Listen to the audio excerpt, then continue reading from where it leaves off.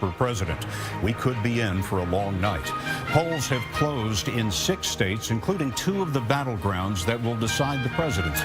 They are Virginia and Georgia, and it is too soon to project a winner in either state. But in Virginia, Hillary Clinton has an edge over Donald Trump based on the exit polls.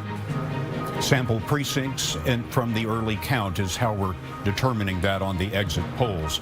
Trump has the edge in Georgia. The peach state has been low-hanging fruit for Republicans in every election since 1996. Both candidates are on the board with wins. We project Clinton will get Vermont's 3 electoral votes. Trump rakes in 8 in the bluegrass state of Kentucky. And he gets 11 more in his running mate's home state of Indiana. We're just getting started. It's election night on CBS. We want to defend our most cherished values. This is a movement like no one has ever seen before. I want this election to be about something, not just against somebody. We will make America great again. Let's make history together. Get out and vote, vote, vote, vote. America's best days are still ahead of us. We are going to drain the swamp of corruption. Let's go out and prove love trumps hate.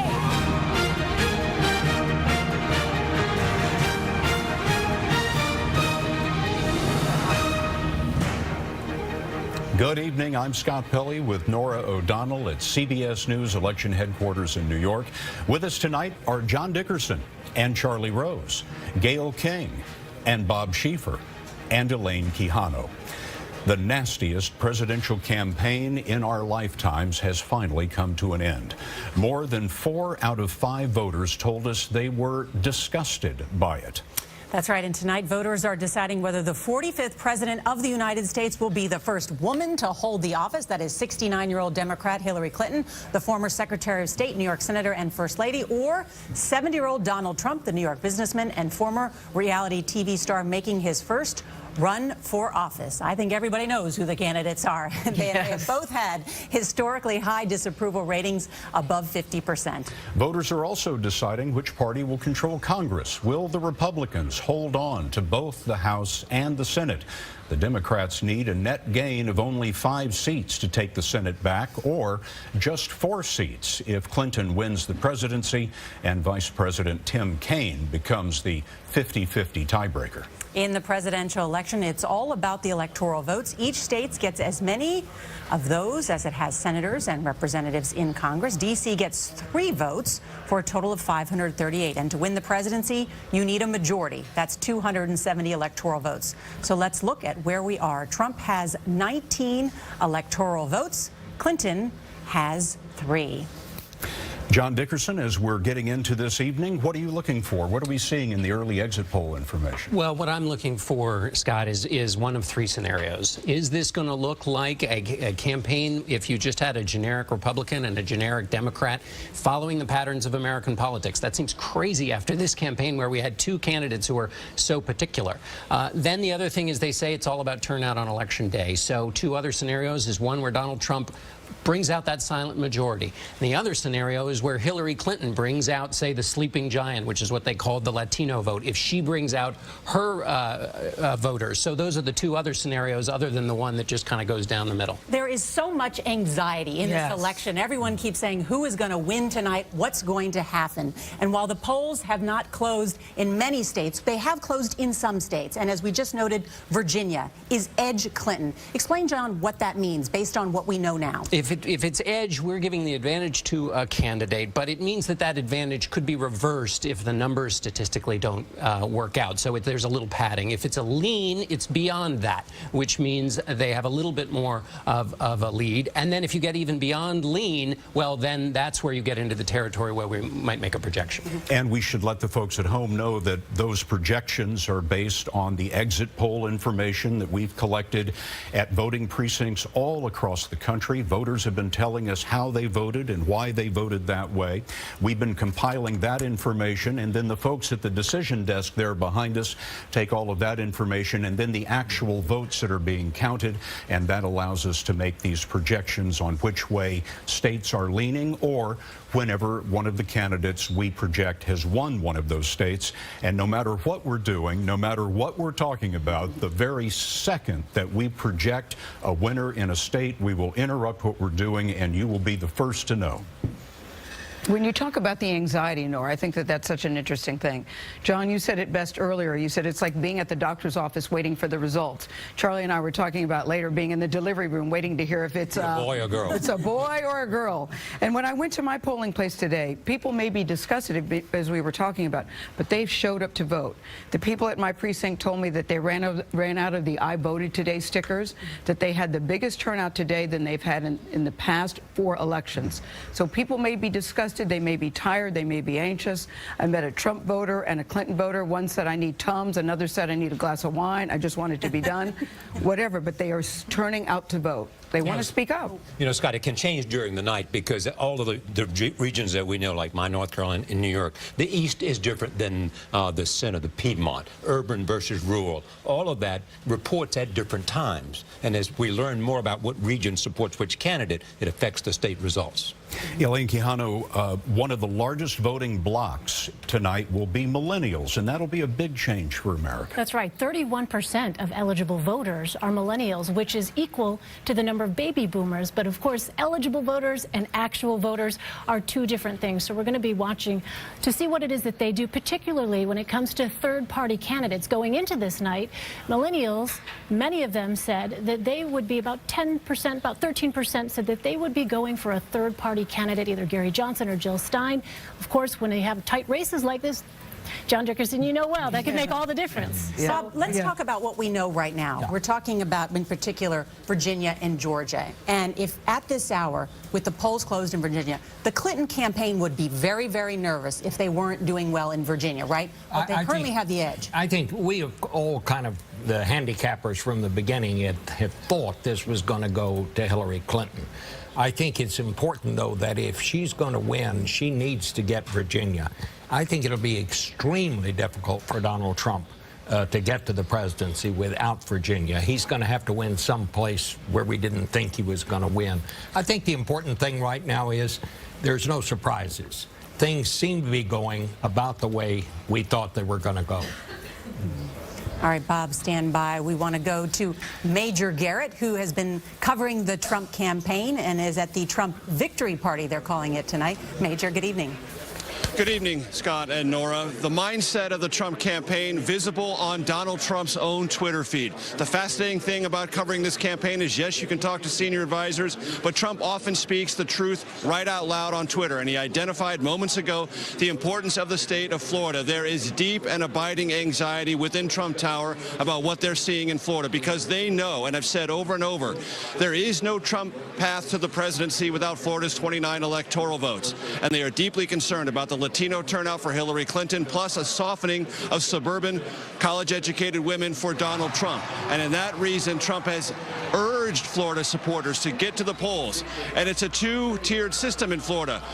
67 counties, 10 of them in the central time zone, and some of those counties don't close until 9 p.m. Eastern. So that strategic urging from Trump has real value in those counties, because Mitt Romney in 2012 cleared more than 190,000 votes over Barack Obama. Trump needs to find every vote he can in Florida, hence the urging of supporters to get there before the polls close. Scott and Nora. Major Garrett for us tonight. Major, thank you very much. Let's go over to Nancy Cordes, who is at the Jacob Javits Center here in New York City on the west side, where the Hillary Clinton campaign intends to have its party tonight. Nancy? And Scott, they're not popping the champagne corks just yet, but they probably are thinking about how good it might taste. And that's because all of the data that they're seeing, and this is a data-driven campaign, matches up with what they expected. Good news for the Clinton campaign because they have so many paths to those 270 electoral votes. They are especially heartened by that turnout in key Democratic counties in Florida that Major was just talking about. They can win without winning Florida, but Donald Trump cannot. Anecdotally, anecdotally, what they're hearing from their army of volunteers across the country is that there is a lot of enthusiasm out there, and that tracks with what we've been seeing in our polling in the closing days as Clinton took the edge in enthusiasm among supporters from Donald Trump, who had that edge all throughout this campaign. Other things that are encouraging to the Clinton campaign tonight, they're not seeing that secret Trump voter that the Trump campaign had been insisting was out there, that wasn't talking to pollsters but was going to mobilize on Election Day. They're not seeing a huge drop-off in the African-American vote from 2012. There is a drop-off, but it's not as large as some had feared. And they are seeing that big spike in Latino voting, which Clinton's running mate Tim Kaine today described as a powerful new voting bloc in America that is finding its voice in this election, Scott. Nancy Cordes at the Clinton campaign party tonight. Nancy, thank you. Yeah, and this is the first time we've had, since 1944, that we've had two major party candidates from the state of New York. Do you remember who it was? FDR and Dewey. So it's amazing to have these two candidates just blocks away from each other. You're less than 2 miles, Nora, so people could run back and forth if they wanted to. Assuming anybody would want to. Yes. Assuming they speak. Yeah. Assuming that they speak. Yeah. Assuming that maybe the concession they can get together at the end of the night. That's right, getting together. And you can see together at the bottom of our screen is the electoral vote tally. You can see there Clinton has 3 electoral votes, Trump 19 votes, of course, very early in the evening. But we want to keep that for you there on the screen so everybody knows at the moment's notice how this race is going. We want to bring in Kellyanne Conway, who is Trump's campaign manager, joins us now from Trump Tower. Kellyanne, you have been out on the campaign trail. You're getting in reports now. What can you tell us about the state of this race? I can tell you that it's still a jump ball in many places, Nora, and we're really happy. I mean, for a campaign that has a fraction of the personnel, a fraction of the money as they do at Team Clinton, we're proud of our efforts on the ground, focusing some of our late in the game resources in some of these places. So we see North Carolina and Florida as a jump ball right now. We're feeling really good about Iowa and Ohio, and then we're looking at flipping a blue state like Michigan or perhaps Pennsylvania, like the late-breaking polls in New Hampshire and Colorado as well. So we see a couple different routes. We see about 6 or 7 different routes to 270, and we're just going to be patient as these returns come in. We know people are still standing in line to vote, and I don't want to talk too much about exit polls that may dampen them one way or the other. Now, your campaign filed suit in Nevada earlier today over the election. What can you tell us about that? I understand the judge is not entertaining that suit at the moment. We had received information that perhaps the polls were kept open later to allow folks to vote. And so if it's active litigation, I shouldn't comment on it further. But what I read is I've read that the judge is not entertaining that lawsuit at the moment. What's wrong with allowing the voters a chance to vote? Well, we're all for allowing voters to vote. We're all for rule of law. That's really what our campaign is about. We're not the ones under active FBI investigations or being said by the FBI director we've been reckless and careless about handling classified information. So, of course, we're for the rule of law. We believe people who want to vote ought to be able to do that if they're in line on time and if all other procedures have been met. Kellyanne, you described Florida as a jump ball, but that's also a must-win state for you. I've spoken with the Clinton campaign, as I've spoken with your campaign throughout the day. The Clinton campaign says that they believe they have banked such a big early vote with new Hispanic voters who've never voted before that even if Donald Trump had huge numbers at the polls, there's no way he could win that state. How do you reply? I think that's a little bit of spin and sophistry. If that were true, then you'll see Florida called early. What we see is a very strong day of vote in Florida today, particularly in counties where we've improved the margins over Governor Romney's margins in 2012. We have people deployed in these counties who are talking to us about the returns, and we're getting data inputs into our war room on a constant basis, Nora. And we like the fact that Mr. Trump seems to have grown the turnout and grown the voter share within some of these key counties across Florida. The other thing I would say is that we already know Republicans are behind in early votes. That's why we count on a big day of vote in places like Florida and Nevada and North Carolina. And then when you look at states that don't have a tradition of early voting like Michigan, Pennsylvania, and New Hampshire, that's part of why we went back to those states late in the game, because most of those voters, will, except for those who vote absentee, will cast their ballots today on Election Day. All right, Kellyanne Conway, thank you so much.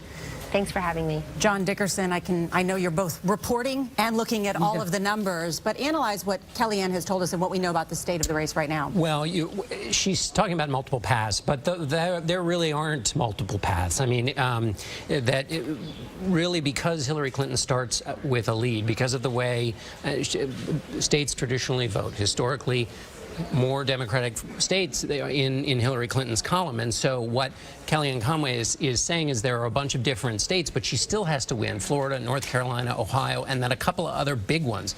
At this hour, what they need to be saying is we're going to flip Michigan. We're going to take one away from Democrats who haven't lost that state since 1988, or take one away in Pennsylvania in 1988, another state that Democrats have won since then.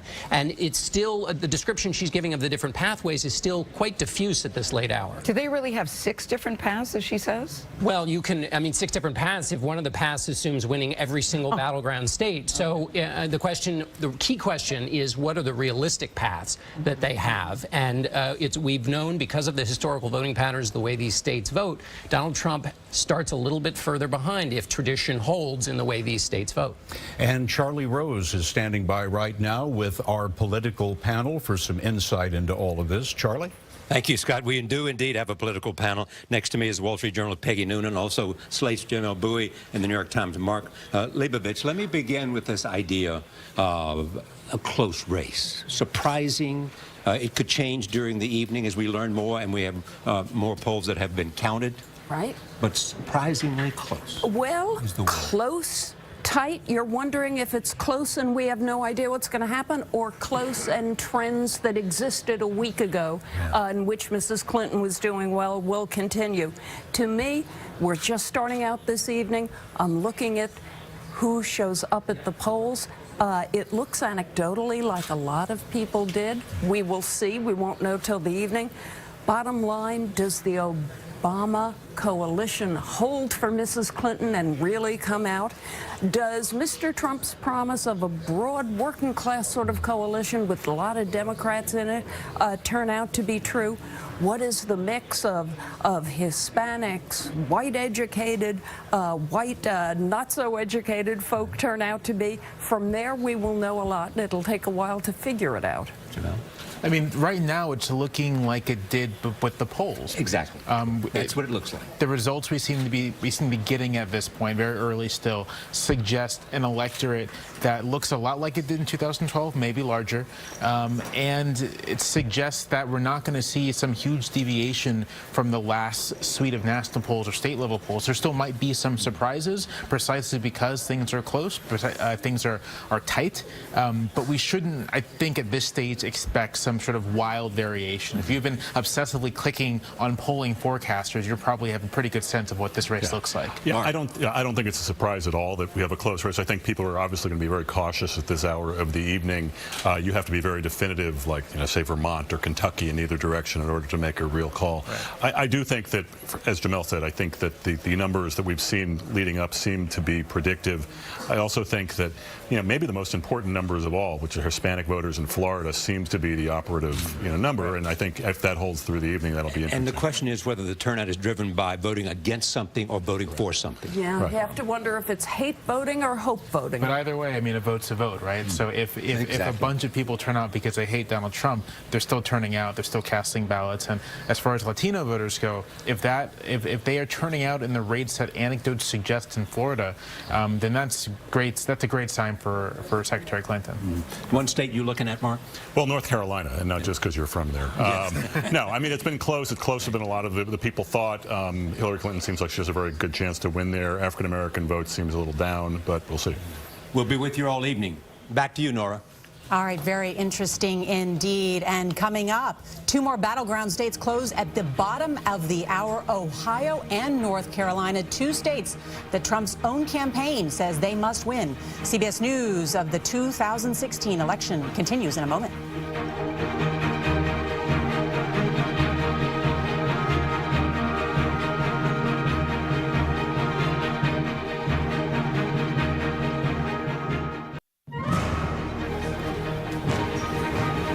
Back now with election night on CBS, and we will bring you any developments the moment that they happen. In the meantime, we've been talking to voters all across the country as they left the polls today. We've been compiling that exit poll information, and Anthony Mason is sorting through that. Anthony? Scott, throughout this campaign, the two major party candidates have had the highest unfavorable ratings we've seen since we started polling back in 1984. And you'll see that again in our exit poll today. 54% with an unfavorable view of Hillary Clinton, 61% unfavorable towards Donald Trump. And that has affected the way people voted. 20% of Hillary Clinton's voters saying their vote for her was essentially a vote against him. 28% of Trump voters saying they voted for him to vote against her. By comparison, 4 years ago, only about 10% of voters said their vote was against the other candidate. The scandals also significant impact today. 62% said they were bothered by the Clinton email scandal, 71% bothered by Donald Trump's treatment of women. So negativity weighing heavily on voters' minds in our exit poll. Gail? Anthony Mason, thank you very much. Bob, this will be the first time in American history that we elect a president who has an unfavorable rating above 50%. It's never happened before. And that's why I think people are so anxious about all of this. I mean, it's not just that we're choosing a president tonight, but I think a lot of people, what's on their mind is whoever we elect, what happens after that? Will that person, some person who is unpopular, who is considered untrustworthy by many, will that person be able to bring people together and get this country going again? And, you know, it's hard to figure out how that's going to happen. But not only are they anxious, the latest exit poll also shows this. It's 72% of Clinton voters say they're scared of a Trump presidency. 59% of Trump voters say they're scared of a Clinton presidency. How do you get past that when people have such high negatives? Exactly. Right. Which candidate are you less scared of? Well, I mean, Nora was saying this is the high anxiety election today. And the demands on the new leadership will be incredible because of that. And, you know, part of this started before we had these two candidates. Is the way our politics work now, the way you raise money, the way you get people to turn out to vote is to stoke these angers. They've found in the Pew has done a poll, and they looked at people and found that people who are involved in politics are much more likely now to think of their opponent as the enemy, not just a nice person who has the bad ideas, but is in fact the enemy. That was before this race. Yeah. All right, thanks to all of you. We're going to have much more ahead. We'll be right back. It's election night on CBS.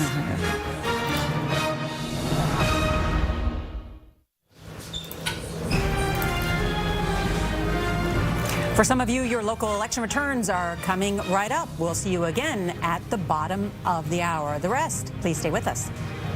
You're watching CBS News.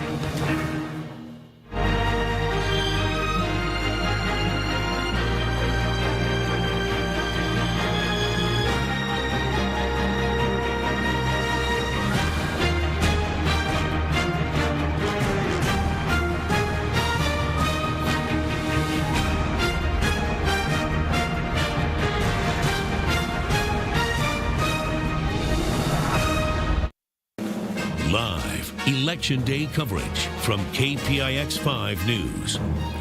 A busy election day already and still going strong. I'm Alan Martin. And I'm Veronica Dela Cruz. Bay Area polls close at 8 o'clock, so there is still time to vote. We begin with KPIX 5's Jessica Flores. She joins us live from the polls at Holy Trinity in Fremont. Jessica?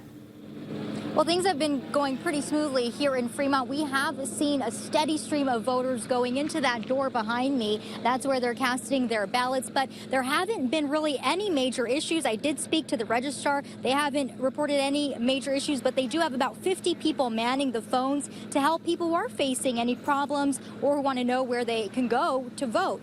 They are expecting record number of voters to head to the polls, 889,000 registered voters in the county, and the registrar expects 70 to 75% of those people to cast ballots.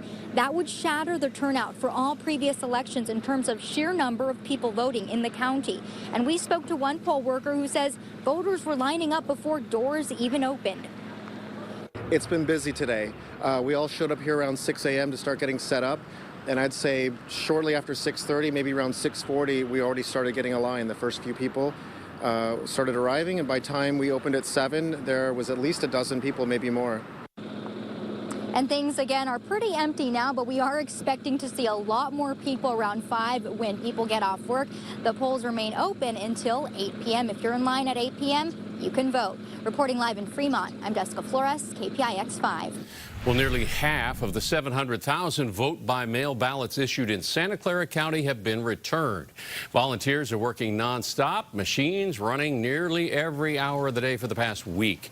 In fact, the only time they're stopped is to clean the machines. Dust and debris from hundreds of thousands of ballots can tend to build up, causing those machines to shut down.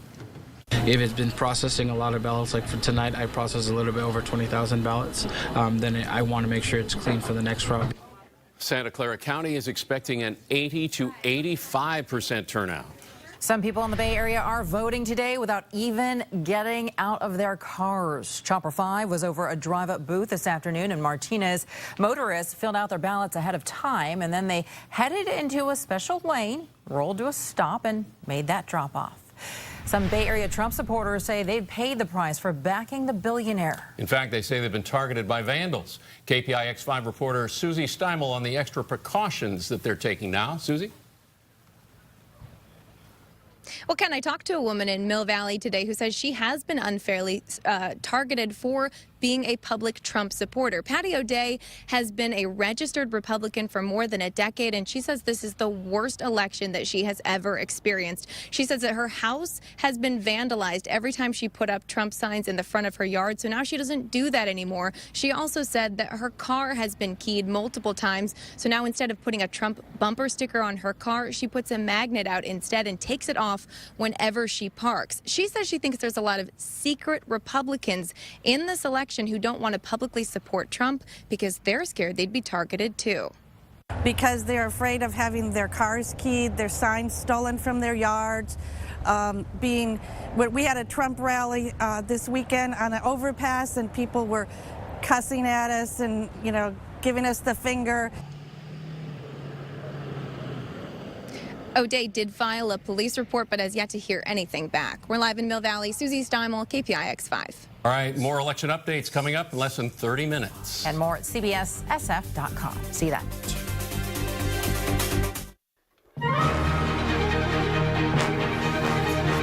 This election is about what we stand for. We are about change. She is about keeping it the way it is.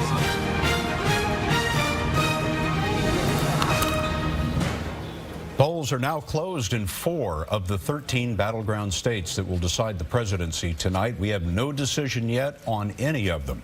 In the very early going, Trump has 24 electoral votes, Clinton 3, both still a very long way from the magic number of 270. Now it is at 7:30, so polls have just closed in Ohio and North Carolina, of course, 2 big battleground states. CBS News estimates that Clinton has the edge in the Tar Heel State.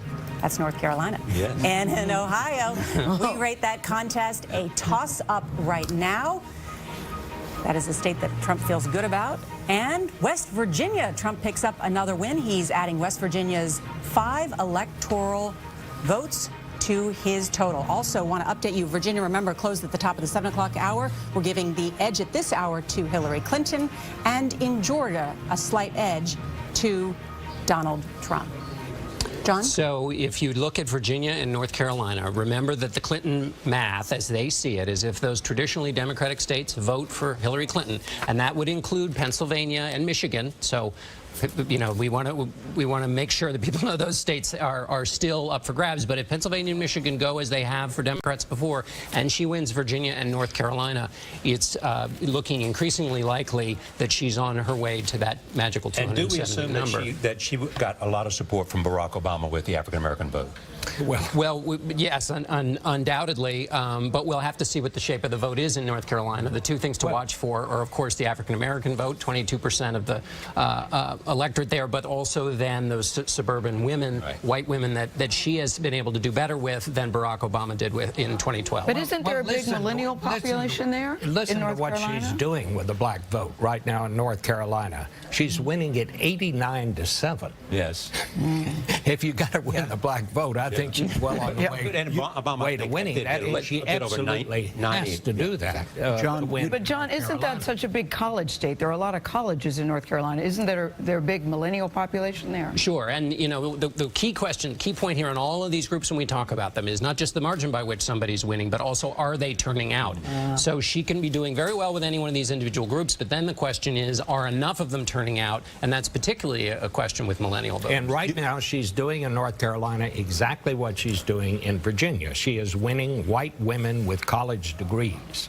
She's doing the same thing in Virginia. So we're seeing the same trends in North Carolina we're seeing in Virginia. But she's not carrying white women overall. In fact, one of the things that jumps out of the exit polling data is that Trump is carrying white women in Georgia, Virginia, Ohio, and North Carolina. One of the things we've seen in this race is that the thing to keep the eye on is the education gap, the difference between voters who have a college degree and those who don't. And Donald Trump is winning with those without a college degree, but it's Hillary Clinton has an edge for those with a college degree. But that's different by state, and so we have to watch state by state. In the polls, she has been down by a pretty good number with college-educated white women in Florida. So it's not a rule that applies to every state. You know, it's interesting, too, that Hillary Clinton chose to make her last stop, her midnight rally, in Raleigh, North Carolina, at the end of the night. Yeah, and I don't think we should miss a point here about how significant this race is. Whoever wins tonight will be making history. Hillary Clinton, I've seen women, many people will be surprised, Scott, to hear that women are not supporting Hillary Clinton, given what we've heard from Donald Trump. But I saw interviews with many women of all ages saying, look, I'm just so sick of Washington. I'm really kind of sick of her. I just want something different. And maybe I may not agree with what he says. He said some inappropriate things, but it would be a change, and they are so desperately craving a change in Washington, D.C. One of the things that the exit polls have told us is a very large number of voters think change is the most important issue for them. Most important. Let's go over to Elaine Quijano, who is at the social media desk. Elaine? Well, Nora, you've been talking about North Carolina. We're going to talk about that in just a moment. But first, I want to share with you a tweet from Indiana Governor Mike Pence, of course, Donald Trump's running mate, thanking Indiana, as he said in this tweet, for making our state first on the board to vote to make America great again at real Donald Trump. What we've also seen, though, in North Carolina, specifically out of Durham County, there is a hashtag now on Twitter that is trending right now, hashtag stay in line. There were some reports of issues with electronic voting, and we have some social media posts to show you of the line in Durham County. What we know comes from our campaign embed, Sean Gallitz, who says that the North Carolina State Board of Elections just approved extended hours in 8 locations because of reports with issues reports of issues with this electronic voting. Now, those 8 precincts are out of 57 precincts in Durham County. So some of this video that we're seeing here reflecting what we're seeing. Even Hillary Clinton, I'm just being told, has tweeted and is tweeting about this situation still going on. So we're going to continue to monitor those reports on social media out of Durham County, North Carolina, and update you with the latest. Scott and Nora? One of the states that Donald Trump nearly has to win is Ohio. That's another one of our battleground states. It's a toss-up state, and that is where we find Dean Reynolds tonight. Dean? Scott, history says that he has to win Ohio. No Republican has won the presidency without this state. And we were talking earlier in the evening with Attorney General Mike DeWine of Ohio, and we asked him, you know, he's a Republican, where would he be looking tonight? What area would he be looking for an early indication of how things are going? And he said Mahoning County in northeast Ohio. That includes Youngstown.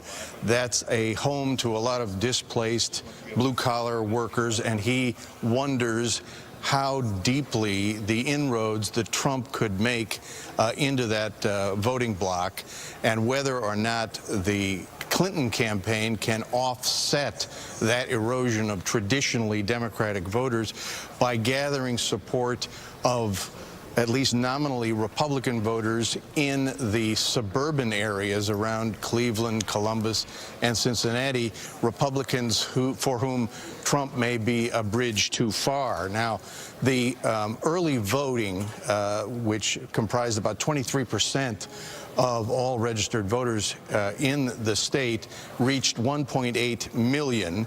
That's about 11,000 more than voted early in 2012. And those are the first votes that are going to be tabulated tonight. We're going to be hearing those numbers first, and then the other parts of the state later.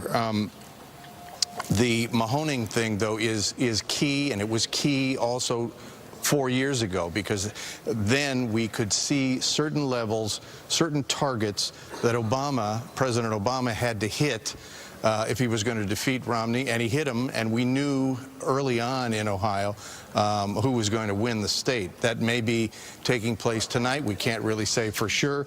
You've seen the exit polls. Trump is winning among men.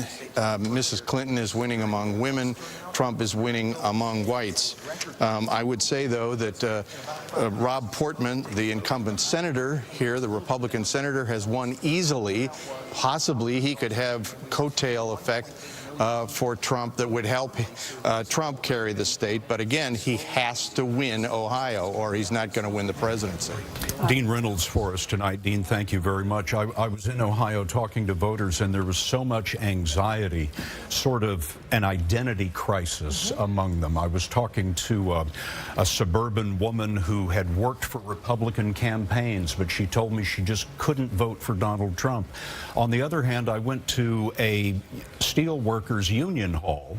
The only portrait of a president on the wall is FDR. I saw that. There's a Hillary Clinton sign on the door, and the steelworkers are telling me they're going to vote Republican for the first time in their lives. What I remember about that report is that there was a husband and wife who were speaking to each other because they couldn't watch the debate together. They had to separate into different rooms. But in Ohio, Scott, even the governor of Ohio didn't endorse Donald Trump. John Kasich said, I'm writing in for someone else. That's right. For John McCain. And was in an open conflict with their party's nominee, as basically was the Republican Party of Ohio. So it is the sort of ground zero for the conflict in the Republican Party that we saw in many different places.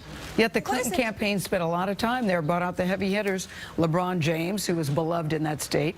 Beyonce and Jay-Z, also beloved really in the country when it comes to... Or the world. Yeah, I was going to say when it comes to Queen Bee, she's globally loved. And I thought, John, you had such a great point the other day on CBS this morning when you said, yeah, that's very good. If Beyonce and Jay-Z were running and they had a voting booth on the stage, maybe that would have worked. But does that enthusiasm translate to votes for Hillary Clinton? And in did it. Ohio, it goes beyond celebrities. Yes. And it goes beyond names. It's about jobs. It's about trade. And we're learning some interesting things from the exit polls. And we asked specifically voters in Ohio, what about trade with other countries? And 46% say trade takes away jobs here in the U.S. And that's why we see this split among the exit polls in the union vote. Why it's a toss-up at this hour. What does that tell you, though, that Ohio is where it is at this hour? I mean, well, what it tells me, and to Scott's point about union households and the exit polls, of those who live in a union household, 50% of those are going for Donald Trump, 44% for Hillary Clinton. To Scott's point, what it tells us is that Ohio has been changing since they were voting for FDR. It's a state in which the working class in Ohio has been trending towards the Republican Party. There's not a huge African-American constituency at about 14% in Ohio, so the coalition for Clinton there is different than in a state like Virginia, where she can put together a little something different. Did the Republicans come home in Ohio?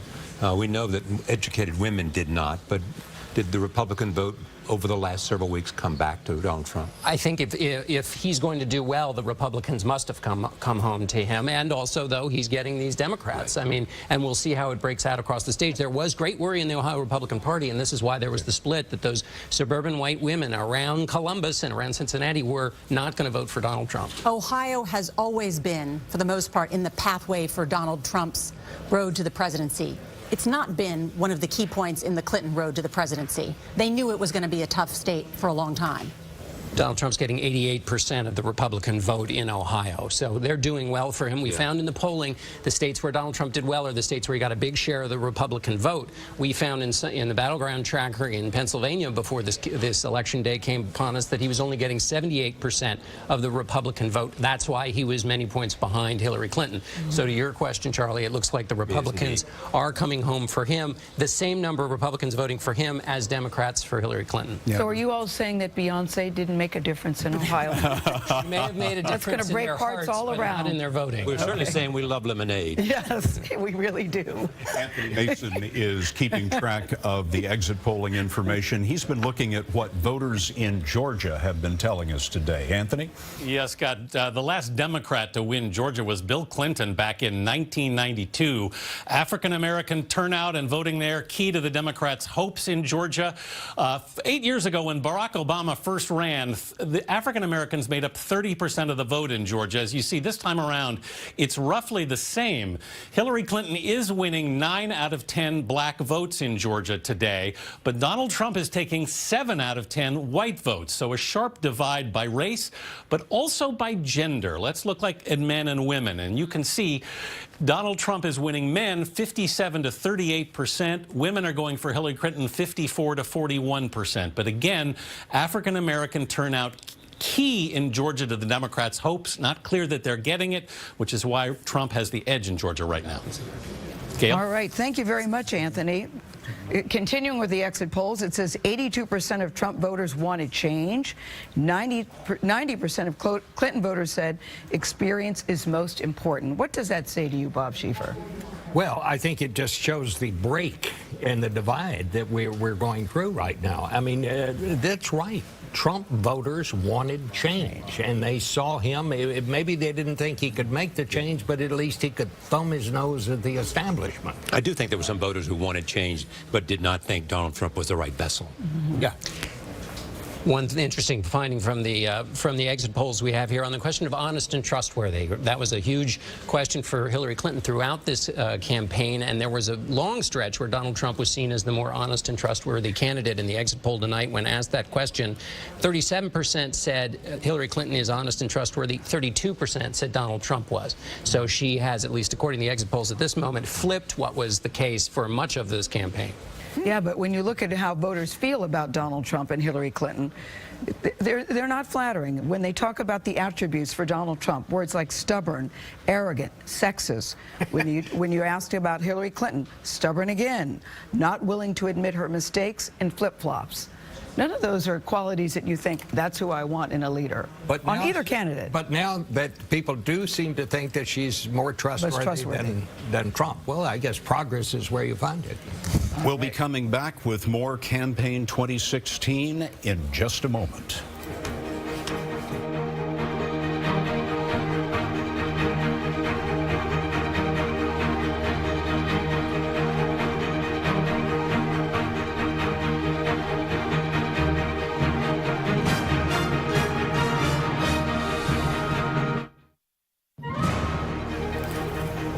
And welcome back to CBS News election night coverage. Here's the electoral map. It's early still in the night. And as you can see, Hillary Clinton with 3 electoral votes, Donald Trump with 24 electoral votes. We've got some 13 battleground states that we're watching very closely tonight. And if you've been watching our coverage, you know there are already some breadcrumbs along the way about how this night may go. We've already spoken with the Trump campaign tonight. Now we want to speak with the Clinton campaign and Brian Fallon, who is the press secretary. Brian, good evening. Great to be with you. Thanks for having me. Absolutely. First, tell us how the campaign is feeling at this hour. Well, we really feel, based on what we're seeing so far today, that what you're seeing is a rise of the Clinton coalition. This is a issue where, coming into the election, I feel a lot of people thought that it was an open question whether Hillary Clinton could galvanize support from the Obama coalition that helped power President Obama to victory in 2008 and 2012. And what we're seeing in the early voting and then in the turnout today suggests that Hillary Clinton has not just reassembled that Obama coalition, but actually expanded on it. It's being powered by a surge in the Latino vote. In a state like Florida, you saw the early voting figures from Latinos double to more than 1 million Latinos voting early in Florida. I think that's going to help us break 2012 turnout levels in terms of Miami-Dade County, which is a huge powerhouse county for Democrats. You can't win Florida without running up the score in Miami-Dade. If you look at Nevada, we're seeing record turnout in the early vote in Clark County, which is a huge Democratic stronghold area. And even in a state like North Carolina, which we think is going to be tight and probably going to be late to be called, where initially there was some talk about a drop-off in African-American turnout. We not only made up gains there in the second week of early voting in North Carolina, but we actually offset it with a surge, 83% increase in Latino participation in early voting in North Carolina. So I think that's going to be one of the emerging storylines tonight. Brian, another emerging storyline from our exit poll information is that Donald Trump is leading Hillary Clinton among white women in Ohio, North Carolina, Georgia, and Virginia. Does that surprise you? This was a demographic that he was leading with from a very early point in the race. I think that overall, the story with respect to white voters may be the huge break and split that you see in terms of college-educated white voters. This is overrepresented in places like the collar counties outside Philadelphia. That may swing the state of Pennsylvania to us, which will essentially block the path for Donald Trump. If Hillary Clinton wins those voters, it will mark an improvement, again, another area where she outperforms 2008 or 2012 in terms of growing the Democratic coalition beyond the base of support that powered President Obama to those historic victories in 2008 and 2012. And Brian, just quickly, the state of Michigan, any concern there?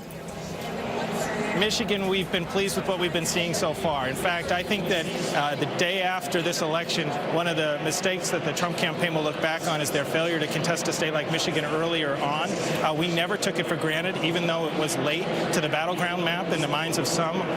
We actually had 35 offices open there. We had a full staff in place there. We were always built to win a very close race, and that's what I think is going to happen tonight. Brian Fallon, thank you so much for joining us there in the Javits Center, which the Clinton campaign chose especially in part because it has a glass ceiling. Yeah. And they are hoping that there will be a crack in the glass ceiling tonight. That was a strategic choice by them. It's a safety. Obviously paying a lot of attention to Florida, making, as you mentioned earlier, this has been their message for a while, that the Latino vote is turning out in Florida and that's what's going to give them the edge. But it sounded like on Michigan, there's still something to watch there. Yeah. There was less of an easy, quick response about how it's going so perfectly well for them in Michigan. And while winning Florida would be a huge deal for Hillary Clinton, there is still that back door about Michigan that Democrats are sending me emails about saying it's tight in Michigan, worried in Michigan. Yeah. Well, Donald Trump has to win some state that traditionally goes Democratic in order for him to win the election. That's right. Or run the table on the battleground states. I mean, so the more traditional Democratic states he can take, the more breathing room he has in a state like Florida and Ohio, although he's still got to win those two, probably. All right.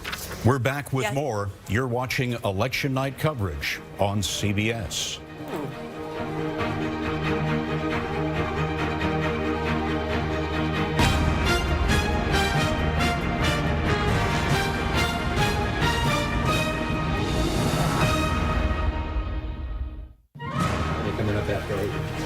We're back now with more campaign 2016 election night coverage. Bob Schieffer, what are you seeing in these early hours? I still think the most important thing is finding out how many Latinos, this Hispanic vote. I'm going to go out on a limb here and say that most Hispanics are not going to vote for Donald Trump.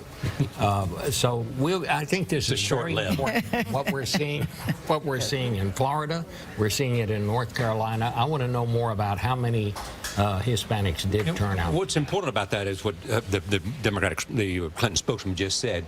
The Latinos are part of creating a new Clinton coalition, adding to the Obama coalition in 2012. Right now, what the exit polls are telling us is 18% of the vote is Latino. In Florida, that's up 1 point, and Romney got about 40%, and Clinton and Trump's getting 31. All right, we're getting close to the top of the 8 o'clock hour. Polls close in 16 states, and we have a close eye on the battlegrounds, including Florida.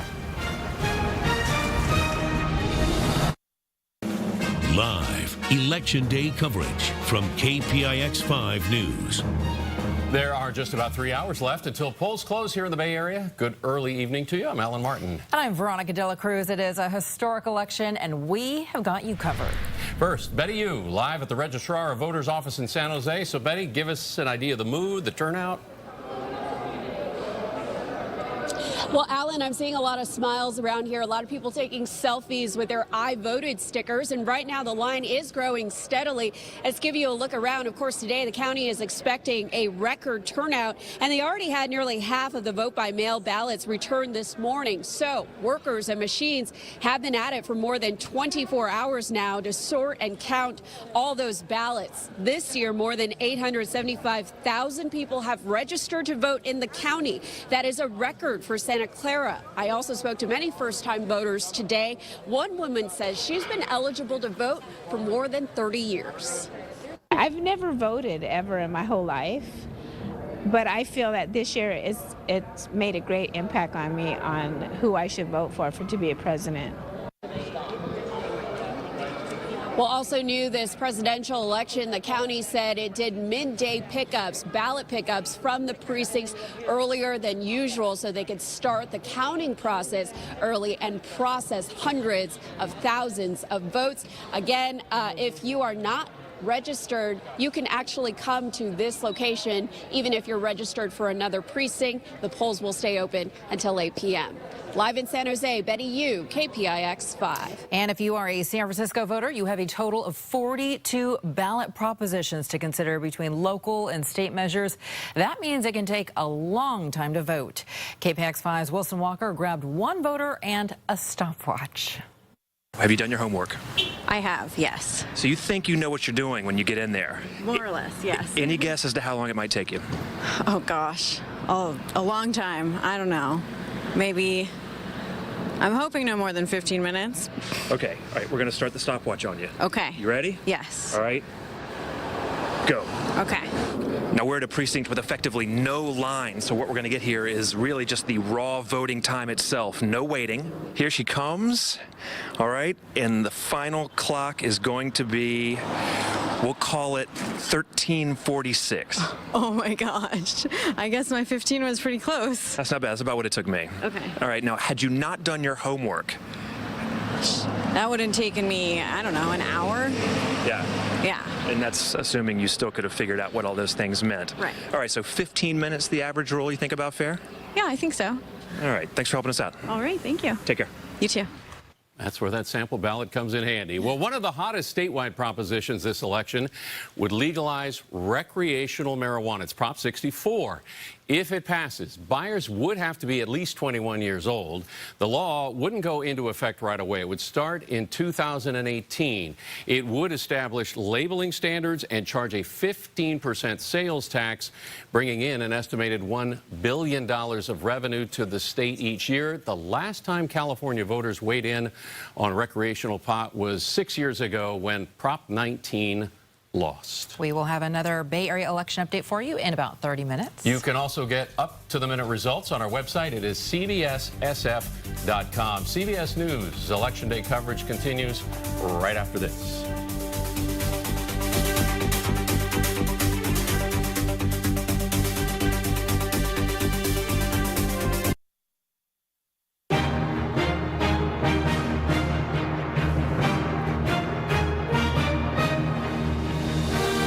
Welcome back to CBS News coverage of Election Night Campaign 2016. It is now 8 o'clock in the East. Polls are closed in half the states, including 3 more of those battlegrounds that will decide the presidency: Florida, Pennsylvania, and New Hampshire. In the race to 270 electoral votes and victory, Donald Trump has 51, Hillary Clinton 30. Yeah, let's take a closer look at those battleground states that just closed, starting with Florida. The Sunshine State means the moon to Trump's presidential hopes, and right now it is a toss-up. Pennsylvania, the Keystone State, is another possible key to victory. A toss-up there, too. And New Hampshire, that is a toss-up too. So polls are closed now in 7 battleground states, and we can't project a winner in any of them. Both candidates, however, did pick up more electoral votes. We project Trump the winner in South Carolina, Oklahoma, and Tennessee. And Clinton gets Massachusetts, Maryland, Delaware, and the District of Columbia. Scott, I was thinking we ought to dig in right to these states. I mean, Florida has just closed, and there are some interesting numbers that we're learning out of the exit polls, too, John. We've been talking about the Hispanic votes, and it looks like 64% of Hispanics breaking towards Clinton, 30% towards Trump. So he is underperforming what Romney did in that state. Right. Romney got 39% of the Latino vote, and there is 1% more of the Latino vote. It was 17% of the electorate in 12. It's 18% now. But we're still at the toss-up stage, so that's only one piece of the puzzle in Florida. Florida is certainly a must-win state for Donald Trump, not necessarily for Hillary Clinton. That's right. That's right. Well, let's have a look at the board, shall we, and bring the audience up to date on exactly where everything is. As you can see there, we're estimating that at this point, Hillary Clinton has 44 electoral votes, Donald Trump 51. And the states that you see in red are the states that we have projected victory for Donald Trump. The states in blue are the states that we have shown, that we have estimated victory for Hillary Clinton. The states that are in white, these critical states that are in white, are states where the polls have closed, but the vote totals are so close that we're not able to make an estimate in those races.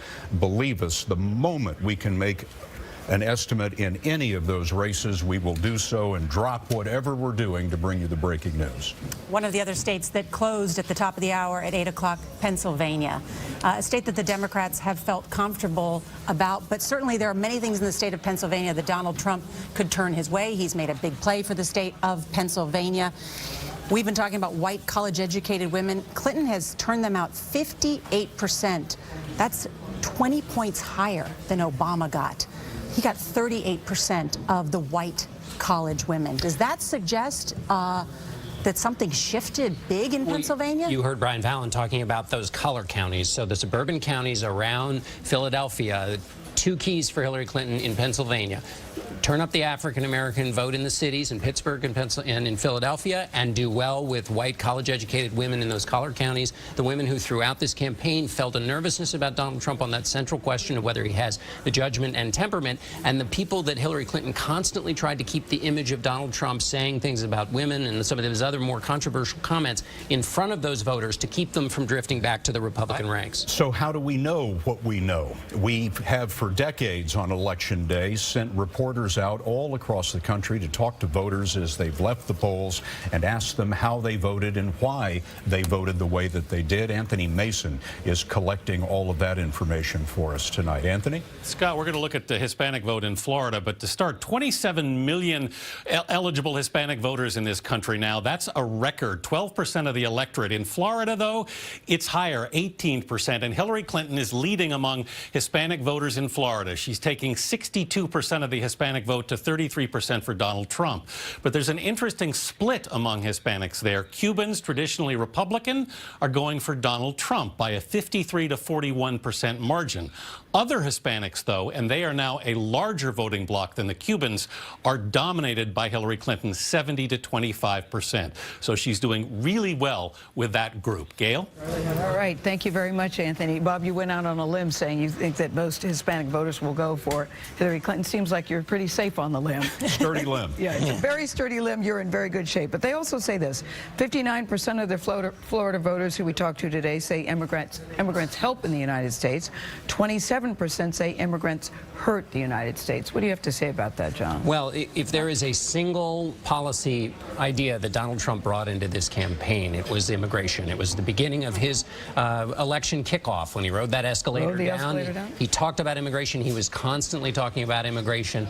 So this is a very important policy point for his base. But tonight it's all about the battle of the bases. And while on the one hand the base was turned out by Donald Trump and his talk of strong immigration controls, on the other hand the new coalition that Hillary Clinton may be creating was in part perhaps driven by a strong reaction to Donald Trump's I think many people won't forget where he talked about the wall. I do want to continue to talk about the Hispanic vote. Forgive me, we're just going to make a quick call here. CBS News is projecting that Hillary Clinton is the winner in Illinois, the state that she grew up in, talked about. where she learned her Midwest values. She's reminded us on the campaign trail, but not a big surprise. That's not a surprise that she would win her home state of Illinois. That would be a very bad sign if she did not win Illinois, John Dickerson. But Gail, you were talking about the Hispanic vote. Yeah, that many people still know are smarting over his comments as he rode down the escalator. That was the first sign that this would be a very unusual type of campaign, his entrance. But he talked about building the wall, and that was the first time that, it was a jaw-dropping moment when he referred to Mexicans as rapists. Many people still have not forgotten those comments from that day one. Yeah. The irony, of course, is that the very first people that he insulted may have the last word tonight. Yes. That's ironic. Charlie Rose is with our political panel, and they have been talking about Hispanic voters tonight. Charlie? Thank you very much, Scott. We've continued this vote about Hispanics. I want to talk to Leslie Ruth Marcus here and Leslie Sanchez and Frank Luntz. Frank, what do you think is going on in the Hispanic community, and how large will this turnout be, and how influential is it in this election? If the white community is angry, the Hispanic community is insulted. They were insulted by the language that Donald Trump used. They were insulted by the tone. And every time he would say that Mexico was going to pay for the wall, and whenever he talked about immigration policy, they felt like he was telling them they weren't welcome. And every time that he said that the Hispanics, they love me, they don't. And I'm looking across the country, and it's not just on border states. It's also states like Colorado, Illinois. The Republican Party in general, and Donald Trump in particular, cannot win when you are only getting 25 to 30% of the Hispanic vote. You cannot put together a majority, and they are the fastest growing segment of American society and the greatest switch away from the GOP over the last 10 years. And I'd say one other thing to that, which is you use the word insulted. I would actually use the word incensed, because I think that driven to the polls. Driven to the polls. But if you're insulted, you might sit home and just seethe. They're going. But if you're incensed, you will get in the car and go vote. You're getting in the car, and it's not just. I suspect it will be not just the Hispanic community. We saw this 4 years ago with Asian voters. Who would be typically Republican voters deserting Mitt Romney. I think you may see that again, maybe in even greater numbers this year. So when you insult kind of one ethnic minority and a bunch of immigrants, you insult even more than the Hispanic population. I think you're talking about. I think the question tonight is this going to be the largest rejection of a GOP nominee in basically recent history. Republicans have earned about 31% of the Hispanic support for the last 10 presidential elections. The question is he going to perform below that? Are we going to get in Bob Dole territory of 21%? But one thing I would caution is that big wave, what he has managed to do is unite a dormant Hispanic community that it doesn't vote in the numbers that they can. The Clinton camp is saying there's a new coalition. It includes Hispanics, and it's a larger coalition than even Obama had. And I'd say it's way too early to see that. Barack Obama made the same declaration in 2008, and then Republicans won control of the House in 2010. He made the same declaration in 2012, and the GOP won Congress and the governorships in 2014. These things are temporary.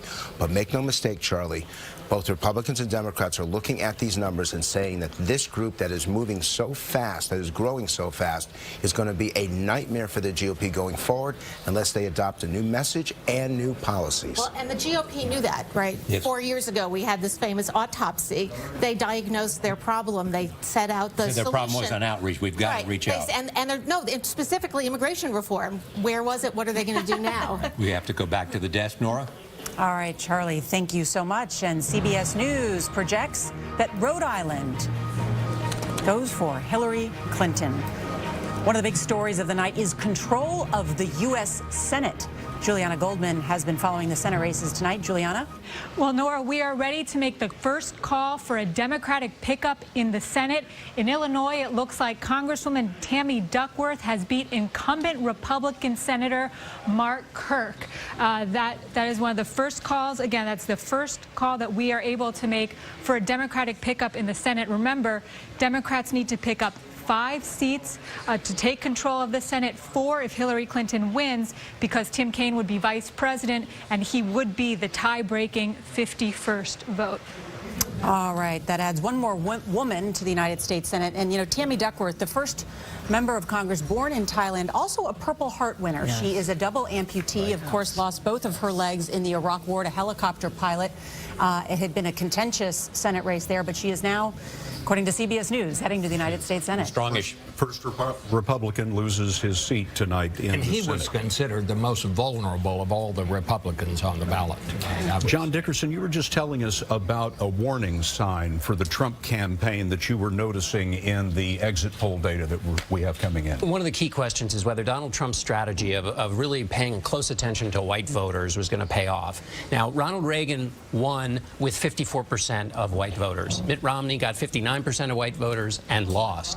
The difference? The share of white voters. There were more of them in Ronald Reagan's day. Well, right now, the exit polls suggest that only 70% of the electorate is white voters. In 2012, it was 72%. So Donald Trump is working with a smaller group. Within that, non-college white voters, in 2012, they were 36% of the electorate. Now they are 34% of the electorate. These are not huge numbers, but in a very close race, if your base is not turning out, and the premise of the Donald Trump campaign was not just that he would match Mitt Romney's numbers, but that he would grow them. Right now, it does not look like he's growing. In fact, one Republican Senator, Lindsey Graham, has said his own party is in a demographic death spiral.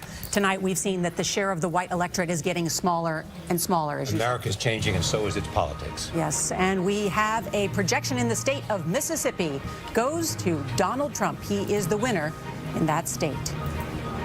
An expected victory there and a large win for him there. All right, the Democrats are hoping to take back the Senate. We'll look more at those key Senate races and more states closing at the top of 8:30 when we're back here on CBS News Election Night.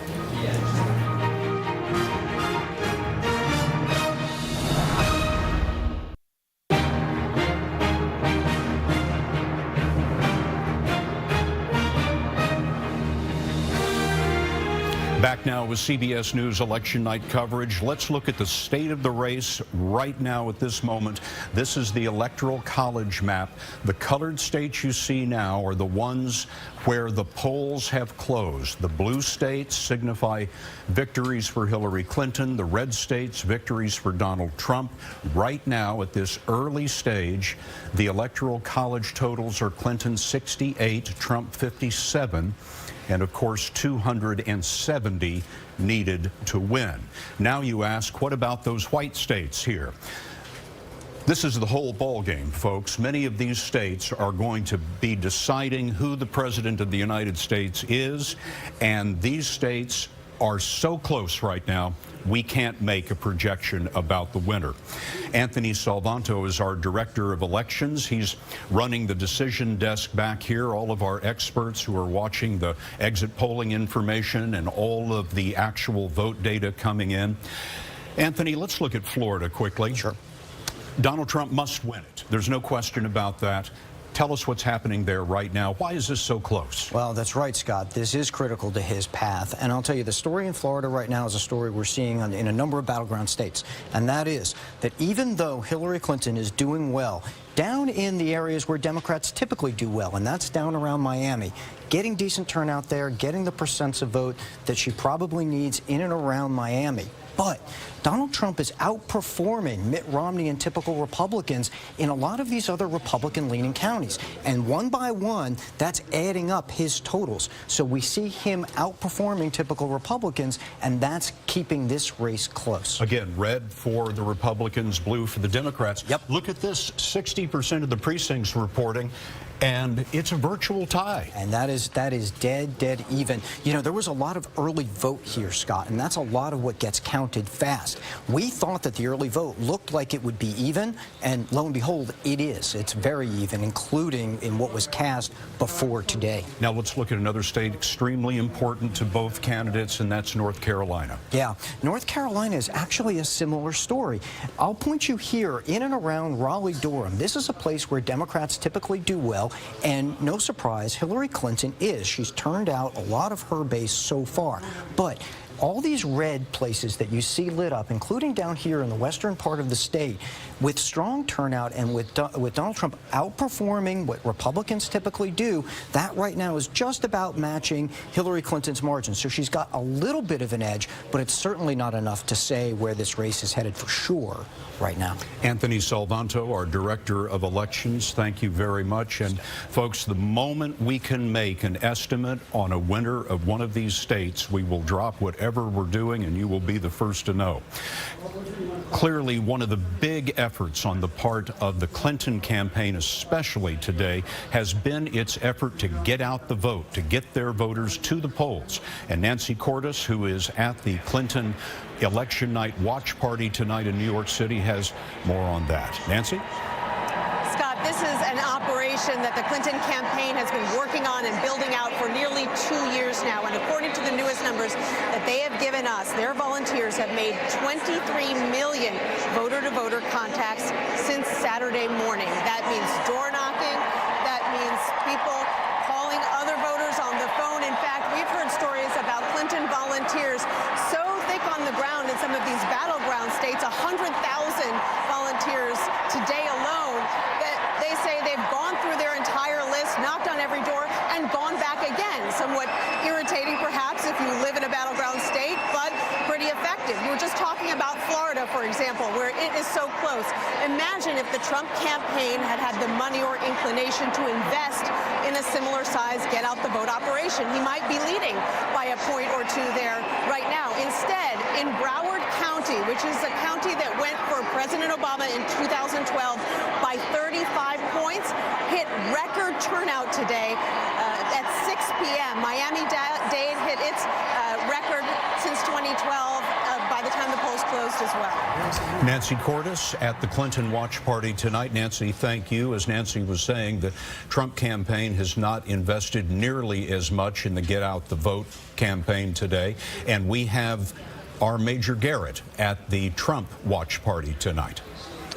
Scott, it's the most important decision Donald Trump made as he sought the presidency of the United States, to essentially subcontract his get-out-the-vote operations to the Republican National Committee. And in talking to senior Trump advisors in the week leading up to this election, I said, what worries you most? And they said that we're going to be close and that we're going to look at the election results and wish we had our own get-out-the-vote operation. And we don't, which means in certain respects, in certain precincts, certain states, we don't know as much as we need to know. And Scott, I can tell you this was a conversation that went on in the Trump campaign. And Trump was absolutely adamant. He wasn't going to invest in it, didn't believe in it, didn't think it was as important as what he saw in the adoring crowds, thousands of them he kept encountering on the campaign trail. What he may learn tonight in these very closely contested states like Florida, no Trump get-out-the-vote operation there. North Carolina, a small one, but not nearly large enough. Other states that will loom large in the evening, Pennsylvania, Virginia, those are day of voting states. Not a lot of early vote in either one of those states. The Trump campaign not well positioned to get out the vote and identify the key constituencies that they need in those states. So across the board, Scott, the great lament from Trump and those who support him come tomorrow, if he loses, may be we should have invested where we didn't. Major Garrett, thank you very much. Yeah, really interesting to see those two differences between the two campaigns. Just want to show everybody right now what's happening in the state of Florida. We've talked about how this is such a key battleground state in Trump's path to victory. Look at this, 48-48. We are calling it a toss-up for a reason. 88% of the vote in. We'll have more additional states closing at the top of the hour when we come back.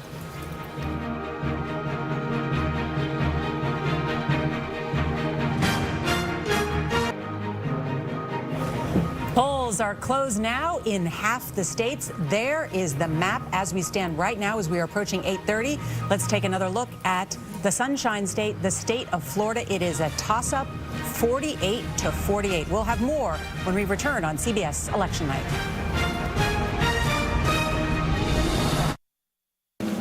Live Election Day coverage from KPIX 5 News.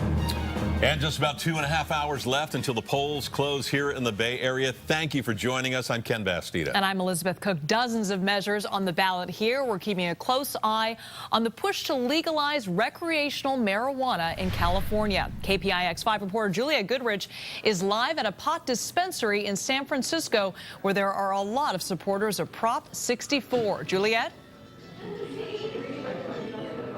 Liz, they're here right now. We're at San Francisco's premier cannabis dispensary. You can see behind me where it's business as usual right now. This place is called Spark.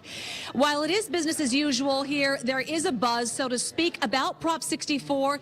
It would change how marijuana is regulated, transported, sold, and taxed. Although Californians will be able to possess marijuana legally if passed, people will not be able to actually walk into a place like this and buy it recreationally until January 1st. Now, joining me live right now is the CEO of Spark, and this is Eric Pearson. Thanks for joining me. Obviously, long time in the making for this prop to even be on the ballot. Absolutely, absolutely. You've had some pushback, though, so let's talk about that. There is some concern. It's still not a done deal. Right. I think the existing cannabis community has concerns around regulations and the way they get implemented.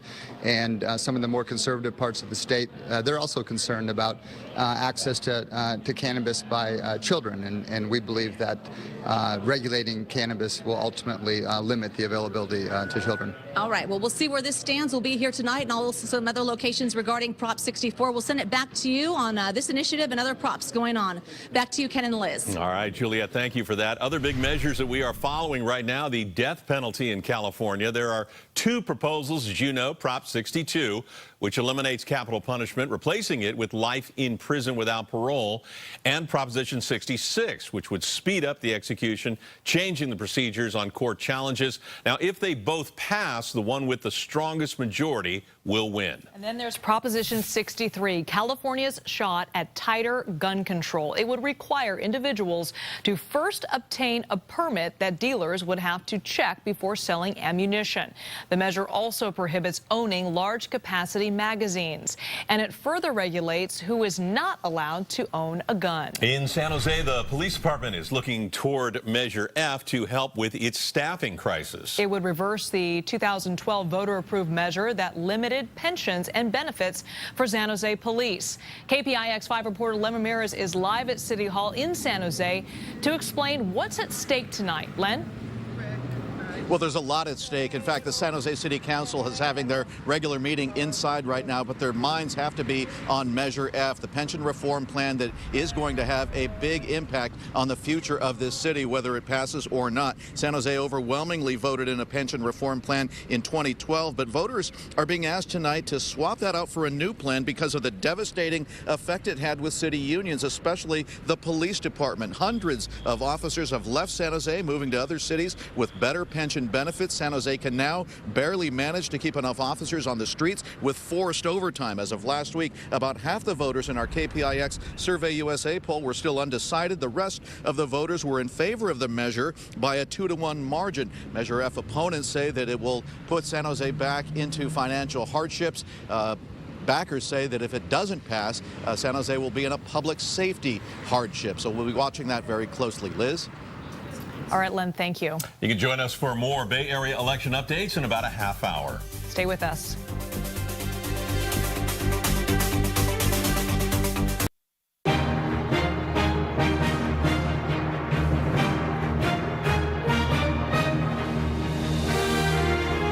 Back now with election night coverage on CBS. Polls are closed in 26 states and the District of Columbia as America elects a president.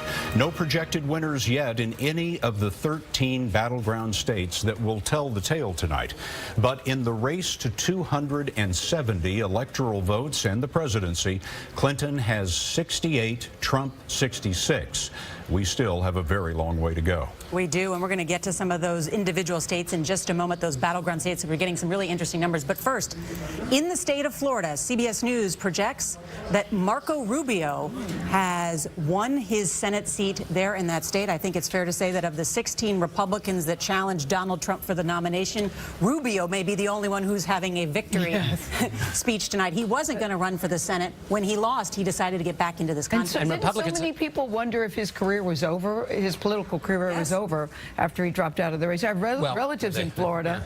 I have relatives in Florida who said he talked so much about his dislike for the Senate. Yes, exactly. Until the Republican leaders came to him and said, we're in danger of losing the Senate. We need to hold on to a seat in Florida, and you need to go back and run in that seat. He is now, along with Senator Portman in Ohio, one of the 2 Republicans who was able to get out from under Donald Trump. Even though Democrats tried to tie them, they were able to succeed. We don't know what the outcome in Florida is at the presidential level yet, but obviously Marco Rubio did better because we're able to make a projection there about Marco Rubio. Well, let's have a look at the battleground states now. These are the 13 states that could go either way and will therefore determine the election. As you see that graphic there, Georgia, Virginia, North Carolina, Ohio, New Hampshire, Pennsylvania, and Florida, the polls have closed in all of those states, and they are all so close that we are unable to make an estimate of who is ahead or who is projected to win in those states. The states that you see below there, those polls will be closing later as we go on into the evening. Scott, you and I were looking closely at the state of Florida, a must-win for Donald Trump. We've now got 91% of the expected vote in, and wow, the margin is razor thin, isn't it, Scott? 8 million votes cast so far, and they're separated by 70,000. Wow. What's going on in Florida? I'm working on it, Nora. So here's one thing that is not that doesn't help us. One is that in 2012, there were 67% of the electorate in Florida was white. Now it's only 61%. So that kind of a drop between 2012 and 2016, you would think would hurt Donald Trump, but he's neck and neck here tonight. So he's picking up some. The alternative is that Hillary Clinton is not turning out the vote in the way Barack Obama did. So we're just going to have to keep waiting to figure what segment of the vote she's not turning out. Yeah. But, you know, I mean, this is eerily like 2000. I mean, are we going to start hearing about hanging chads in a minute here? In 2000, there were only 500 or so votes between Al Gore and President Bush. But, John, didn't Donald Trump and both Hillary Clinton spend a lot of time in Florida? Both of them. Well, that's the cost of doing business in politics. When you have to pay attention to Florida and Ohio and North Carolina. I mean, they're battleground states for a reason. So they spend a lot of time there. What's interesting is, to Major's point about a ground game in Florida, and Donald Trump lives there. The Republican National Committee set up a ground game after the loss in 2012. Reince Priebus, the chairman of the party, said we have to have people on the ground working the doors, knocking on the doors, getting people to vote. But he set up a system, and the question is, how did that system work with the Trump campaign? That may be one of the after stories. What do we know about the vote that has not been reported in Florida? Where is it coming from? I'll let John look at that right now, and I can tell you this, though, the interesting breakdown between men and women, it's virtually split. I mean, women are going for Clinton 51 to 44 for Trump, and men, Clinton 44, Trump to 49. So you don't see a huge gender gap. You see a small gender gap there in the state of Florida.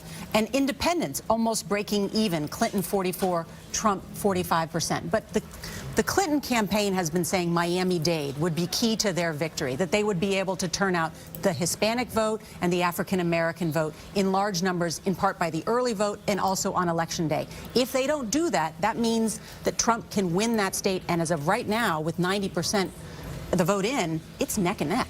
Trump must win Florida in order to have a reasonable path to the presidency. It's not essential for Hillary Clinton, though. She can put together other ways to get there. Yeah. That's right, especially if she's, Virginia is edging towards Hillary Clinton. Again, if she wins the traditional Democratic states plus Virginia and North Carolina, then she's very much on her way to getting that magical 270. If anybody was going into this, Nora, wondering whether there was going to be a blowout tonight, we now have the answer. This is going to be a very close race. A very close race. I want to show you the state of Ohio, of course, because we've talked a lot about that state. Only about a third of the vote is in at this hour.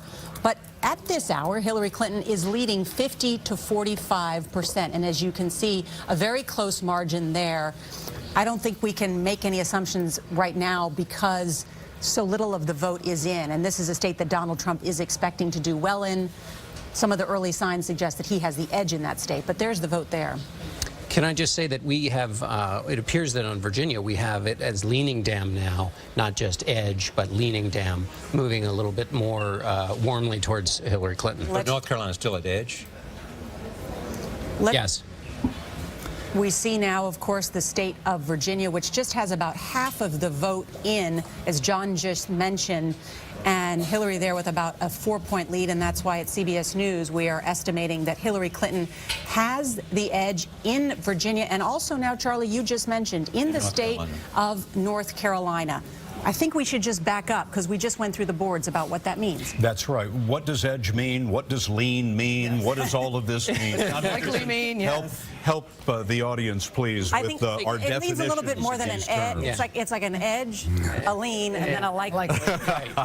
Right. Edge means it and then change. You turn yourself around, and that's what it's all about. If you have an edge, yes, that's called the hokey pokey. I know, Gail. But anyway, in Virginia, if it's edge, that means it's quite close. That means that if there's a statistical anomaly, it could reverse itself for that candidate. If it is leaning, that means that reversal is less likely. And then if it goes past lean, then it's something where we might be in the neighborhood of making a projection. So right now, if she has the edge in Virginia, do you think Tim Kaine played a role in that? Her running mate who's from Virginia, a governor, a senator, a mayor there? At the moment, she leans in Virginia, yes. I mean, Tim Kaine, also another important thing. She's leaning, it's not edging. Robbie Mook, the campaign manager for the Clinton campaign, also was the campaign manager for the successful 2013 gubernatorial race in Virginia. So he knows how to do races in Virginia. That, plus the vice presidential pick, Tim Kaine, those all may have contributed to Virginia. But Tim Kaine is an enormously popular politician in Virginia. You would have expected a lot better showing than this at this early point. Yes, true enough, although it could be another piece of evidence in the idea that basically people vote for the top of the ticket, and vice presidents may not get you as much as you might want. But North Carolina and Virginia are very similar, aren't they, in terms of profile? They are similar, but, you know, Barack Obama won Virginia twice, and he traded. He won North Carolina 2008, but not in 2012. So North Carolina is sort of more on the knife's edge than Virginia. And Bob, you were saying? I was just going to say, she's leaning in both states for basically the same reason. She's attracting the same voters in North Carolina that she's attracting in Virginia. And those are whom? Well, I mean, educated white women. She's getting the educated vote. She's getting the minorities. And it's pretty much stacking up the same way in both states. And I think that's significant. The suburbs around Washington, D.C., a large grove there's Latino, there's also Asian voters in Virginia as well. The growth in the state is the newer kinds of voters who are more like Hillary Clinton. Virginia is such an important state because it is partially representative of the larger story we're talking about with America, which is as a state changes from traditionally Republican, where there's a large share of the white vote, to a state that is more mixed. And that's the story in Virginia, and that's also the story perhaps in the nation. And for more about what this all means at this hour, Charlie Rose is with the political panel. Charlie? Here we have Bob Ben Domenech, the publisher of The Federalist. We have Michelle Norris from the Aspen Institute. She's a former NPR host. And Michael Gershon, the Washington Post columnist. So when you look at this so far, the results we've been listening, where we think that they may be leaning, where they may be more definitive, what do you see? Well, I see the Republican Party tried again a white turnout strategy. Last time, a lot of wise heads, after the Romney loss, said that's not possible anymore. You need to accommodate a multicultural America with real outreach. That didn't happen in this election. Everyone knows in 20 years that can't work. But the question is, can it work this time again? And we're seeing mixed messages. You think the lesson will really cannot work in the future, so therefore we have a realignment of voter groups? Yeah, no, I agree with that. But I don't think they can go back to the pre-Trump message, though, because there are blue-collar workers who have said, we're here. Yeah. To Michael's point, you know, the real question for the Republican Party now is what comes next. And it seems in a lot of these different races, you see various senators running well ahead of Donald Trump in states like Ohio and states like Florida. And they're going to be returned to the Senate, and they're going to have to decide whether they're going to make a change in the policy approach, the agenda approach that they've had in the past, and whether they're going to try to reach out to some of the groups where Hillary Clinton has lagged Barack Obama. She's lagging behind him in young voters in Ohio and in Florida. The question sort of is, are you going to try to reach out to them? And that would probably require elevating newer, younger faces, people like Rubio himself, to lead the party. Did it get derailed because of Donald Trump? Of course it got derailed because of Donald Trump. Like This so was much of politics this was a this year. process. The Republican Party was leaning in the direction of reforming its agenda for a while. Trump really short-circuited that conversation. They're going to have to find a way to live with a coalition that includes some of his voters and then reaches out to others as well. Well, let's remember they did that whole forensics report after the last election, and they didn't even take their own advice. And so, yes, they are going to have to do a lot of rebuilding. Even if Donald Trump wins, the party will have to do a lot of rebuilding to reach out to voters who are obviously very angry at the party itself, even though they were voting for a Republican candidate, and to reach out to Hispanic voters and to reach out to college-educated women, for instance, who are voting for Hillary Which Clinton. seems to be the new apparently, coalition in for the very Democrats. large numbers. But there are splits within the Democratic Party as well. Yes, there are. Yes, there are. And there are splits among the college-educated voters, and there are splits along economic issues that we see as well. And so the Democratic Party will probably have to do some rebuilding, but not to the degree that the Republican Party. Yeah, and I think if we have a President Clinton, she will have a decision to make to do real outreach, or whether she's precluded from doing that by her own base, the Sanders base of the Democratic Party. And that will be determined early in her presidency with the issues she picks. She signaled that she wants to do that. The biggest problem Republicans face is that nobody really trusts them to lead anymore. They're going to have to reassert themselves in a certain way, and I think that just relying on the same old pre-Trump message is not the way to do it. Thank you all. Back to you, Scott. Charlie, thank you very much. We're going to be back in just a moment. We're going to have a closer look at this race in Florida. More than 8 million votes counted. That's nearly all of them, and it is neck and neck. We're back in a moment.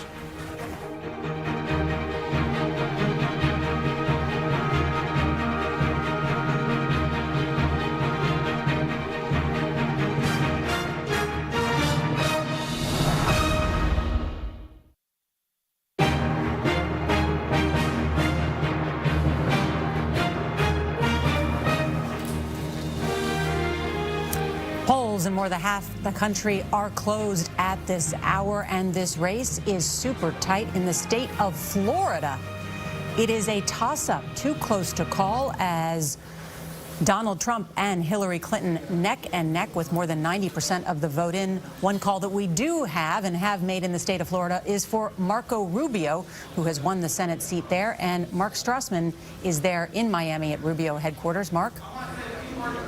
Hey, Nora, Senator Rubio, in fact, has just taken the stage to claim victory here. He has defeated two-term Congressman Patrick Murphy and won re-election to the U.S. Senate. He made a joke right up the top saying this election that is going better than the last time he came out on stage in Miami when he was thumped in the Florida primary by Donald Trump. Many, but not all the people in this room, of course, will be rooting for Trump tonight. This race still has many bitter feelings among Rubio's supporters. And this race in Florida is, in fact, so close now.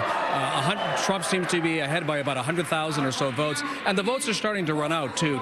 Remember that Florida had 6.5 million folks who voted early. That's a record for the state and the most of any state that had early returns. And so even though Hillary Clinton left South Florida, the most popular part of the state, solidly Democratic with a 280,000 vote margin or so, Trump has managed to pick up votes in more conservative sections of the state, in North Florida and Central Florida along the all-important I-4 corridor between Orlando and Tampa. And at this point, the two cliches we've heard about Florida in this election are both true. One is that Trump cannot win the White House unless he wins Florida, and two is that this race was going to be extraordinarily close, and in fact it has been. All right, Mark, thank you so much. Scott Pelley is over at the decision desk. Scott? Nora, thanks. We're back here with Anthony Salvanto, our Director of Elections, and what that means is he's our numbers guy. He's working with all of our experts at the decision desk, taking in the information from the exit polls and the actual vote totals now, and it is Anthony who helps us make these estimates about who's ahead and who may be winning. As we were just hearing, Anthony, Florida, it's the entire ball game for Donald Trump, and my goodness, how close it is. How much of the vote has been counted so far? Well, about 75% of what we expect the vote to be. But as the vote comes in, our expectations can actually move up. What we've seen now is the bulk of that absentee vote has been counted. And I will tell you, Scott, one of the things, Hillary Clinton is actually doing well for a Democrat. Down here, you mentioned Broward County. She is performing about not where a Democrat typically does well. These counties here in South Florida, solidly Democratic. But here's the thing, Scott. Everywhere else in the state, she is just underperforming a typical Democrat, Donald Trump doing just a little bit better than typical Republicans do. Up here through the Orlando area, through Central Florida, and certainly up around near Jacksonville. You look at some of these counties, and he's doing better than Mitt Romney did. That is adding up little by little to keep him even with Clinton. Well, let's have a look at what this says. They are of more than 8 million votes counted so far. They're separated by about 100,000. Right, exactly. And that's Donald Trump slightly ahead. Donald Trump very slightly ahead in the vote count. In our models, we've got it even, and that's because what we do in the model, Scott, is we account for the number of registered voters who haven't yet had their ballots counted, and we look at it that way. So if you do that, then you look at a slightly more even race because not everything is in from some of these counties. But I will tell you, this is about as close as it gets. Anthony Salvanto, our Director of Elections, thank you very much. So Donald Trump performing in Florida a little bit better than Republicans normally do. John Dickerson? Well, Scott, let's see. I was just looking at the vote that Donald Trump is doing with white college-educated women. We've talked a lot about them tonight. That's a group that's very strong for Hillary Clinton. Donald Trump is winning with white college-educated women 58-39 in Florida. That's better. Wait a minute, give us that again. Donald Trump is up with white college-educated women in Florida in a way that he is not anywhere else. You would not have expected that. How do you explain that, Well, John? she had been up. How do you explain that? He had, well, that particular. He explains there's an older electorate in Florida, so a lot of your college-educated voters are typical Republican voters. Mitt Romney won the white college-educated 57-42. So Barack Obama at 42 of white college-educated women in Florida is ahead of where Hillary Clinton is now at 39 with white college-educated women in Florida. So that's one area that Hillary Clinton is turning that vote out in other places, but apparently not enough in Florida, which is what makes it close, even though there are other parts of the state that she's turning out lots of Latinos. Is there any other? And the share of the white vote is actually smaller in Florida than it was last time around. Is there any other place we know where Trump is winning college-educated women? And not that, well, other than his red states. Right. I mean, in terms of battlegrounds, Right. I haven't found it yet. Right. It is a really interesting. I'm looking at those same numbers, too, as the same time you are. I mean, we're talking about 50 and 60% he's winning those white college-educated females, white college-educated males, sort of across the board.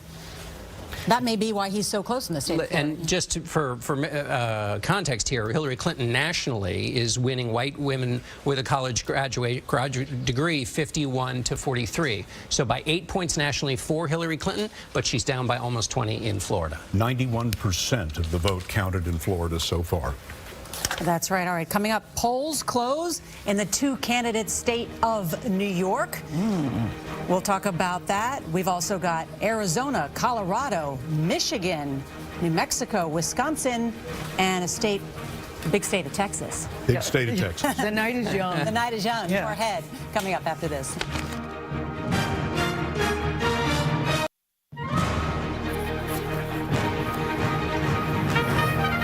Hi, everyone. We've been watching social media posts, including the post from the candidates. Just a short time ago, we saw one from Senator Tim Kaine, of course, Hillary Clinton's running mate, who tweeted an old photo of himself with his daughter, Anella. And that tweet reads, "Thinking about my daughter right now. No little girl will ever again have to wonder whether she, too, can be president." That has been retweeted over 1,500 times in just 20 minutes. Meantime, Donald Trump Jr. has tweeted, "Final push. Eric and I doing dozens of radio interviews. We can win this thing. Get out and vote. Make America great again. Hashtag Election Day." Retweeted 6,000 times since this afternoon. More after this.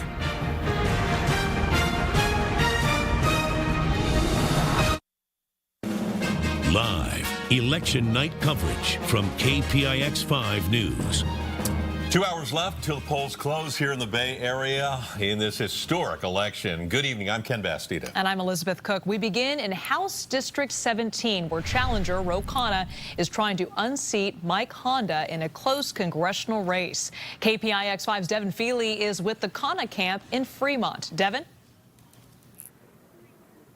Yeah, so the celebrations won't get underway for a few more hours, but we may see a changing of the guard tonight if Ro Khanna can successfully unseat incumbent Congressman Mike Honda. Now, typically, being the incumbent gives you an advantage in almost every imaginable way, in the polls and money and momentum. But Ro Khanna has managed to turn that conventional wisdom largely on its head. He has outraised Mike Honda $3.5 million to $2.7 million this election cycle. And in our exclusive KPIX Survey USA poll, he was neck and neck with a slight lead over Mike Honda. He also seems to have, by all accounts, momentum on his side as well.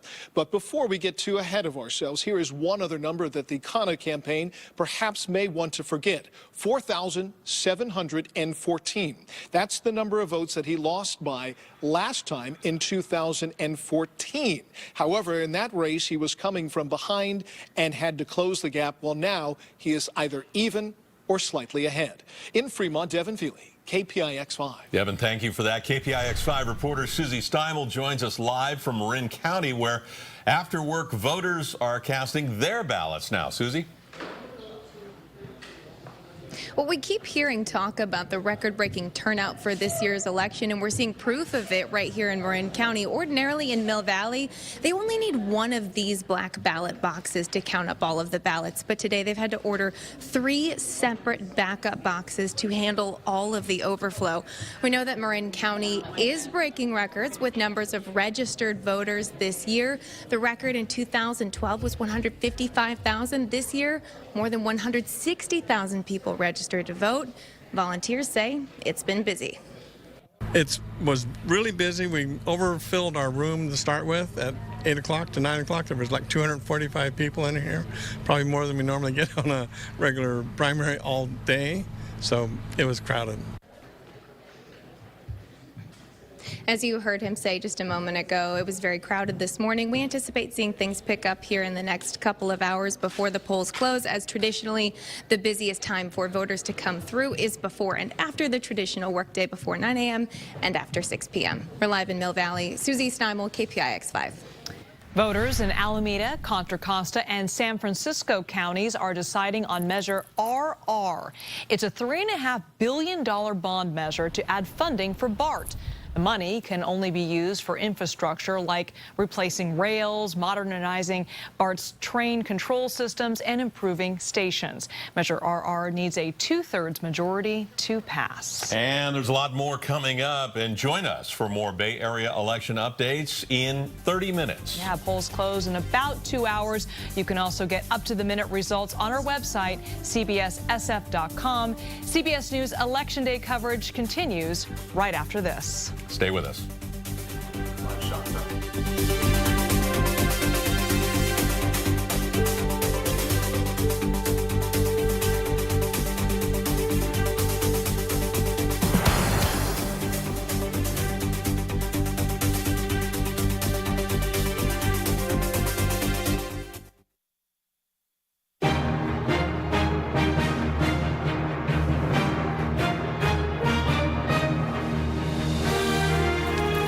Back now with election night on CBS. It is 9 o'clock in the east, 6 in the west, and it is a tight race for president and a long time before we are going to know who won tonight.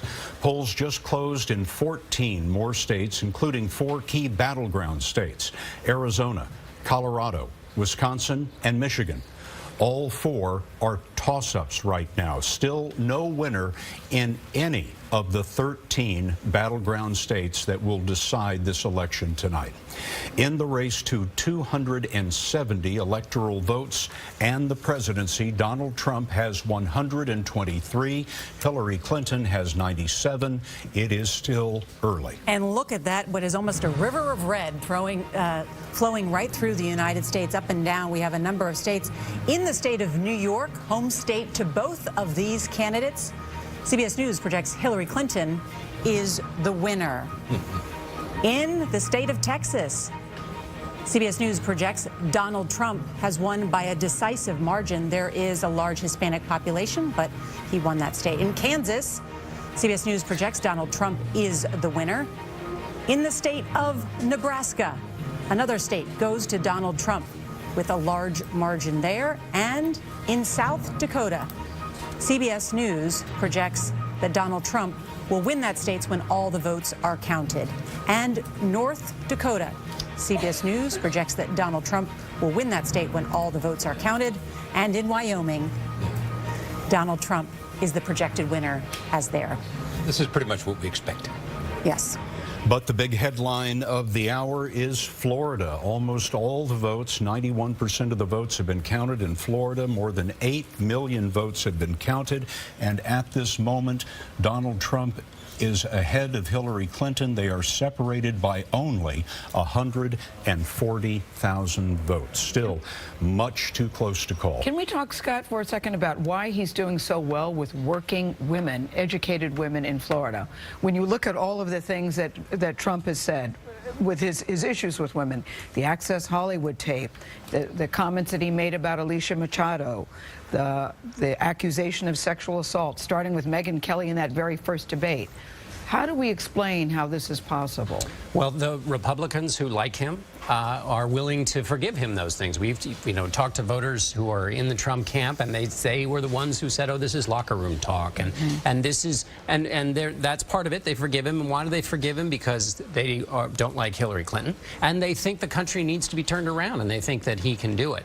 Another thing about Florida, just that's true of all these other states that we're looking at that are battleground states, is that this is a debate here in the country right now between the cities and the rural areas. And what Donald Trump is doing well in Florida is he's doing well in 41 or so counties, 40 or more counties, all over the rural areas, doing a little bit better than Mitt Romney did. And Hillary Clinton is doing well in the cities.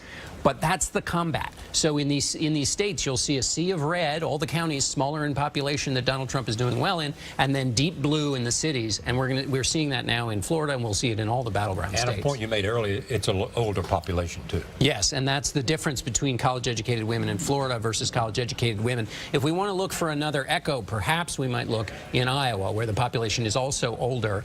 We'll have to see what What's the definition of older? I'm very curious, John. Careful. You'll have to bring that up with someone other than me, Gail. Let's just say that many of over the college, 80. Over 80. Many of the like college that, 85 are retirees in Florida. I like that. Let's have a look at our battleground tracking list here. This shows you the states that have polls that have been closed. So the polls have closed in all of the battleground states except for Iowa and Nevada. They're at the bottom. And folks, you would normally be looking for check marks on either side of the state name showing whether we have projected the race for Hillary Clinton or Donald Trump, and you don't see any. And that is because all of these battleground races at this moment are so close that CBS News cannot yet make an estimate. But let's have a look at the electoral vote now, where it stands, snapshot in time at this moment. Hillary Clinton with 97 electoral votes, Donald Trump with 123. But remember, there are 270 that are needed to win. There's some big Democratic states where the polls are still open. California, most notable among them. And so it is going to be a long, close race tonight. Anthony Mason has all of the exit poll data. Anthony? Nora, we wanted to break out the battle in the battleground state of Pennsylvania, where we knew there would be a substantial divide between the city and the rural areas. And there is, as you can see in our exit poll. Hillary Clinton winning basically 3 out of 4 voters in the city. Donald Trump winning nearly that margin in the rural areas. But as you can see, the real battle is there in the suburbs, where it's dead even. Hillary Clinton finding strength among suburban women, winning them 56 to 40%. This was a group that went for Mitt Romney 4 years ago by 52%. So great strength there. But there was no early voting in Pennsylvania, and the late deciders are going to Donald Trump by a 52 to 39% margin. And that's why things are still close in Pennsylvania. Gail? Yeah, that seems to be the theme of the evening. Thank you very much, Anthony. Too close in Pennsylvania, too close in Florida. Another interesting thing from the exit poll, college degrees. Hillary Clinton has 55% of those voters. Donald Trump has 41%. No college degrees. Donald Trump has 50% of that voting population.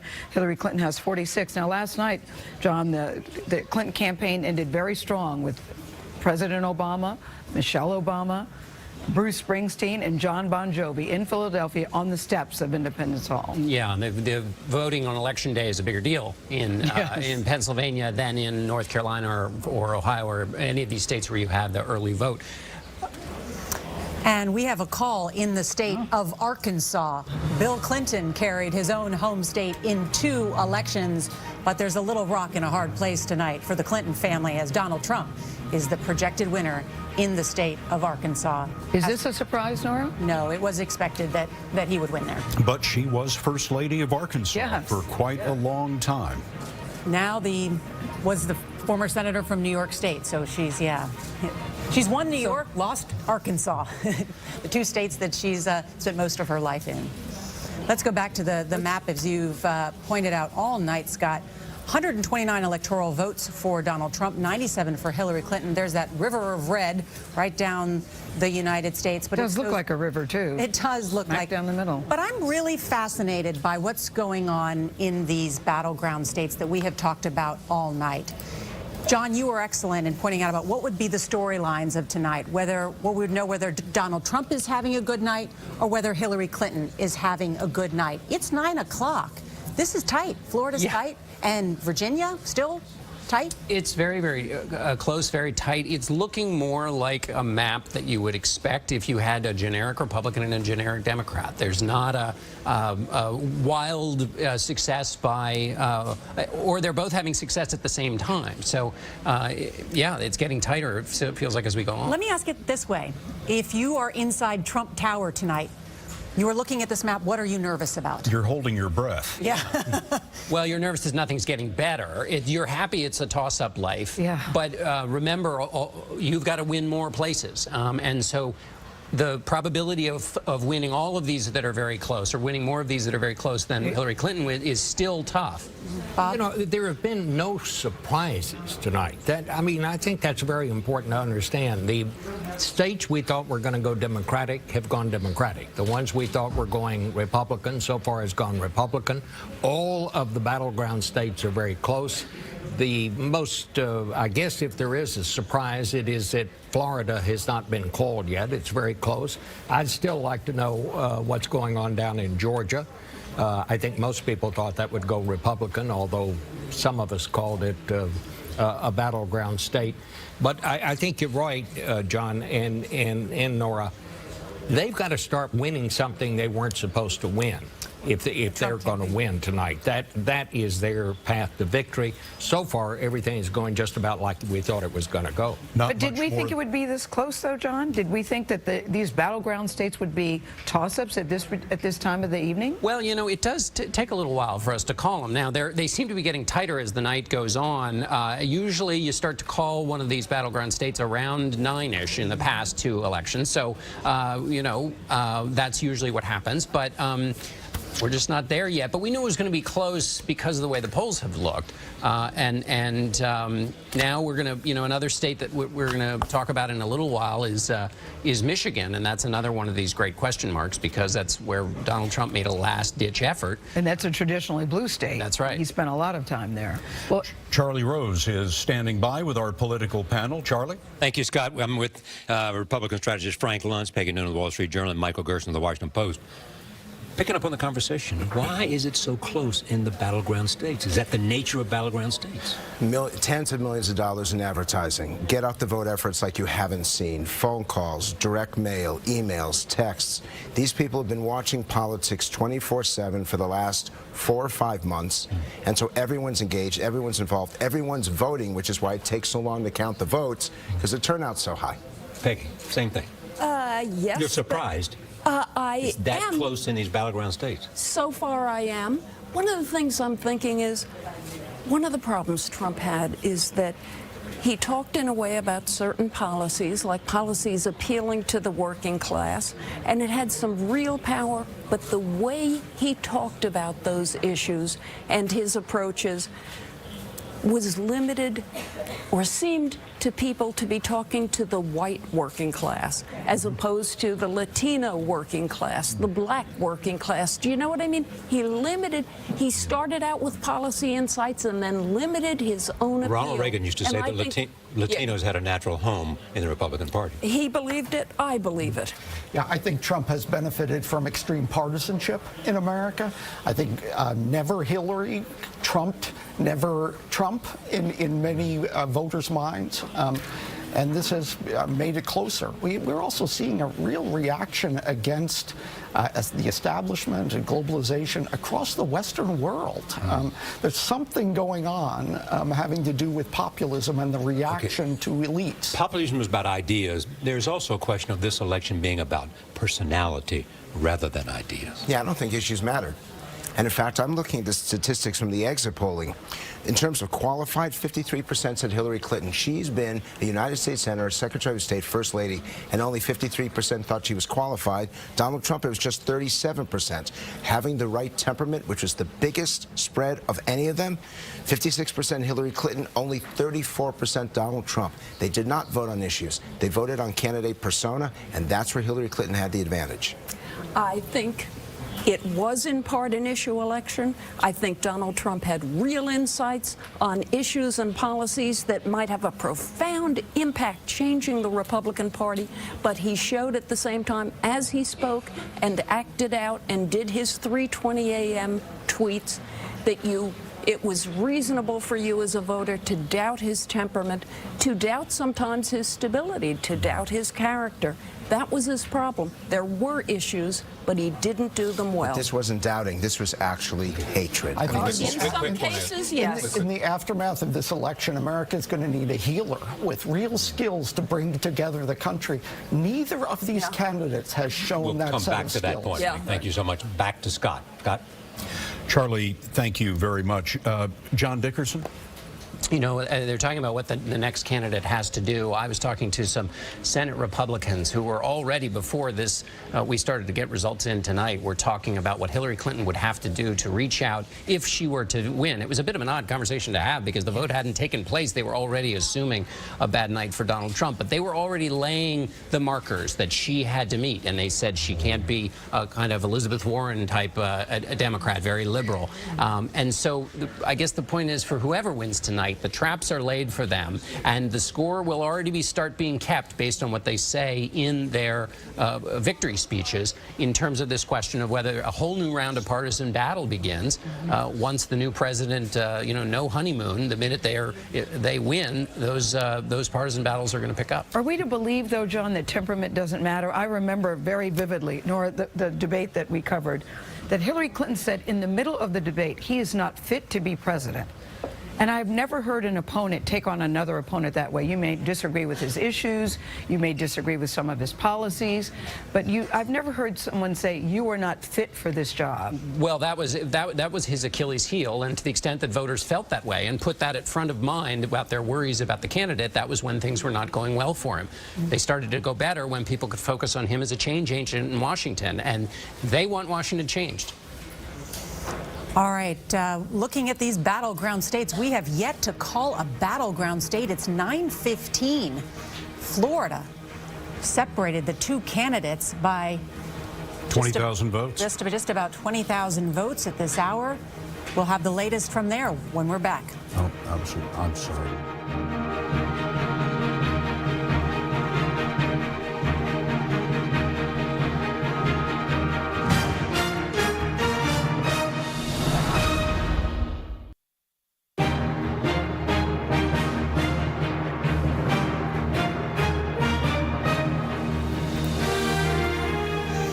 Well, if they are watching CBS News inside the Trump Tower, they probably made a small cheer as we are watching this contest tonight. Not only is Florida a toss-up too close to call at this hour, but we had the state of Virginia as lean Clinton. It's now in the toss-up category. What's going on, John?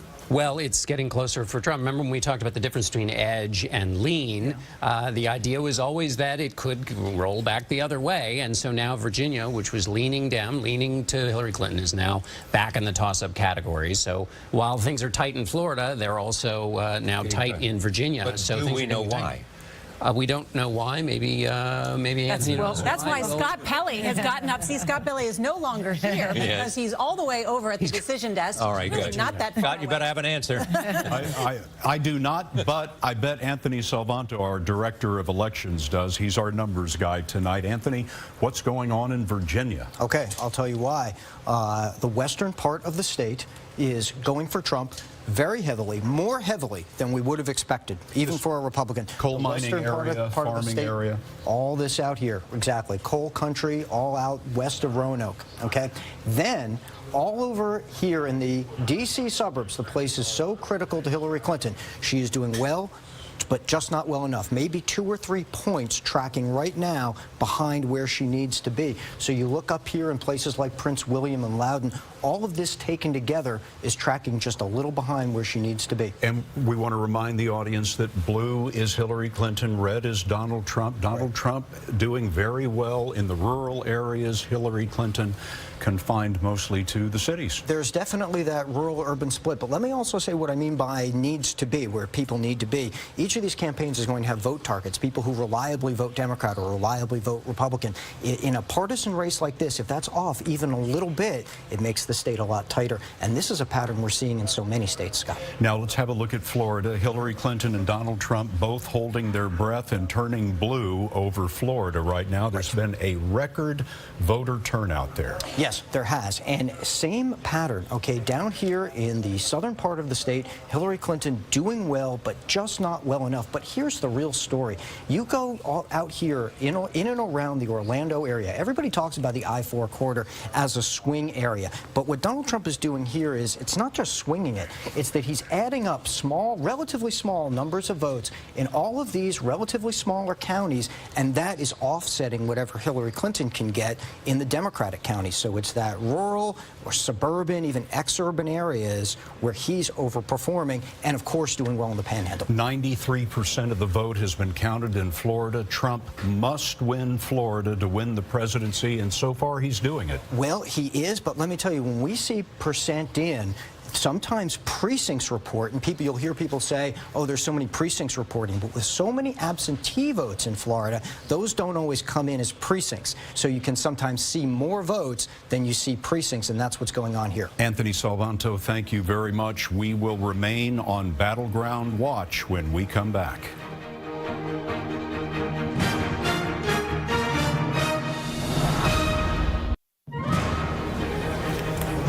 The battle for the battlegrounds continues at this hour. CBS News has yet to call any of those key 13 battleground states. Why? It's too tight.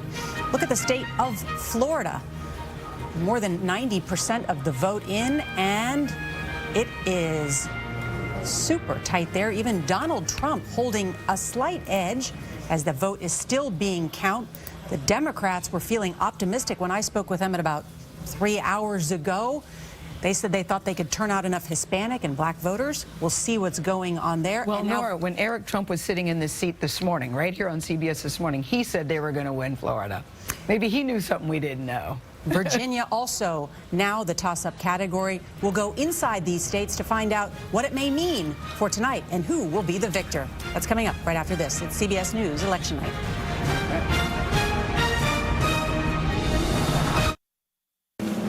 Live election night coverage from KPIX 5 News. Well, about an hour and a half left to go before polls close here in the Bay Area in California. Good evening. I'm Alan Martin. And I'm Veronica Dela Cruz. We are keeping an eye on all things election for you. Let's take a live look right now at the Santa Clara County Registrar of Voters. You see hundreds of people earlier today coming in and out of that polling place, just waiting to cast their vote. Those polls remain open until 8 p.m. Well, KPIX 5's Joe Vasquez live at the Democratic Watch Party in Sacramento tonight for us. Joe?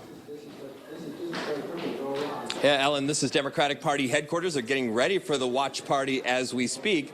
No statewide returns coming in yet, but as you might imagine, they're pretty nervously optimistic as they're watching the national returns trickle in. Now, this morning, let me show you some video. Governor Jerry Brown, he exercised his right to vote, took his very popular dog Sutter with him to the polling place, says he voted for Hillary Clinton. Now, we also ran into another bigwig here in Sacramento. His name is Tom Steyer. He is not a politician. He's a billionaire and a major donor to Democratic causes. He has poured millions of dollars into this election on the state and national levels, focusing on getting out the vote. So, what's next for Mr. Steyer? I asked him. Listen closely. Will you run for governor? Well, what I've said and what's true is this. We're going to get a lot of information tonight. I will be able to assess that with my team and figure out the best way going forward to have as much impact on the issues that I am passionate about as possible. That sounds like you're running for governor. Well, let me say this. We think that what we've done this year will have a gigantic impact. So there you go. He didn't say no, didn't say yes. I do expect a clearer answer very soon from him, but what an interesting way to answer that. Real quick, I just want to show you some of the party favors as folks come in here for the watch party tonight. There you see the buttons, Nasty Woman, Win Like a Girl, Bad Hombre. We will see if people will be wearing those with smiles on their faces or the opposite by the end of the night, guys. All right, Joe, All right, thanks. Joe. And KPX5 political insider Phil Matier joins us now. And Phil, we know it's early, but walk us through who you think are going to be some potential big winners and losers tonight. All right. First one is Tom Steyer, who we just talked to up in Sacramento. He has pumped over $50 million into this race, not only in his fight to raise the cigarette tax for a health care cause, but also a voter registration drive, the likes of which the state hasn't seen for quite a time. Does that mean he's going to face off against Gavin Newsom, our next person on that shot, who is running for governor? Gavin Newsom has a lot to win or lose on marijuana.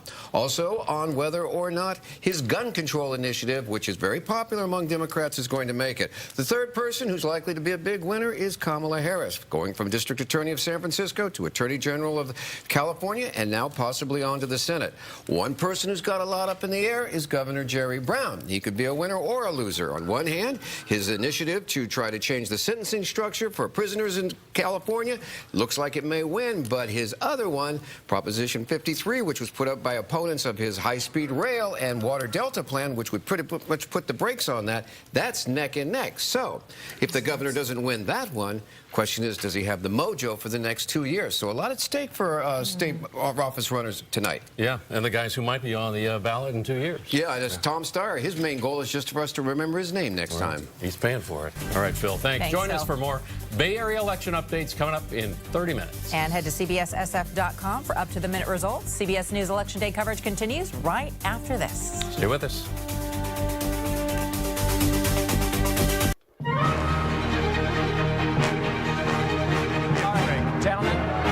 Gentlemen, let's leave it there so I can ask a question of Senator Cruz, who's also running for president.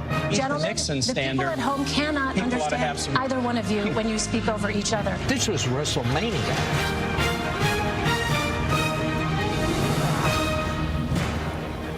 Election night on CBS, it is still WrestleMania tonight as we have been unable to project any of the 13 battleground states that will decide this election.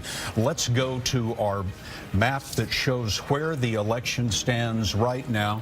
Well, we have our there it is. There's the map that shows you right where things are at this very moment. Red states are Trump. Blue states are those states that we have projected for Hillary Clinton.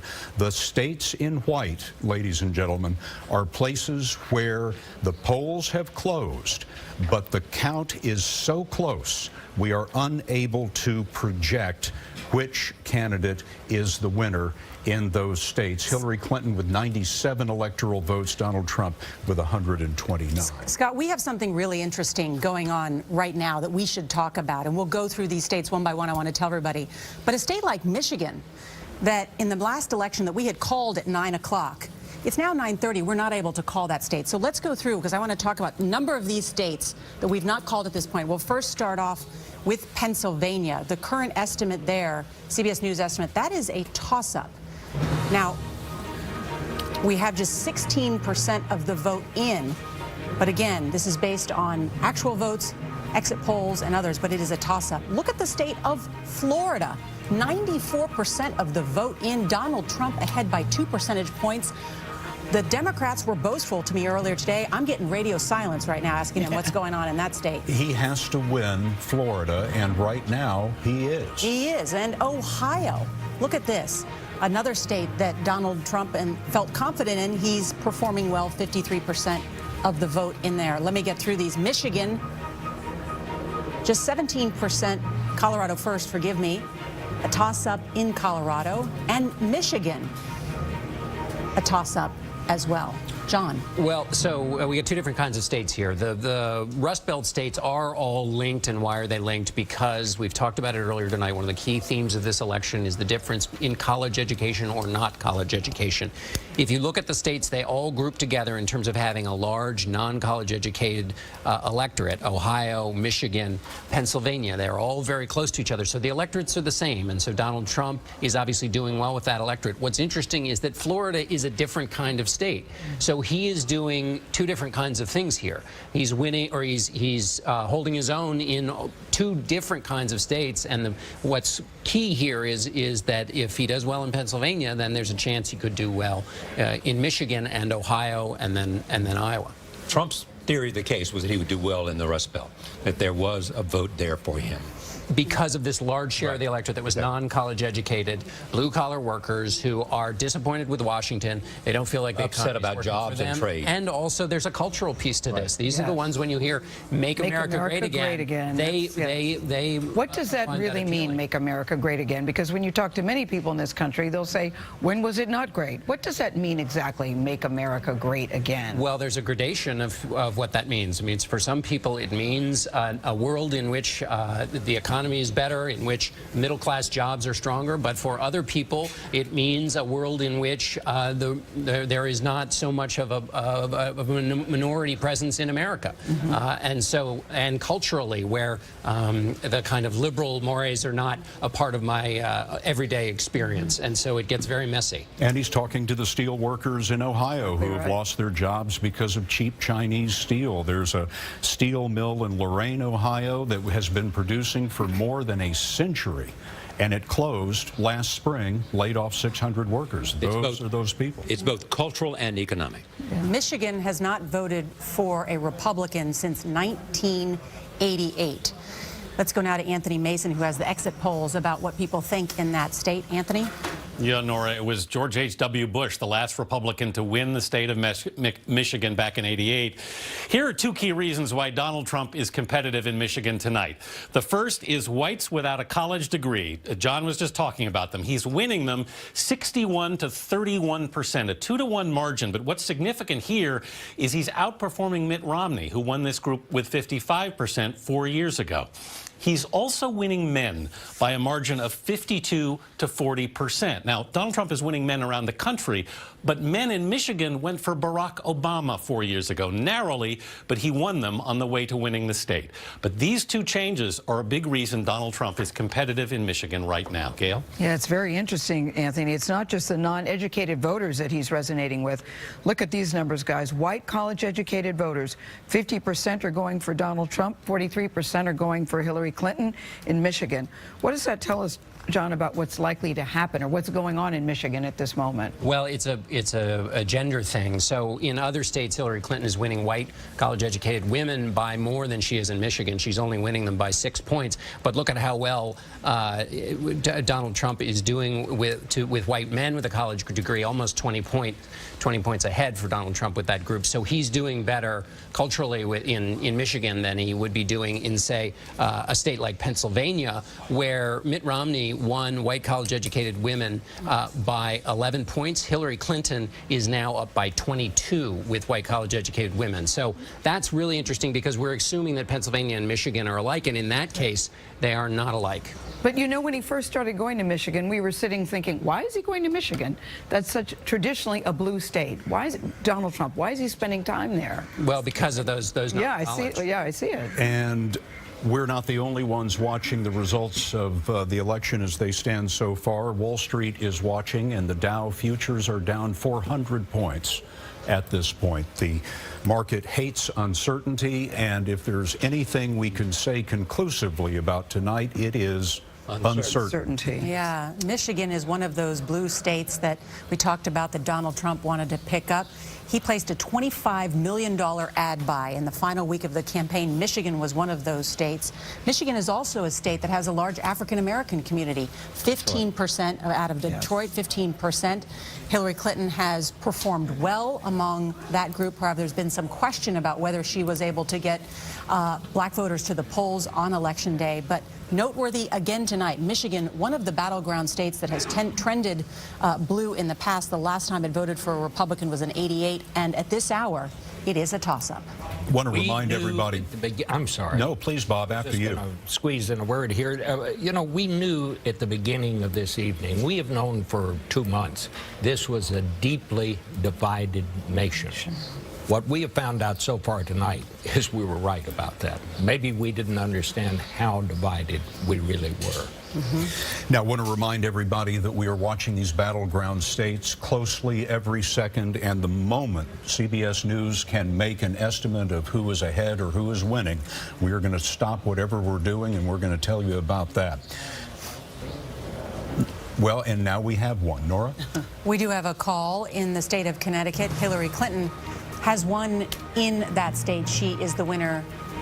Not a big surprise there, not a huge electoral cache of votes. Not a big surprise there. Now Hillary Clinton has 104 electoral votes to Donald Trump's 129. Still very early yet, but the tale of the evening is going to be told in these 13 battleground states. Now, Nancy Cordes is following all of this for us from Clinton election night headquarters here in New York City. Nancy? Scott, I just got off the phone with a top Clinton campaign official and asked him what the campaign makes of the situation in Florida, where you were just discussing how close the race appears to be right now. He said, look, we have been saying for 6 months that this race would be close, and that is what we are now seeing. He pointed out that not all of the votes in Broward County, the second most populous county in the state, are in yet. That is a big Democratic stronghold.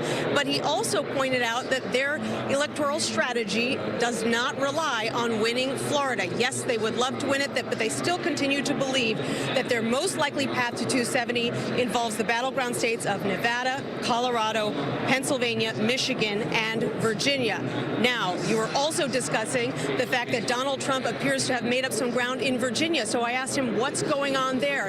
He pointed out that Fairfax County, the most populous county in Virginia, Northern Virginia, has only reported about 50% of its votes so far. He said this happens every 4 years. Fairfax County reports late. Democrats start to freak out. They feel that they're losing the state, and they come back and win. And he says he's very confident that that's what's going to happen in Virginia. How confident? Well, we've already been told by the Clinton campaign that the Clintons, both Hillary and Bill Clinton, have been working with their speechwriters on a speech, making some final edits, and that those speechwriters have left the room and are now inputting those final edits. And that's significant because yesterday we were told that those speechwriters had prepared 2 different speeches for her, a concession speech and a victory speech. And the fact that they have settled on one means that they believe at this point that she's going to win. Nancy Cordes, thank you very much. And Nancy, if you can still hear me, is there any reporting from the Clinton campaign about what they think is going on in Florida? You know, they say it's a nail-biter. They really weren't willing to make a prediction about whether she will win or not. They say it's just incredibly close. Same situation in North Carolina, and that's why they sent all of their resources down to those 2 states. But they say if they pull off one, if they pull off both, it'll be great, but they're not relying on the states the way that the Trump campaign is. Nancy Cordes at Clinton campaign headquarters right now. We should point out, too, Scott, you first brought this up, the Dow now down 500 points. At the same time, we have a CBS News projection at this hour. In the state of Louisiana, Donald Trump is the winner. No big surprise there, of course. That's not a battleground state. Expected it to go Republican all along. But let's have a look at our map status of the race right now as it stands. Hillary Clinton with 104 electoral votes, 137 for Donald Trump, 270 needed to win. The red states we have projected for Donald Trump. The blue states we projected for Hillary Clinton. The states in white are those states that the polls have now closed, but they are too close to make a projection. Major Garrett is at Trump campaign headquarters for us tonight. Major? Scott and Nora, earlier this evening, there was a definite despondency within Trump Tower looking at the exit poll data and what they were seeing and hearing based on reports from battleground states. That has turned to cautious optimism. And one thing I heard repeatedly from senior Trump advisors was, look, the exit poll data doesn't look good, but we are going to overperform the exit poll data. Just as we predicted to you, we would overperform public polls. How much? Maybe 1 or 2%. The trend lines we're seeing tonight, according to Trump Tower, reflect that overperformance of what is noted in the exit polls and the public polling of these battleground states before votes actually started being counted. Let's talk about Florida for a second. Just got off the phone with Susan Wiles, who is the Florida director for the Trump campaign. Her direct quote, "We feel pretty darn good about the prospects in Florida." But the Trump campaign, just like the Clinton campaign, waiting to see what happens in heavily Democratic Broward County to tip the scales one way or the other in Florida. But it is worth pointing out, Florida is an absolute must for Donald Trump. There is no path without Florida, and they would like to see more encouraging trend lines in North Carolina, Virginia. They're encouraged by Pennsylvania and Michigan, but they have yet to see that breakout state where they can achieve that clear path to 270. Everything is very close. They are not nearly as discouraged as they were earlier this evening, but they are still looking for a momentum builder, a battleground state that goes for Trump and that builds momentum as they try to reach that 270 mark. Major Garrett, thank you very much. 13 battleground states that will decide the election tonight, states that could go either way, and right now all of them could go either way. We'll be back in just a moment.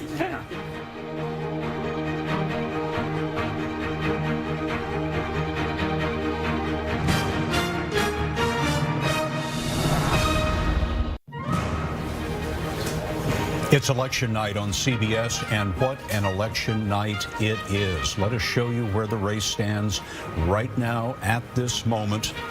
This is our map of the Electoral College vote. We have Hillary Clinton with 104, Donald Trump with 137. The red states for Trump, the blue for Clinton. The white states are what we are watching right now. Those are states where the polls have closed. But the vote is so close in those states, we cannot project who might be the winner. John Dickerson.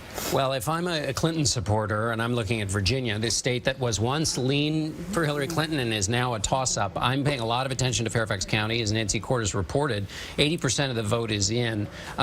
Hillary Clinton is down overall just 10,000 votes. Fairfax County brings in, Barack Obama got 260,000 votes there. So this is the suburbs of Washington, D.C. Fairfax County is just outside of Washington, D.C., a very strong Democratic county. If I'm a Democrat who wants Hillary Clinton to be elected, I'm watching the votes come in Fairfax County, hoping that it performs as it did for Barack Obama, which would give her, or at least help close that 10,000 vote deficit in Virginia. Can you put it in perspective, John, from 2012? Where were we in terms of calling states? Well, in 2012, by now, the battleground states, although Michigan wasn't as much of a battleground as it is right now, was called by now, as was Pennsylvania. Again, not as much of a battleground as it is right now. At 10 o'clock, by 10 o'clock, North Carolina, which was very much of a battleground, tight, very tight, was called by 10 o'clock in 2012. All right. Bottom line, to follow on your line, if you're a Clinton supporter, you're popping an anti-anxiety pill right now. Charlie Rose is over with the panel. Charlie? Thank you, Nora. We're talking, remember, the first thing we said at 7 o'clock, it's a tight race. And we're seeing that in the states that are contested and very different. On the one hand, you got Virginia and North Carolina and Florida, and then the Rust Belt, and then you have a couple out west. Let's talk about the Rust Belt. Why are they so tight? You know, it's interesting. I was in Ohio just a couple of weeks ago in Trump country, southeastern Ohio, eastern Ohio. There's this Scots-Irish spine that kind of runs up and down Appalachia, and one of the things that is pretty consistent along that spine is that they've seen less of an economic comeback in the wake of the recession. They have a lot more economic resentment. They also have cultural resentment towards a class of elites who they believe have ignored their needs, ignored their priorities for far too long. And I really detected when I was talking to voters there just an enormous amount of rebelliousness, a feeling that they needed to send a message to Washington and to the country. I think you're seeing that happen tonight. Jamal? I want to talk a bit more about that cultural resentment, because I think we run the risk of sort of painting it a little too amorphous. But remember, Trump ran his campaign. He began his campaign attacking Hispanic immigrants and various other racial and ethnic minorities. And I think some of this cultural anger we should correctly identify as being racial animus, and that it's significant that Trump has closed so much of a gap and done so well with white voters across the country. Racial because they believe as they gained in terms of voter strength and economic strength. Right. That they were losing. Right. That's sort of zero-sum view of American life. It is zero-sum, but I think that the other aspect of it is the message Trump was sending was, it's not your fault that things are this way. It's the fault of immigrants or bad trade deals or wasteful wars, etc. And that was a message that they responded to. Correct. Well, I mean, Donald Trump has run, for a Republican especially, a very negative campaign. Not just so much negative as far as attacking his opponent, but also negative, very pessimistic. It's like America is really suffering. Make America great again. It's backward looking. So in a sense, I mean, that was directed perfectly to the states he needs in the rest of the night: Ohio, Michigan, Pennsylvania. And those are, I mean, he needs to break through certainly in either Michigan and Pennsylvania, and we'll see if that's going to carry him through. But it does seem like pessimism has helped him there. Yeah. To his point, it's that power of nostalgia. Nostalgia for a time when the Rust Belt felt stronger, when there were more jobs, when there were stable situations. In Ohio, union voters went for Barack Obama in 2012, 60-37. Now it's 49-44, essentially even in terms of the exit poll data. And I think a second big question here is, to what degree are college-educated white voters okay with Trump's campaign of nostalgia, of racial animus? I think the assumption has been that they wouldn't be okay with it, but perhaps in states like Florida and North Carolina especially, they may just be. Good point. And it also seems like he is maybe overperforming in very early numbers, granted, but it also seems like Hillary Clinton might be slightly underperforming, maybe among Hispanics as far as the volume of them going for her in Florida. I think Fairfax obviously is key in Virginia. And the night is young, and in some of those cases we've only heard about 20 to 25% of the vote. Back to Nora. All right, Charlie, thank you. That's right. 13 battleground states that we are watching very closely. 4 years ago, we had called 2 of them. We've yet to call any of them tonight. We're going to go state by state, go in depth and explain why this race is so close at this hour. You are watching CBS News election coverage.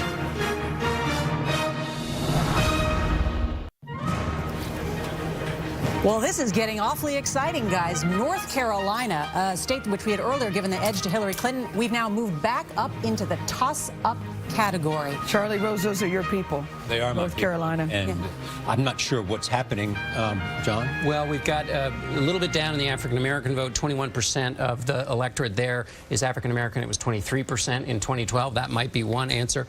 In Mecklenburg County, that's like Fairfax County in Virginia, only 43% of the vote. That is a Charlotte. That is a deeply blue area. If I'm Clinton's people and I'm focused on Fairfax, I'm also focused on Mecklenburg.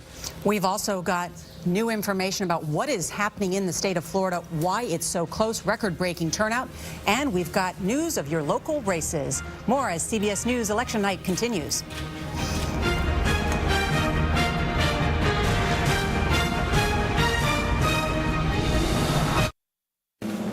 Live election night coverage from KPIX 5 News. And we are down to the final hour of voting here in the Bay Area. Good evening. I'm Veronica Dela Cruz. I'm Alan Martin. California voters deciding whether to legalize recreational marijuana. KPIX 5's Juliet Goodrich joins us from a medical marijuana dispensary in San Francisco. Juliet? You know, Alan, this could be a game changer for the state of California. We're here at Spark, and this is San Francisco's premier cannabis club. You can see Prop 64 supporters here. Whether you're for Prop 64 or against it, the proposition would certainly change things here. It would allow adults aged 21 years or older to possess and use marijuana for recreational purposes. The measure would create 2 new taxes. I want to bring in the CEO, Eric Pearson, here to talk a little bit about if this passes. Obviously, you want it to, but what are some of your concerns? The concerns, from the passage, certainly from a regulatory perspective, I think we're concerned about small businesses and their ability to follow all the new rules and guidelines. And it's close. We don't know, obviously, going into it, but it's not a done deal. It's not a done deal by any means. So it's important to get out and vote. Certainly the polling looks pretty good, but nothing's done until it's done. All right. Well, we'll be here throughout the evening, also at some other dispensaries throughout the area. Appreciate your time. Thank you. Again, Prop 64, certainly a game changer, whether you're for it or against it. Some people who are even opponents and proponents of medical marijuana don't want Prop 64 for a number of reasons, the regulatory reasons, so we'll have to stand by and see. And that's the latest here from San Francisco. I'm Juliette Goodrich. We'll send it back to you in the studio. All right, Jules, thank you. Let's take a live look right now in San Jose, where workers are busy counting those ballots at the Santa Clara County Registrar of Voters office. As of this morning, nearly half of the 700,000 vote-by-mail ballots issued had already been returned. Record number of voters hitting the polls in Alameda County. KPIX5's Melissa Kane here with details on a record number. That's right. It may be a historic night in many, many ways. Now, those of you who voted at your polling place today may have seen more people than usual. And if you did, you're not alone, because here in the Bay Area, voting is up, way up. Now, we talked to the Alameda County Elections Department. They say there are more registered voters in Alameda than ever before, about 890,000. And they're projecting a 75% turnout. That means about 668,000 voters in Alameda County, again, the most in county history. And it's not just Alameda. Here in San Francisco, there are over 513,000 registered voters in this election, and that's more than at any time in our history. We're told this turnout has been steady, and it could be a record number of voters today in San Francisco as well. Wow. So 17 state propositions, not intimidating people, keeping them away. They may be taking longer to vote, but they're definitely showing up. But they're doing it. Hopefully doing their homework. Yeah, we hope. All right, Melissa, thank you. Hey, we're also following some breaking news for you. On the road tonight, police chase and a crash has all lanes blocked. This is Highway 4 west of Interstate 680 in Martinez. Chopper 5 giving us this look as the emergency vehicles are taking up the middle of that highway there. Trucks and cars are exiting off Highway 4. Authorities apparently were chasing a stolen car on eastbound Highway 4. It all ended at the 680 interchange with a crash involving several cars. That suspect was taken into custody. There is no estimated time of reopening that stretch of roadway, but we will stay on top of that for you. Chopper 5 showing us the backup there. It's incredible. Join us for more Bay Area election updates. We'll have another one in about 30 minutes. And you can also get up-to-the-minute results. Our website, of course, CBSSF.com. CBS News election night coverage going to continue right after this.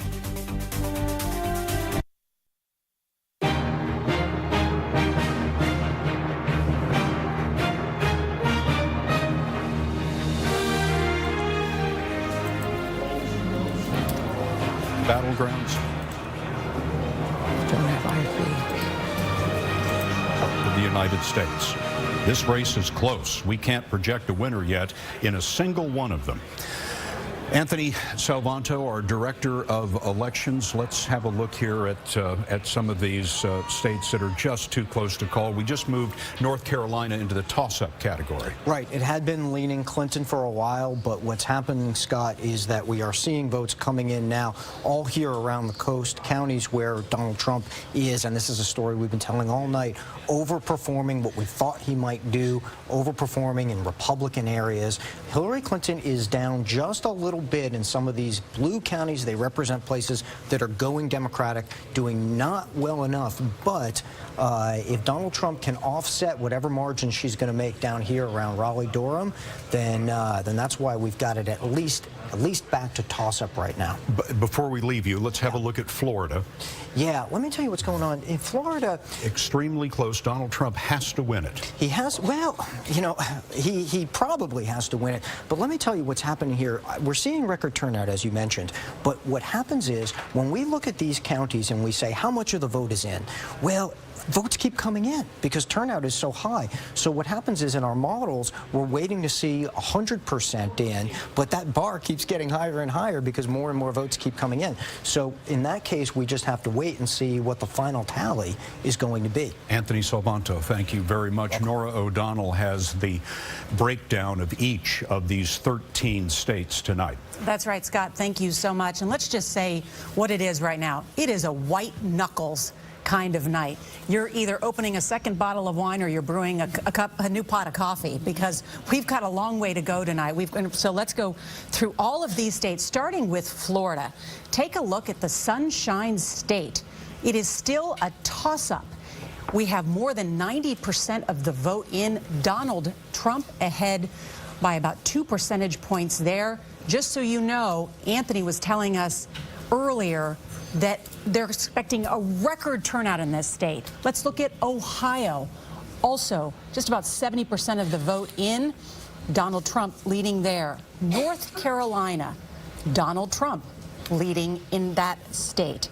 In the state of Virginia, you can see how close the margin is there. Clinton's team waiting for Fairfax, that Northern Virginia, to come in.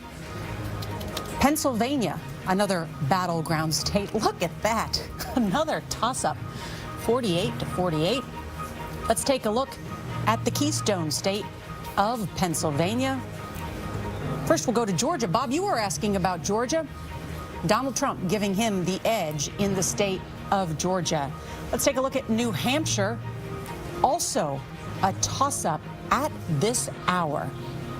And Michigan.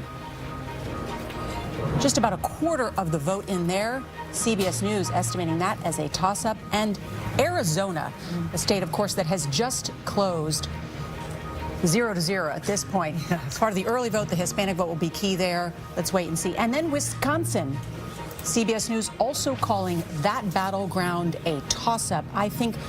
And Colorado, a toss-up at this hour. Remember, Colorado is a 100% mail-in vote. Be interesting to see how that particular state turns out. Let's just pull back for a second, John, since we've just gone through all of those boards, what it means. Well, I'm just looking here in Florida, and to Anthony's point about turnout. I mean, in the big counties of Broward and Palm and Miami-Dade, you're seeing 30,000, 40,000, 50,000 more votes for Hillary Clinton, but also in Broward, 10,000 more votes for Donald Trump. In Palm Beach, which he's familiar with, 13,000 more votes for Donald Trump. So both sides are going up, and that's why it's so close. Let's have a look at the Electoral College map quickly to show you where the race stands right now. Hillary Clinton, 104 electoral votes. Donald Trump, 140. 270 are needed to win. In other words, Donald Trump is well over halfway there. Some big Democratic counties, of course, like California, for example, the biggest of all. Still, we haven't heard from them because the polls haven't closed. But at this snapshot in time, Donald Trump more than halfway there. The red states we have estimated for Trump. The blue states we've estimated for Hillary Clinton. The white states are states where the polls have closed, but they're too close to call. Well, Donald Trump said from the very beginning he was going to do it his way. He was going to run an unprecedented campaign. And clearly his message is resonating, depending on your point of view. Back to your point, Nora, you're doing the hula, or friends I know are calling on sweet black baby Jesus right about now. It really depends on where you stand in this election. And so far, people, he said he wanted to do it. He said he wanted to make a change, and people have liked the message that he is giving people tonight. Yeah, Elaine Quijano, you're hearing from the Trump family, I understand. They're posting on social media. Yes, yeah, let's go ahead and show you that first. I want to return to the issue of Florida, but let's go ahead and take a look at what Donald Trump himself tweeted just a short time ago. This was at 9:45. He said, watching the returns at 9:45 p.m., hashtag election night, hashtag make America great again. And you can see in that picture there, of course, his family. You see his running mate there, Governor Mike Pence. But I want to go back to Florida for a moment, because we had talked at the outset of the millennial vote and the affinity for third-party candidates. Well, now we have a little bit of data, because you recall going into it, I said about 13% or so of millennials were saying that, you know, they would go for another candidate. Well, now in Florida, with 95% of the vote in, we know that those who chose Gary Johnson and Jill Stein combined for over 265,000 votes. Wow. And when you consider that Donald Trump and Hillary Clinton separated by just 134,177 votes, perhaps the third-party candidates are a factor. That's really interesting.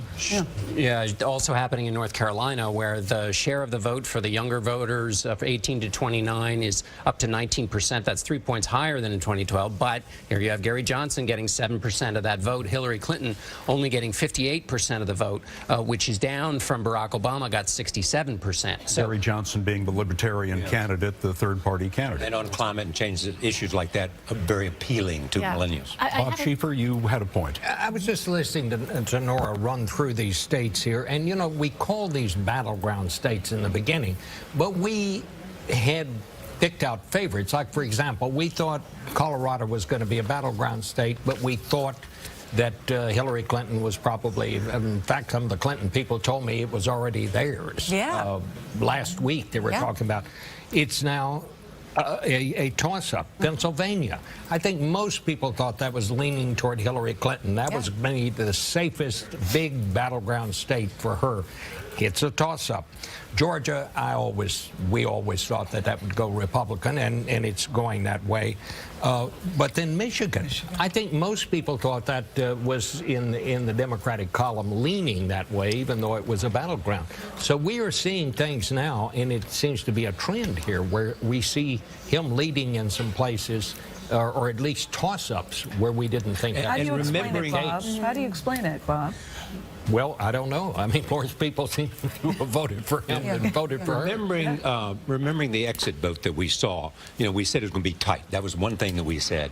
But is what we're seeing now different than what we expected from the exit polling that we had? Yeah. Well, it's interesting.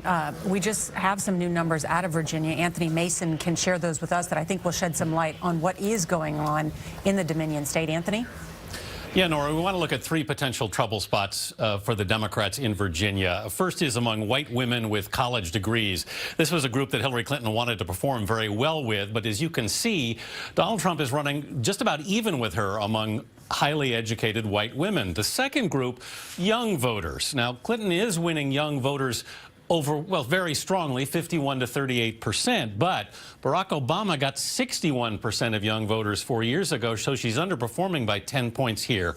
And finally, voters in Virginia view Hillary Clinton almost as negatively as Donald Trump on the issue of honesty and trustworthiness, as you can see right there. So three problems, three areas of trouble for Clinton and the Democrats in Virginia, which is surprisingly a toss-up right now. Gail? All right, Anthony, following up with what you're saying about Virginia, the independent voters there, 49% voted for Donald Trump, 41% voted for Hillary Clinton. Independents, it seems, can make a real difference here, John.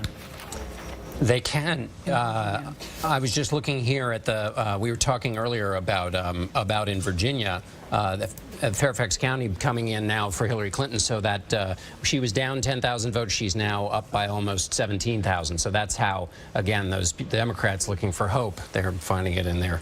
Let's check in on the state of Missouri, because CBS News projects that Donald Trump has won the state of Missouri. We'll be also watching the state of Missouri as there is a key Senate race there as well. Senator Roy Blunt facing a tough challenge in that state. We'll have an update on his race out of Missouri, but Donald Trump, the projected winner there. Now with 150 electoral votes on his way to 270, those being the votes needed to win the presidency. Hillary Clinton still at 104. And that was pretty much expected. Missouri. Yes, Missouri. Very little of the rest of this has been expected, certainly in the 13 toss-up states. Let's talk about, too, what's going on as the polls have closed in almost all of the battleground states. Well, in fact, they have closed in all of the battleground states. We've been here for a few hours, so I've lost track of time, but it is 10 o'clock and they've all closed. Iowa's just closed. Iowa's just closed. Nevada. Well, two fascinating. Iowa is a state that Barack Obama carried twice. Is one of those states where it's got an older population even than Florida. It's got a highly blue-collar or non-college educated and a big white population. So that the Clinton people have thought Iowa gone. Nevada, very interesting, because before tonight, based on the early vote, the Clinton campaign and Democrats were basically saying that Nevada was really going to be in their column. That Donald Trump couldn't match on Election Day what they had been able to accumulate in the early vote. Well, that may be another thing that gets undone by what we're seeing tonight.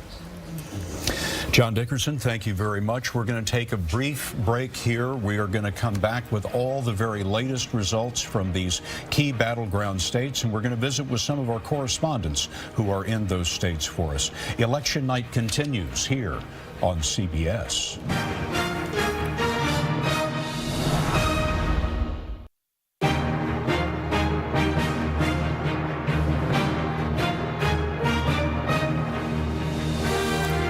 Election night on CBS, we have an important update for you on Ohio.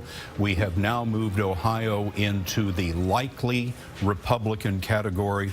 Anthony Salvanto, our Director of Elections, tell me about Ohio. Well, Scott, it's not a projection yet, but let me show you why this is trending toward Donald Trump. We always talk about Cleveland and how Hillary Clinton had to get big turnout there. She's doing okay, but I would point you to these counties around Cleveland, places like Lake County. Democrats often do well in the suburbs around Cleveland, too. Hillary Clinton is not. Donald Trump is outperforming. Again, I've used that word 100 times tonight, but he is outperforming what Republicans typically do in these counties here along the lake. And if that holds, then he could very well take Ohio. Tell us about the rest of the upper Midwest. Yeah, it's so important, Scott. We talked coming into this night that if this would be what they called the blue wall, Hillary Clinton's base where these states reliably vote Democratic, but they're full of a kind of blue-collar workers and voters that usually go Democratic, but Donald Trump has been targeting them. And we haven't made projections yet in Pennsylvania, in Michigan, in Wisconsin. All of those are still in play. And as long as that holds, it tells you the story that Hillary Clinton is underperforming what she needs to do. Anthony Salvanto, our Director of Elections, thank you very much. In the closing days of the election, Donald Trump spent extra time in Wisconsin and Michigan, and Nora, it looks like tonight that's paying off. That's right. And as Anthony said it, Hillary Clinton underperforming in a number of these battleground states that she had expected to do well in. We've got reporting from inside these battleground states. Jan Crawford is in North Carolina. Jerika Duncan is in Pennsylvania. First, we'll go to Jan Crawford. Jan? Well, remember, I mean, North Carolina is the state that typically goes Republican in presidential races.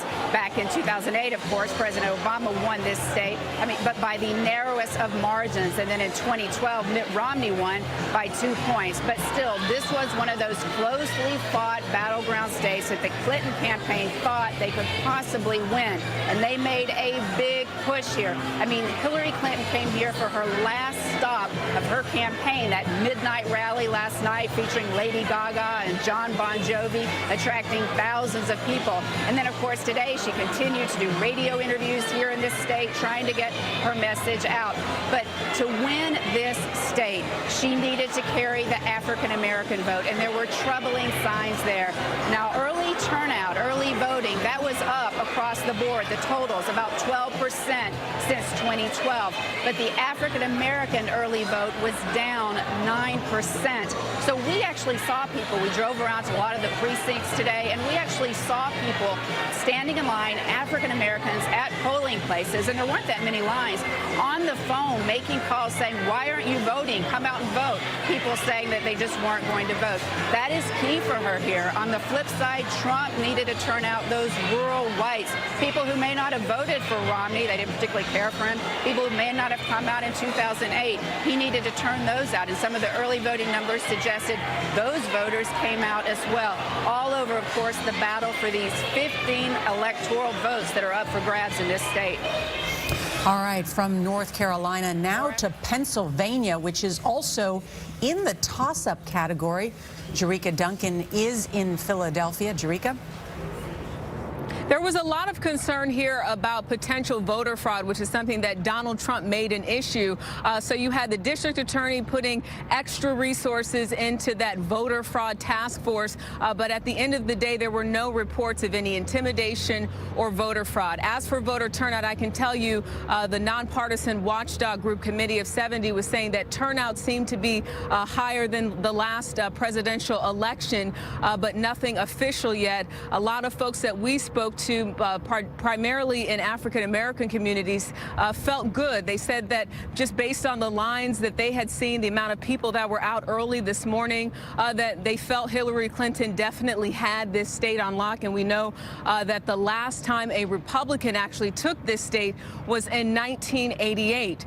So you're talking about a state that is primarily Democratic, but of course it is up in the air. It is not over yet. So it remains to be seen just how all of those factors play into what actually happens tonight. We also want to note that the absentee ballots, that was actually down about 20%. So there will be a lot of questions asked, a lot of analyzing, but at the end of the day, it's not over just yet.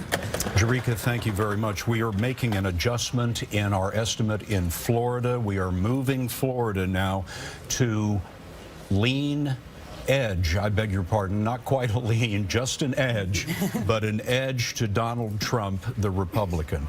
John, why are we making that change, and what does it mean? Well, it means that Hillary Clinton may have turned out her vote, and a lot of Latinos are turning out, but Donald Trump is turning out his vote too. Again, in those rural areas, when you look at the map, all of that red, he's doing it a little bit in each place. Hillary Clinton is doing it in big places around the cities. One thing I think we can conclude basically here is at the beginning of the night there was a big question. Did Donald Trump's vision of the electorate, which was in contrast to many Republicans, which is that he could do well by appealing to the electorate on his terms, that's been ratified. He did well by appealing on his terms. He may or may not be president. But in terms of that theory of the case, he has done well enough tonight to prove that he was right about that.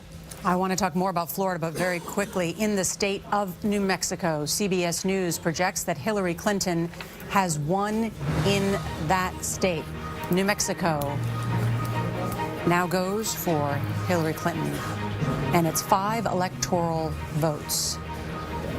We're going to take a quick break, but when we come back, more on the state of Florida, why it is edge Republican, what it now means for Donald Trump and for Hillary Clinton as they try to put together an electoral vote pathway to victory. We'll explain. We'll be right back.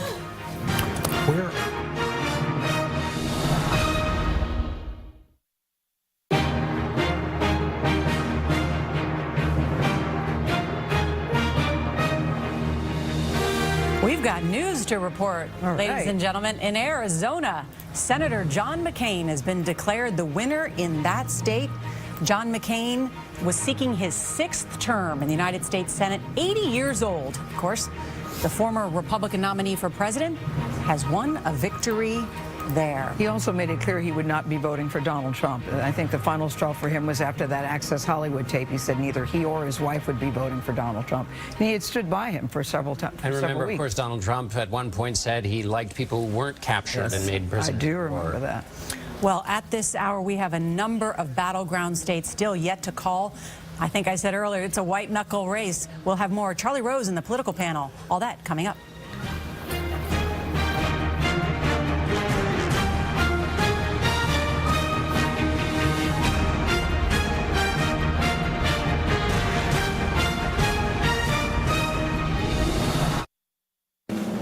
Live election night coverage from KPIX 5 News.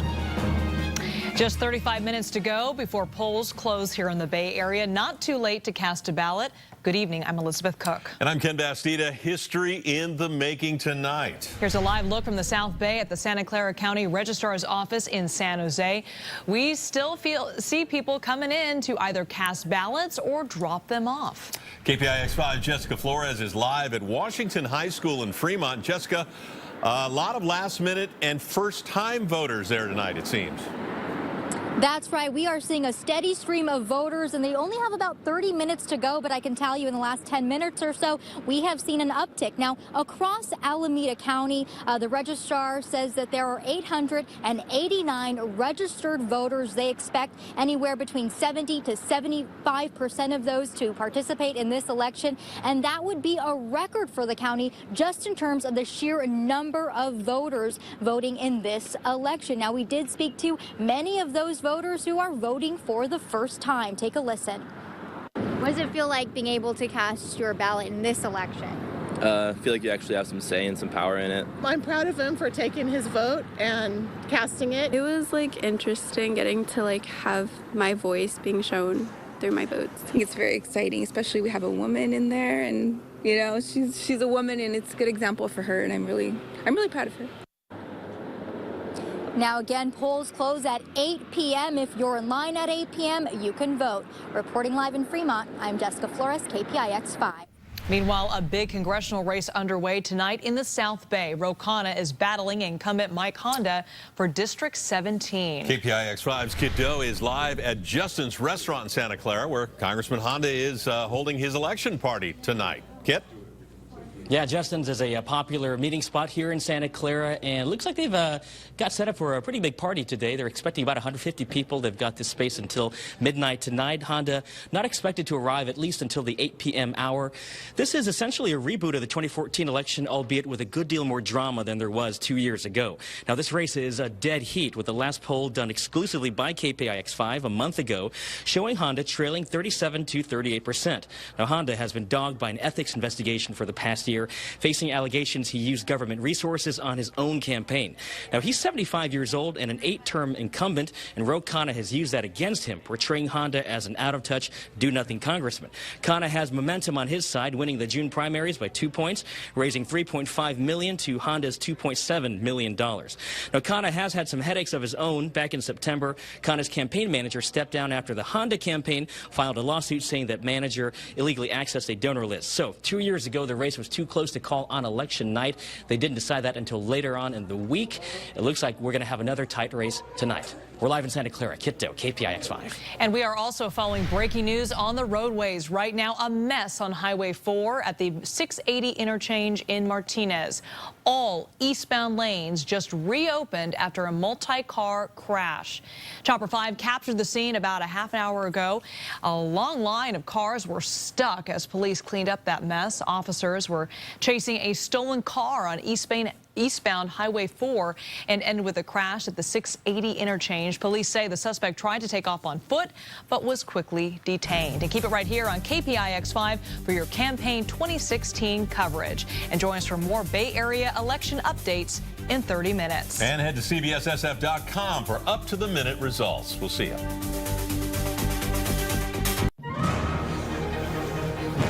In the state of Virginia, CBS News projects Hillary Clinton has won the Old Dominion.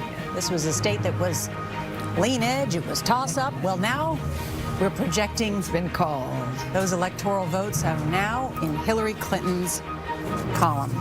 13 electoral votes. Why did it jump around so much? Because, and this will happen in other states over the night, and people should know about this, there are those places where the Democrats do well, those cities which have a lot of votes in them. And if it takes a while for those votes to get cast, Hillary Clinton can be behind and then come back. And so that's what happened in Fairfax County. The vote came in from Fairfax County, it went to Hillary Clinton. And that, again, suburb of Washington, D.C., and that appears to be what put her over the top. And this is the very first of the battleground states that we have been able to estimate a winner in. Let's have a look at the battleground map now. Hillary Clinton goes up to 122 electoral votes to Donald Trump's 150. As you know, 270 needed to win the presidency. Still much too close to call in Florida. And CBS News is making a new projection for the state of Ohio. And we'll have that up for you here in just a moment. And there is the state of Ohio. CBS News is projecting that once all the votes are counted, Donald Trump will win Ohio. Now, this keeps his hopes alive. Ohio was a very important state for him to win. He needs to win Ohio. He needs to win Florida. Right now, Florida is too close to make an estimate, but Donald Trump is leading in the vote. There's the electoral vote count right now. Hillary Clinton, 122, Donald Trump, 168. John, what does Ohio mean? Well, Ohio was one of those states. They're falling into the traditional patterns. Ohio was a state that Donald Trump was had a chance to do well in because there was a big portion of the electorate that was non-college educated voters. There's a low portion of the electorate that was minority. And so that was a state, if people were to put it on a list, Ohio would be one that might go in the Trump category. It did. Virginia, a more diverse electorate, also with a larger share of college educated voters, that has gone to Hillary Clinton. So those are ones that have sorted in a way that we would have expected before tonight, which is a change since so much has happened tonight that's been unexpected. But it's also a state where Hillary Clinton pulled out all the stops in terms of star power that she brought to Ohio. I mean, it shows you that celebrity endorsement don't necessarily mean victory on Election Day, very clearly. That's for sure, unless you're a celebrity yourself, in Donald Trump's case, and that seems to have helped him certainly in the state of Ohio. Yes. This is going to be a very close election, because if Donald Trump goes on to win Florida, that will mean he has won 2 of the big battleground states. Hillary Clinton can still win if she wins Pennsylvania, but this one's going right down to the wire. In fact, I spoke with a top Clinton campaign official when I asked about what's going on in the state of Florida, because they had boasted to me earlier in the night that they felt very strong because they had banked a lot of early votes, and at this hour we have it edging Republican in Florida, edging, to be clear. This top Clinton official telling me it's very tight in Florida, but we can afford to lose it as long as we get Pennsylvania, New Hampshire, and Nevada. And Michigan becomes even more important now. Great point. DeMarco Morgan is with Anthony Salvanto over at our decision desk, and to tell us a little bit about why we made these estimates, Trump for Ohio and Hillary Clinton in Virginia. All right, Scott, let's go ahead and start with Ohio right now. Hillary Clinton was heavily counting on the African-American vote. Looks like it didn't work in her favor. How did Trump win and walk away with the state? Because it wasn't enough, DeMarco, because I'm going to point you to a story of a couple of counties down here around Canton. Now, all through this campaign, we've been talking about those blue-collar voters that might go for Donald Trump, that might respond to his message. It's clear that they did, because there are counties here around Canton, Mahoning County, Stark County, where he has outperformed what Republicans typically do and actually exceeded what is typical, even in the best of times, for a Republican. Maybe they break even there, but he's up 56-40, he's up 53-42 in those places. That's a big reason he wins Ohio. Now, before we move on to the other states, is it safe to call this a surprise tonight? Well, he was up marginally in our polling coming into this, but he had to get this pattern in order to actually pull it off, and he did. So in that sense, our pre-election poll looks like it was pretty much right. Okay, before we talk about Virginia, let's go to Florida. Still too close to call. Yeah, Florida is an interesting case because we're still counting how many ballots there are, not just who is up. So as we've been saying all night, we've been looking through all these counties around Orlando, around Tampa, places that Republicans usually do well, but he's doing exceptionally well. And the last thing I'll point you to, DeMarco, I want to take you to Virginia, which we also projected for Hillary Clinton. And here she's gotten enough turnout around these D.C. suburbs, even though all the votes aren't counted there yet. That's her area, and so when all the votes come in, we can expect that she'd be able to carry the state. But this is much, much closer than the pre-election polling ever expected. Are you surprised that we haven't called to North Carolina yet? No, that one looked razor tight going in, and it still is. Long night? Maybe. All right. Let's go to send it back to Scott and Nora. All right, DeMarco, thank you so much. There's lots to talk about how the rest of this night will go. Charlie Rose is with the political panel. Charlie? And I'm with 3 women, Peggy Noonan of the Wall Street Journal, Michelle Norris of the Aspen Institute, and Ruth Marcus of the Washington Post. We want to talk about women, and there is a number of divisions that we can speak to. One, college-educated versus not college-educated, young, old, African-American, white, and rural, urban. How is the women's vote influencing this election? Well, look, we may be in the middle of witnessing an epic upset here, so we're just not sure what's going on, but Mr. Trump is performing better than he had seemed to in exit polls and in other polls. Part of that obviously would suggest that A, there actually was something of a hidden Trump vote, and B, some of them would have been women. So we'll figure that out as the days go by. That having been said, Mr. Trump would not be close now, but I think very much in the lead now if his attitude towards and language towards women, minorities, etc., had not been so alienating. Put a lot of them off. I'm sure it cut down on the number of people who were voting for him. You're almost saying if he hadn't done that with respect to women and Latinos, he would be much closer to being president.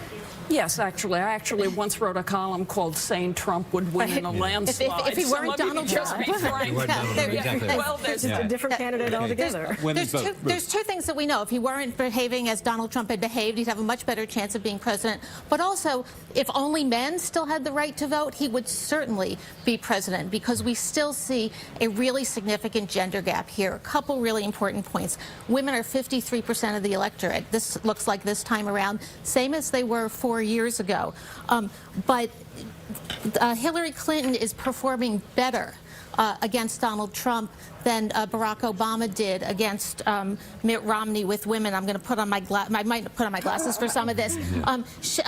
She is down 8 points against Trump. With men, she is up 14 points with women overall.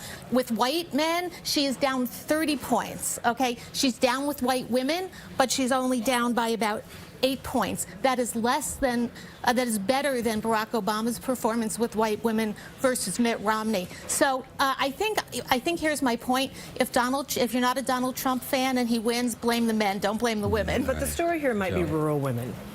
Rural women who lack college educations. Right. I mean, when I was visiting Ohio not long ago, someone said that, you know, people focus on Hillary Clinton trying to break the glass ceiling, and that perhaps they should have looked at women who, the cracked windshield voters, the people who can't afford to fix the windshield, that can't afford to put food on the table, that can't afford to send their kids to college.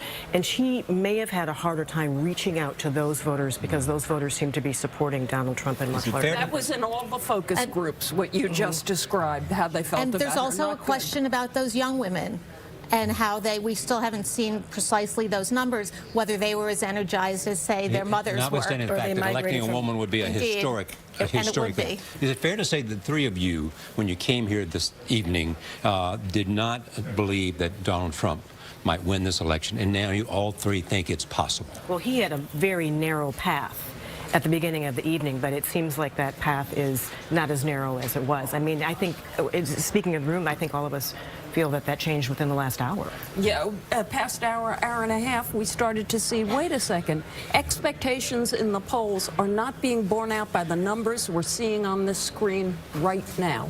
Thank you all. Back to the desk. Not nasty women. Not nasty women. Nastier.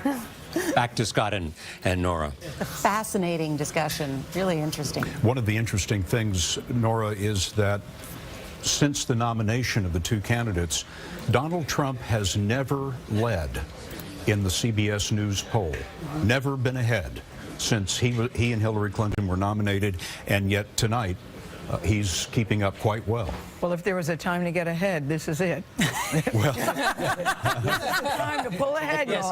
It's all pretty academic today. That's true. Let's roll out the old cliche, the only poll that matters is the one on election day. Yes, that's right. Finishing strong indeed. We have a lot of data still ahead to share with you, including the Hispanic vote and what is happening in the West. We're also getting closer to a call in Florida. Before we get to Florida, let's go to Anthony Mason on that Hispanic vote. Anthony? Yeah, as we said early in the evening, Nora, the Hispanic vote makes up about 12% of eligible voters, but in three key battleground states in the Southwest, Nevada, Colorado, Arizona, it's higher than that. Let's see how much higher today. As you can see, coming in Arizona, it's about 16% right now, Colorado 13%, Nevada 18%. Interestingly, this is actually a little bit lower than 4 years ago. Let's look at Nevada, where Hillary Clinton has a significant advantage among Hispanic voters, 59% to 27%. But let's go back 4 years and see what Barack Obama did. He won Hispanics with 71% of the vote. So she's significantly underperforming Obama among Hispanics in Nevada. That's discouraging for the Democrats. Gail? All right. Thank you very much, Anthony. You know, to follow up, Charlie, on your panel with the women who made it very clear they are not nasty women. We're now thinking about pathways to victory. What does that look like? In the beginning of this evening, Nora, Kellyanne Conway said she had 6 different pathways to victory. What are the pathways to victory we could focus on? Those pathways still remain somewhat the same. The Clinton campaign believes that if they were to lose the state of Florida, that they could still win with Pennsylvania, New Hampshire, and Nevada. In fact, a lot of their models did not include Ohio. There's the question. There are two questions. One is how are they going to split up the battleground states? That's one. The other is can Donald Trump pierce the so-called blue wall, those traditionally Democratic states?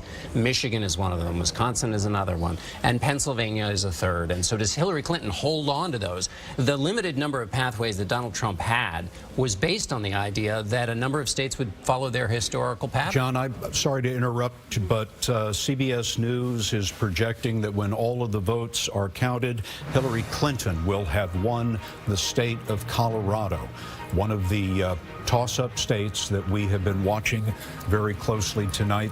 CBS News now believes that Hillary Clinton will be the winner in Colorado. That gives her Colorado and Virginia.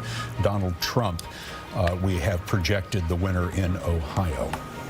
This was the state, Bob, that we talked about earlier, Colorado, where the Clinton campaign believed, because it is 100% mail-in vote, that organization, that ground game would put them over the top. Yeah, this was one of those battlegrounds that, you know, in the beginning we called it a battleground, but most of the polling suggested in the beginning that she was going to win Colorado. This is very important now with Florida still out there, with Ohio still out there. This was a very important win for her. Let me do a what if. I mean, can we go to the fact that if, in fact, Donald Trump wins Florida, wins Pennsylvania, and wins Michigan, is he much closer to the numbers? Yeah, because he's won Ohio, but those he still has to win North Carolina. Not if he wins Michigan and Wisconsin, that changes the original map. Or Michigan and Pennsylvania. The thing about Colorado that's important and interesting here is that it is connected to Virginia in the minds of a lot of Democrats. Right. Let's have a quick look at the tally where we stand right now. Hillary Clinton 131, Donald Trump 168, on the way to 270 electoral votes needed to win. We'll be back in a moment with this very tight race. It's election night on CBS.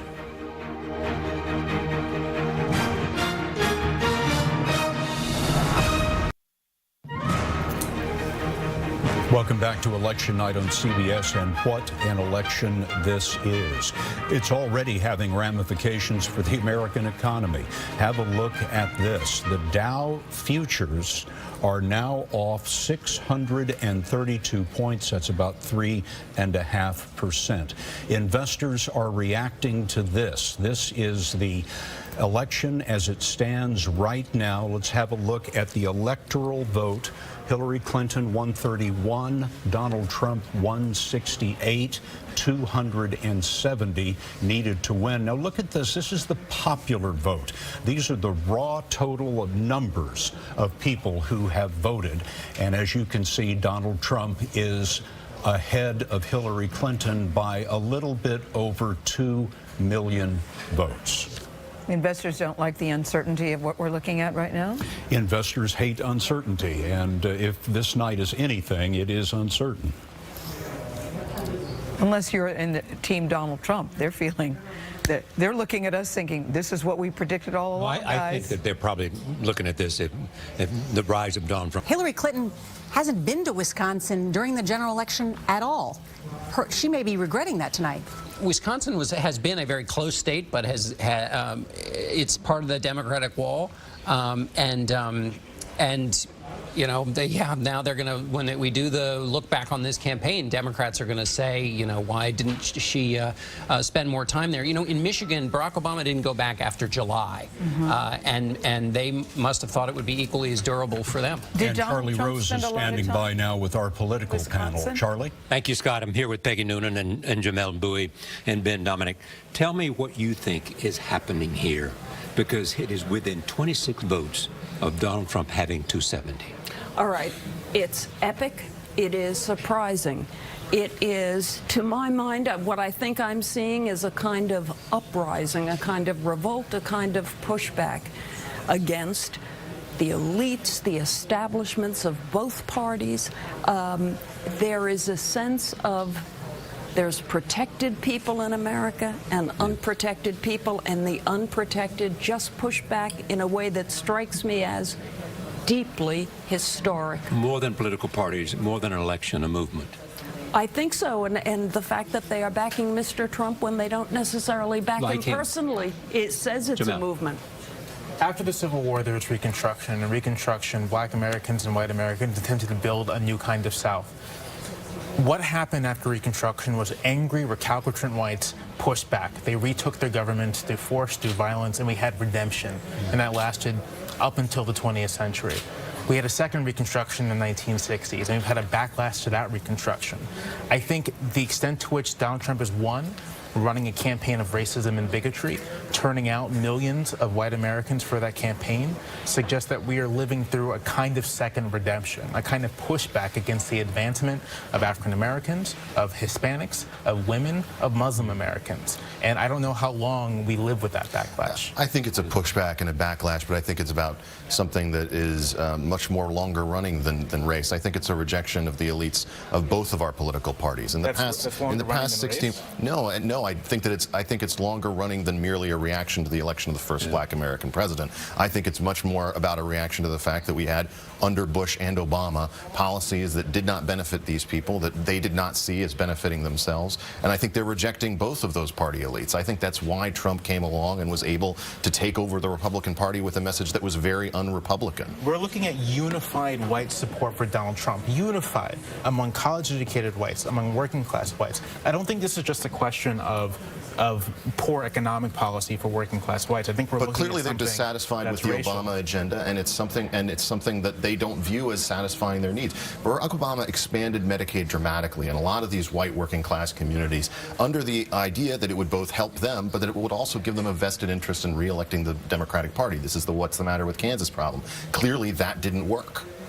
Peggy? I'm thinking, what is it like in the White House tonight? The President of the United States will, if trends continue, if Mr. Trump is elected tonight, I think experience this as a rebuke, as America almost saying, we thought you'd bring us together, you didn't, and now we've taken this surprising decision and really kind of confounded political history. Let us say very clearly here, this is as tight as it could be. Donald Trump is in the lead. He needs 26 more electoral votes to get to 270. He is not there. There are too many undecided right now, nor is Hillary Clinton.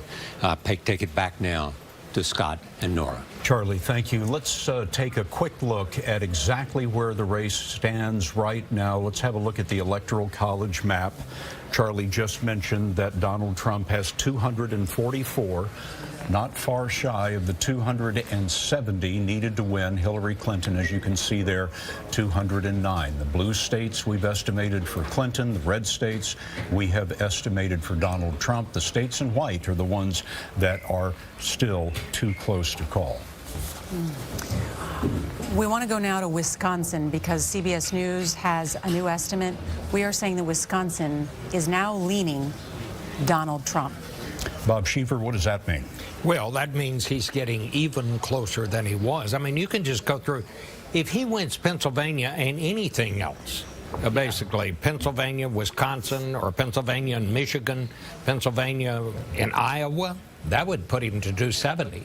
Yeah, if he wins Wisconsin and then Arizona behaves as it's supposed to, then it's at the end of his fingertips. He's basically, I mean, he can do it with Michigan, Pennsylvania, New Hampshire, Maine. So it's his paths, those 6 paths that Kellyanne Conway was talking about earlier tonight. He has 6 paths. I miscalled. He's already gotten Iowa.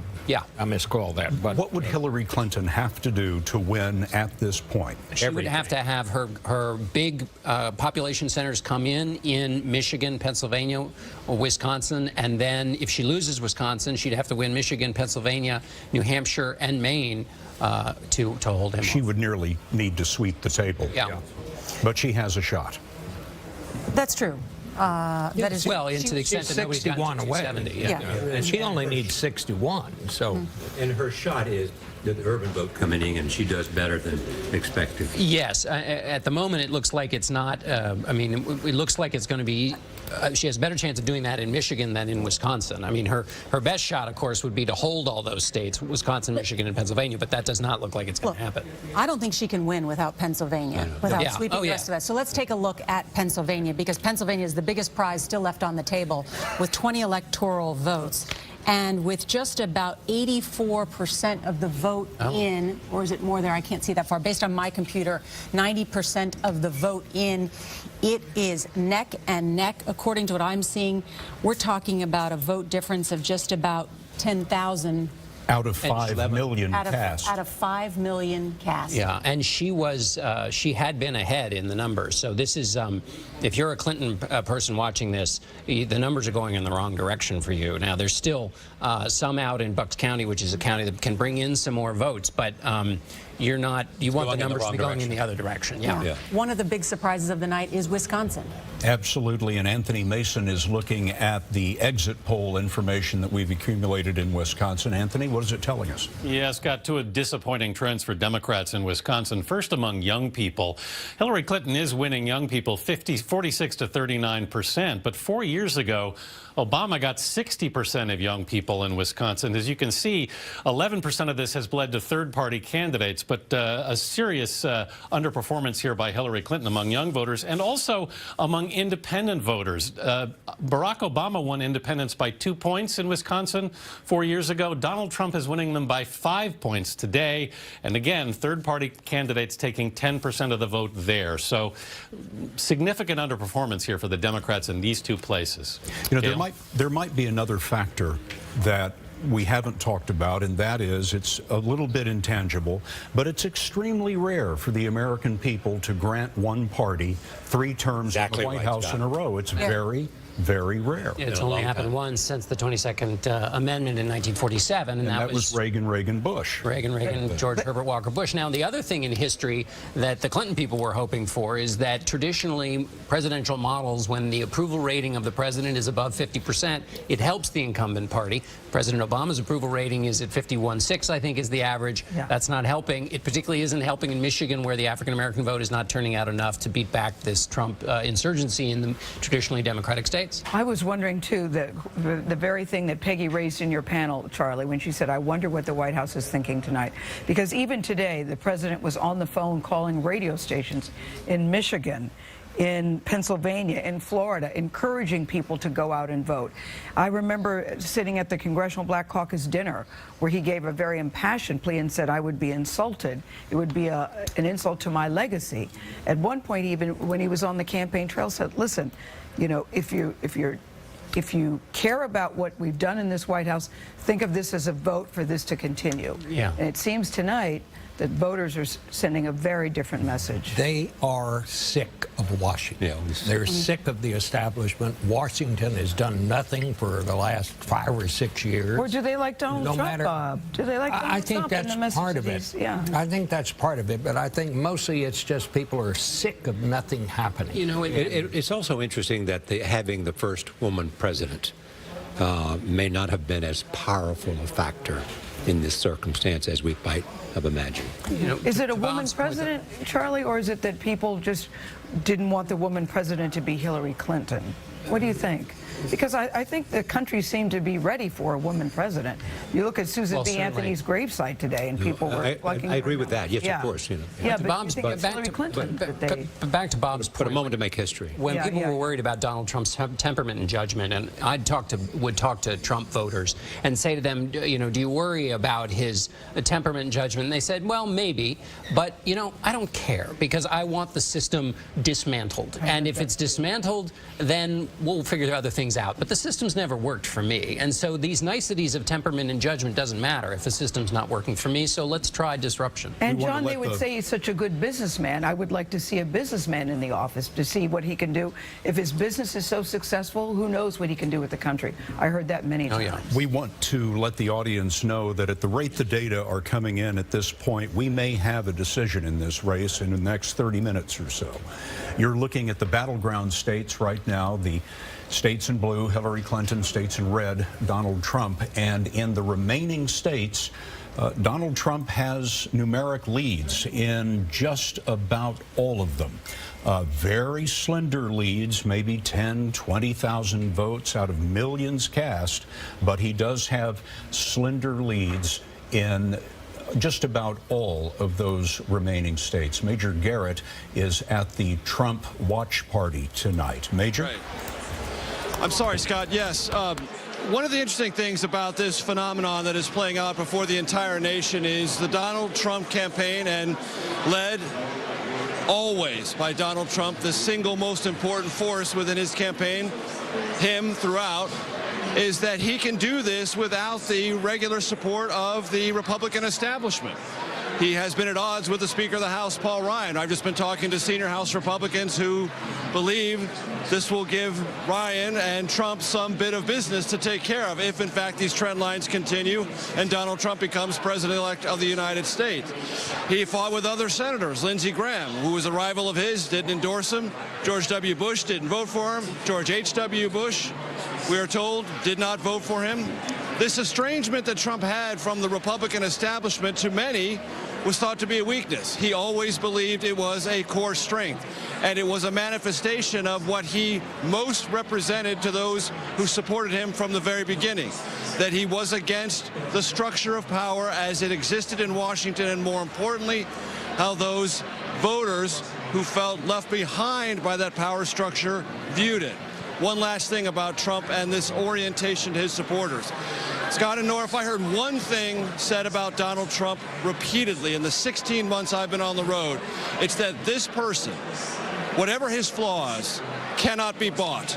And for lots of Americans who've told pollsters for years and years and years they're frustrated about campaign finance, or they think the system is somehow corrupted by too much money, they decided to stop waiting for legislative remedies or a constitutional amendment. They just put someone, or put their support behind someone who they believe, because of his wealth and because of his understanding of the system, having once been a donor but now an outsider of his own, couldn't be bought and would really represent their interests and not anybody else's. Major Garrett really doing a magnificent job covering the Trump campaign from day one. We're going to take a break, but before we do, there are some more votes coming in, and they are the votes of Wall Street. Have a look at the Dow futures tonight.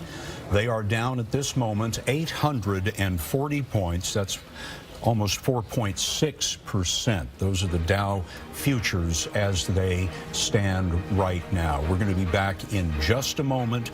We will break in with any late development coming right up. It is election night on CBS.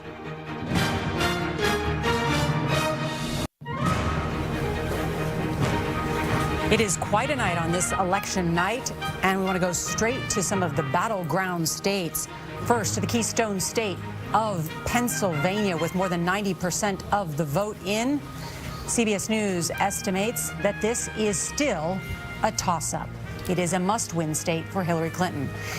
In the state of Michigan, with 70% of the vote in, you can see, look at that, at just about 20,000 votes separate the two candidates.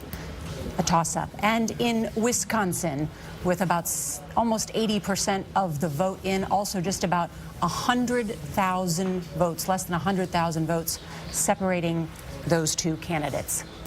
John? It's just amazing to watch these. I mean, in Pennsylvania now, as I look at it, it's about 2,000 votes that separates the two of them. Out of 5 million cast. Yeah. For those of you who sat at home thinking my vote doesn't count, wrong again. And so here we're watching this enormous country, all of this collective behavior, and it's coming down to, a handful of votes in these states to determine who the next president is. No, John, when Senator Al Franken was here at the table and he said, listen, I am the poster child of close elections, because he said he won his election by 312 votes. He said, let that be a lesson, a warning to anybody who thinks it doesn't make any difference whether I go and vote.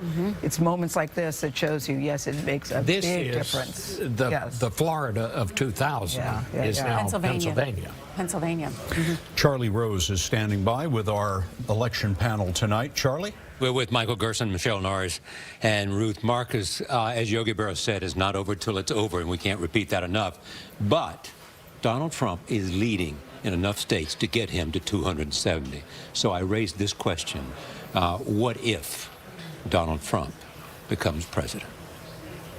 Well, people concerned about that need to remember that we have strong institutions in America, strong legislative branch, strong judicial branch, and a balance of power system where the president doesn't get to do everything he wants, although he has tremendous power on the international stage.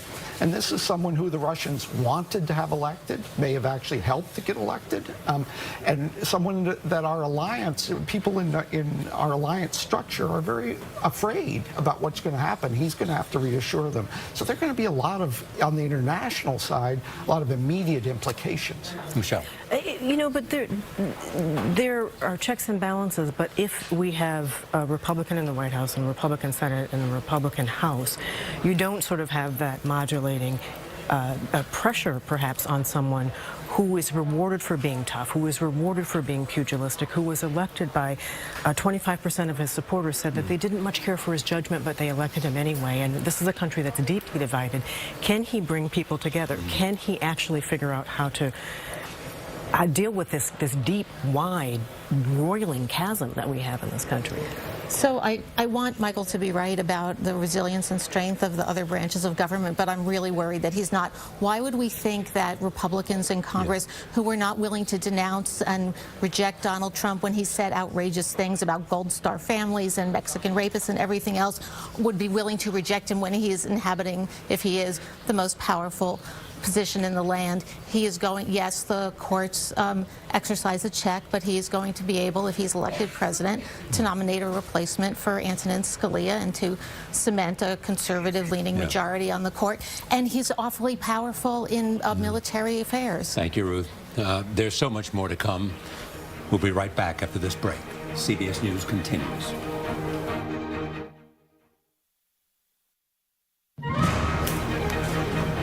Well, this is one kind of a night as we are waiting to announce the 45th president of the United States. A number of battleground states still in the toss-up column. We'll have much more as CBS News coverage of election night continues.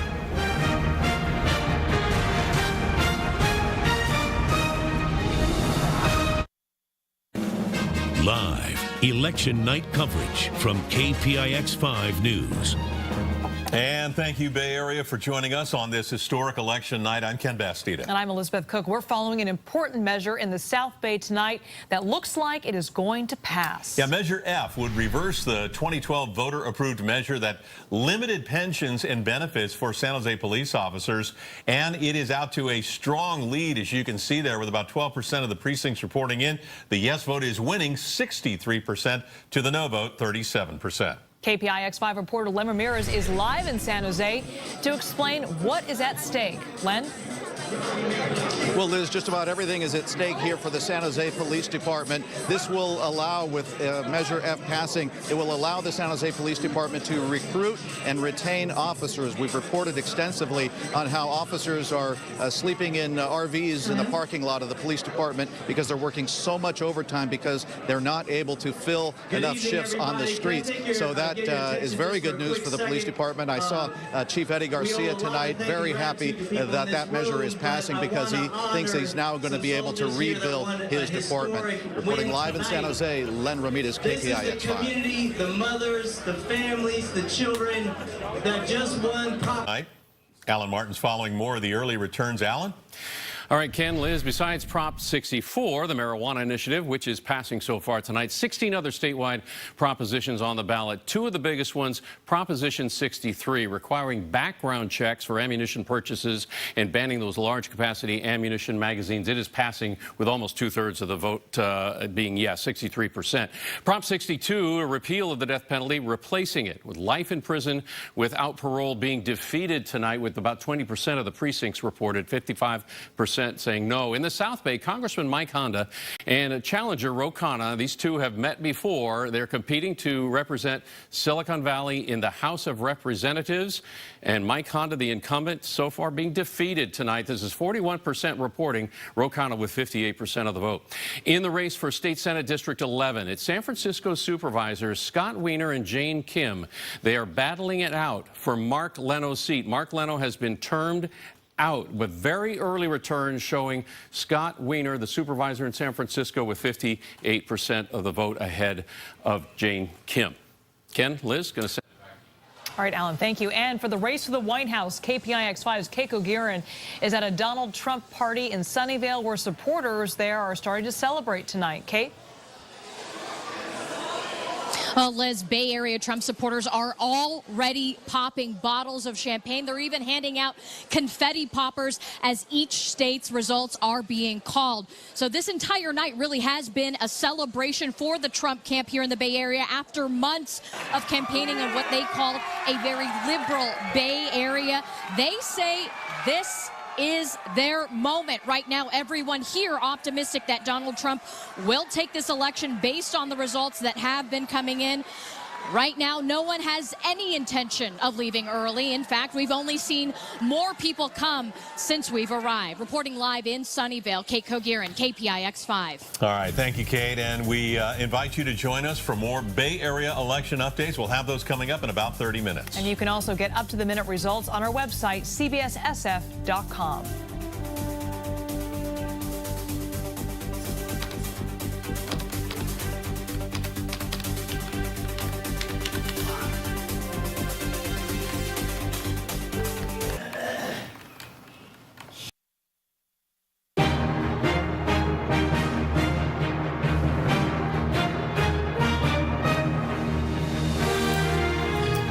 Back now with campaign 2016 election night here on CBS. Let us show you where the race is right now at this moment. We're going to go to the Electoral College map. And as you can see on the Electoral College map, Hillary Clinton has 209 Electoral College votes. Donald Trump, 244, well within striking distance of the 270 that he needs to win. Now, what is still outstanding? Let's have a look at those states. Pennsylvania. CBS News has not been able to make an estimate there. It's still a toss-up. Look at that vote count. They are separated by 2,000 votes in Pennsylvania after 5 million were cast. Michigan, having a look at that now. Look how squeaky tight that is. Donald Trump just ahead of Hillary Clinton in Michigan.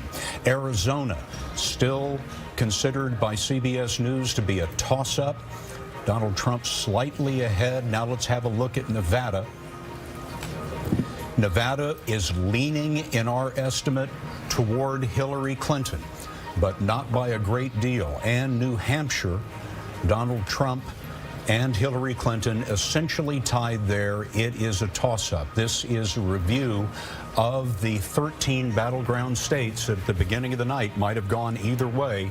The red states have gone for Trump, the blue for Hillary Clinton, and those remaining states you see right there, in all but one of them, Donald Trump has a lead, but it's a slender lead, and yet he does not need much. Hold on. I was just looking in Pennsylvania. Yeah. It looks like Lebanon is out, and that's about Mitt Romney won that 63% to 35% in 2012. So in Pennsylvania, where it's very close, you've got a county that looks like it's out. Nothing's been reported yet. That should be a strong county for Republicans. And by out you mean it hasn't been reported yet. Yes, yes. All right, in Nevada, we have a call. CBS News projects Hillary Clinton will win the state of Nevada when all of the votes are counted.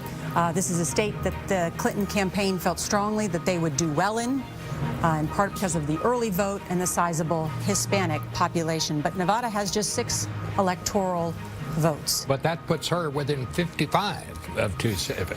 You are good at math, Bob Schaefer. Yeah, 55, and one more we can cross off the list. We are now down to 5 battleground states, and we do think that perhaps in the next half hour we will be able to call who is the 45th president of the United States. We should check in with our correspondents who have been covering these 2 candidates for more than a year. Let's check in first with Major Garrett, who has been covering the Trump campaign. Major, it sounds like a celebratory mood there.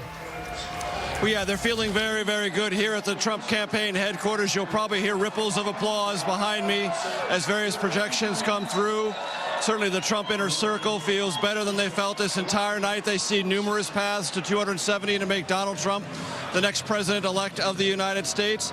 And I will tell you this. In the last week to week and a half, everyone associated in the inner circle of Donald Trump's campaign told me the following: that if this breaks, if there is a collective sense that Donald Trump is the change agent that the country says it wants, it will break late and it will break consistently throughout all of the narrow states. And it won't necessarily be detected by exit polls or polling data. It was that central hunch, I've called it the great hunch repeatedly on CBSN, that is beginning to be borne out by the votes of Americans in all or nearly all of the battleground states. That there would be this psychological sense that it was worth taking the chance on Donald Trump as not only an agent of change, but someone who would bring a stronger sense of leadership dealing with terrorism, dealing with the global economy, meaning globalization, and disrupt. The word I heard over and over on the campaign trail, disrupt the Washington order. That appears to be what's going on. The sense that that collective psychology might take hold appears to be on the target. Major Garrett, thank you. It is late into the night. Nancy Cordes has been at the Clinton watch party. And Nancy, what is the mood like there? Nora, it's like all the air has been sucked out of the room and everyone is holding their breath. It's almost entirely silent here. No one thought that this race would be coming down to a state like Wisconsin. And here's why. Back in 2012, President Obama won that state by 7 points. In 2008, he won it by 14 points. Michigan, another state that's too close to call right now, President Obama won in 2012 by 10 points. And just for fun, I was looking back at some of the articles that have been in Wisconsin newspapers in the past few days to see what they were saying about this race, and get a load of this headline from earlier today in the Wisconsin State Journal. It says, quote, Hillary Clinton hoping to win Wisconsin without setting foot in the state. The article says she's the first major party nominee not to visit the state during the general election since 1972. The fact that it is so close tells me two things. First of all, that trade was an even bigger issue in some of these Midwestern states than the Clinton campaign believed, and this was one of Donald Trump's signature issues. It also shows, frankly, that a lot of Wisconsin Democrats probably didn't believe that their own state was a battleground state. They may have grown complacent because the Clinton campaign wasn't treating Wisconsin like a battleground state. A lot of voters may have thought that they didn't need to either. All right, Nancy Cordes, thank you. We should take a look at the electoral map right now because Donald Trump leads with 244 electoral votes. Hillary Clinton has 215 electoral votes. That means that Donald Trump is just 26 votes away from the presidency. We still got 5 states on the map. And it could still go either way, but can I just throw this on the table, regardless of how this turns out tonight, because, as you point out, Bob, as we've all said, it could go either way. Shouldn't he be congratulated, or somebody just say, what he's done is extraordinary. The fact that it started with 17 candidates, it's now election night, it's gone right down to the wire, and we still don't know, after midnight, we still don't know how this is going to turn out. If you are a supporter of Donald Trump or he wasn't your candidate, what he's accomplished is extraordinary. It's a remarkable feat. Few of the pollsters would have expected anything like this. I don't know any pollster that called this. The Washington elites that Donald Trump has been campaigning against wouldn't have expected this, and yet he has essentially done, or is about to do, exactly what he said he would do. Is this, Scott, is this a victory for the Republican Party, or is this a victory for some new party? Is this the victory for the Trump Party? I mean, where does the Republican Party go? We talked about if Trump lost, would the Republican Party survive? Will the Republican Party survive? You're already seeing calls for a new party. You know, David Brooks had a column in the New York Times today calling for a new party. Yeah.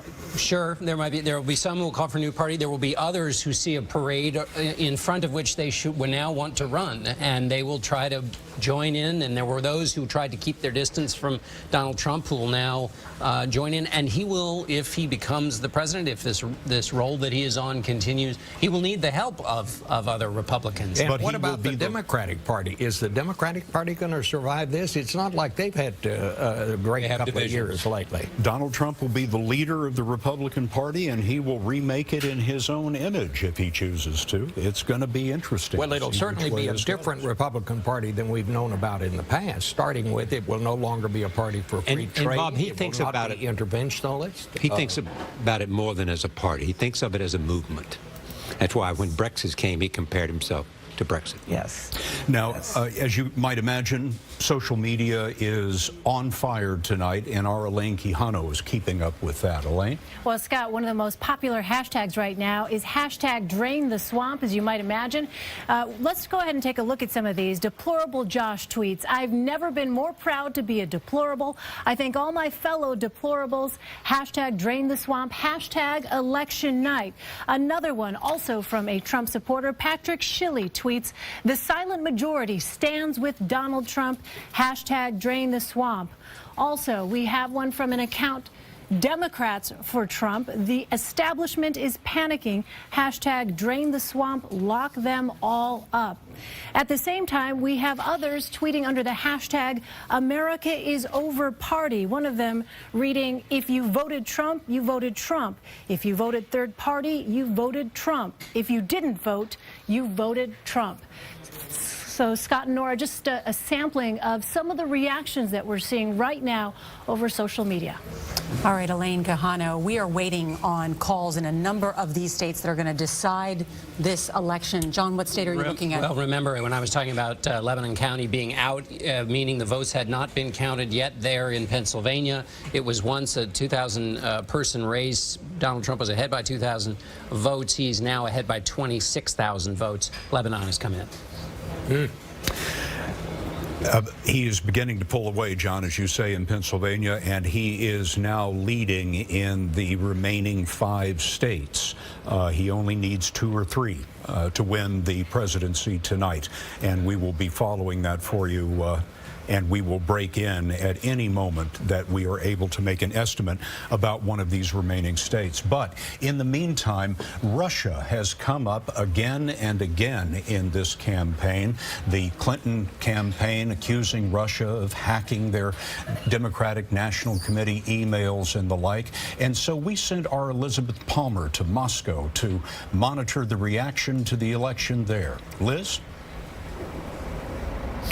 Good morning. Well, the sun's just come up here in Moscow, and Russians are getting out of bed to discover that Donald Trump has a plausible path to the White House. That's going to go down very well here.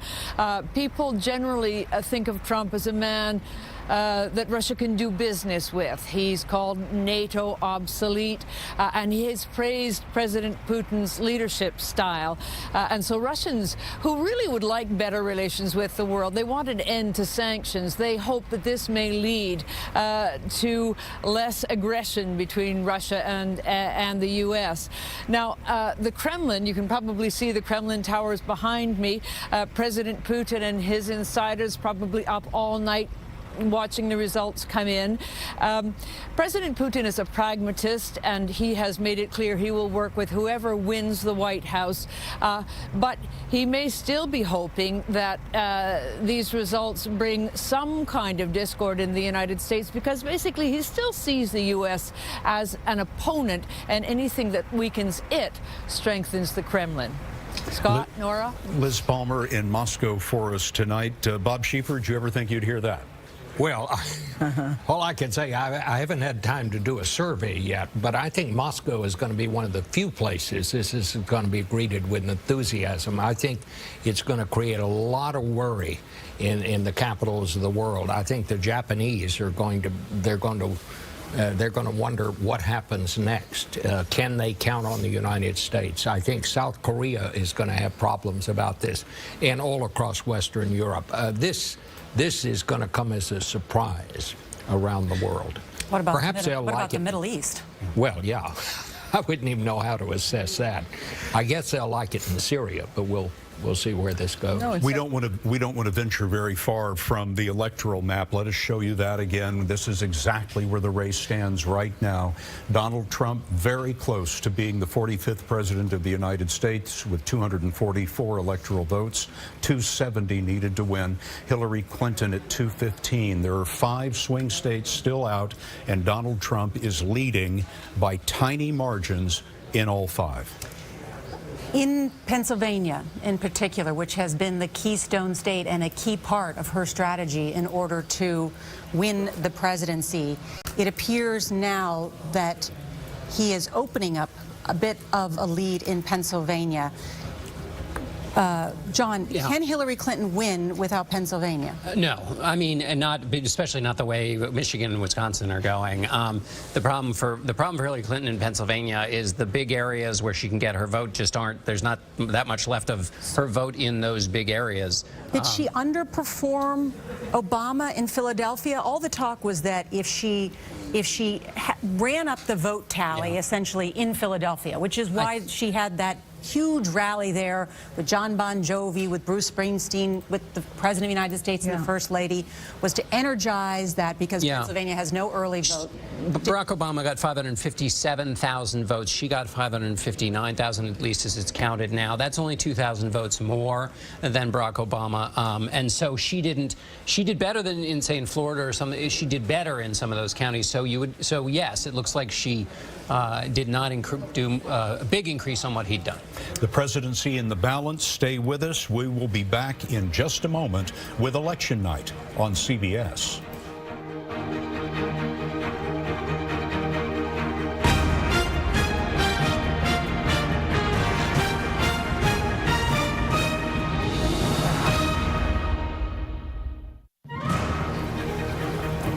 Back now with Election Night on CBS. Since we've been away, nothing has changed. Well, let's have a look at the electoral votes now. Donald Trump, 244, well within striking distance of the 270 needed to win. Hillary Clinton trailing with 215. There are 5 swing states that are still up for grabs, and Donald Trump is leading by slight margins in all 5. John Dickerson, as you go through the exit poll information and all the votes coming in, how did he do it? Well, I'm still looking at that, Scott. It's in different ways in different states. You know, part of it is that if you look at a state like Pennsylvania, Barack Obama, 13% of the electorate in 2012 was African American in Pennsylvania. So now it's only 10%. So Hillary Clinton's vote didn't turn out a little. His vote did turn out. Then you've got in Florida and North Carolina, you've got Gary Johnson, the Libertarian candidate, got 7% of the vote, took some of the millennial vote, which was up in North Carolina. But because Johnson was taking it, Hillary Clinton, it looks like didn't grab as much of the millennial vote in that close state. In Florida, the Hillary Clinton strength with with white college-educated voters did not exist. Donald Trump beat her with that group by 20 points, whereas in a state like Pennsylvania, she's up by 20 points with college-educated white women. So it's a bit of some of it's idiosyncratic to the states, but basically, in the rural areas, he boosted his support among Republicans. I think there are 2 big factors. I think there are 2 big factors here. The first factor is that about 7 out of 10 voters are angry, dissatisfied, sick of government. Number 1 thing. Number 2, amongst nearly every age group, blacks, Hispanics, independents, she underperformed Barack Obama. So the Clinton campaign had talked about that she would build a new kind of coalition, different than the Obama coalition. It is a different coalition, and she wasn't able to replicate the Obama coalition of 2012. I was talking to African American voters in Cleveland, and I said, do you feel the enthusiasm that you did for Obama?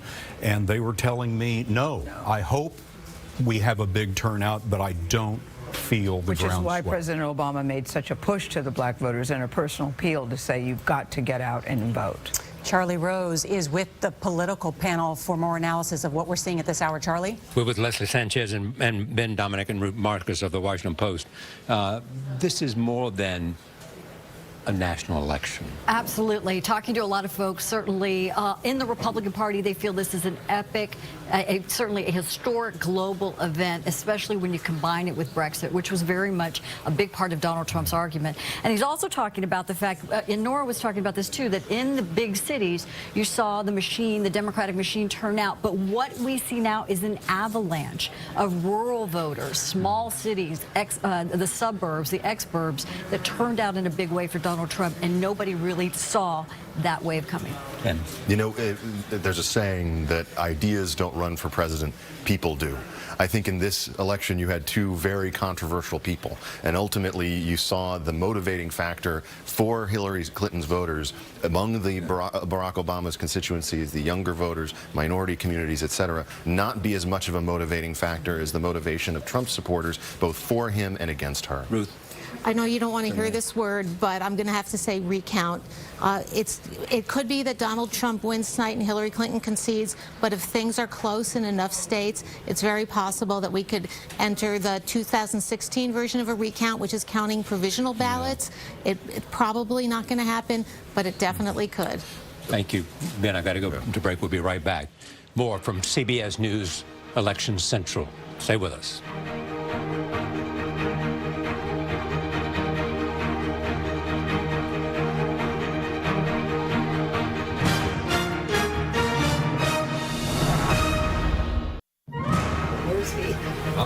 It's election night on CBS. Let's go right to the board that shows us where the race is right now. This is the electoral vote. Hillary Clinton 215, Donald Trump 244. He is well within striking distance of becoming the 45th president of the United States. This is the popular vote. Donald Trump leading the popular vote by about 1 million votes. We'll be back shortly with more Election Night on CBS. Live, this is Campaign 2016 Election Night coverage on KBCW. The Bay Area and the country buzzing over today's historic elections.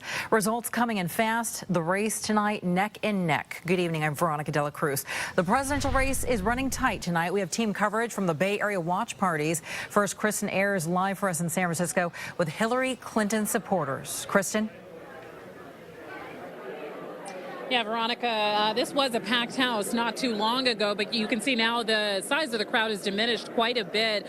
Certainly a somber mood in here tonight. Earlier tonight, we had a little bit of excitement in the air, a little bit of buzz. People were in here chanting, "I believe that she can win." That has given way to a much quieter, sort of sober mood here at the Holiday Inn. You know, some of the supporters we've talked to say, you know, it's still too early to tell exactly what is going to happen, but this is not how they imagine this night going.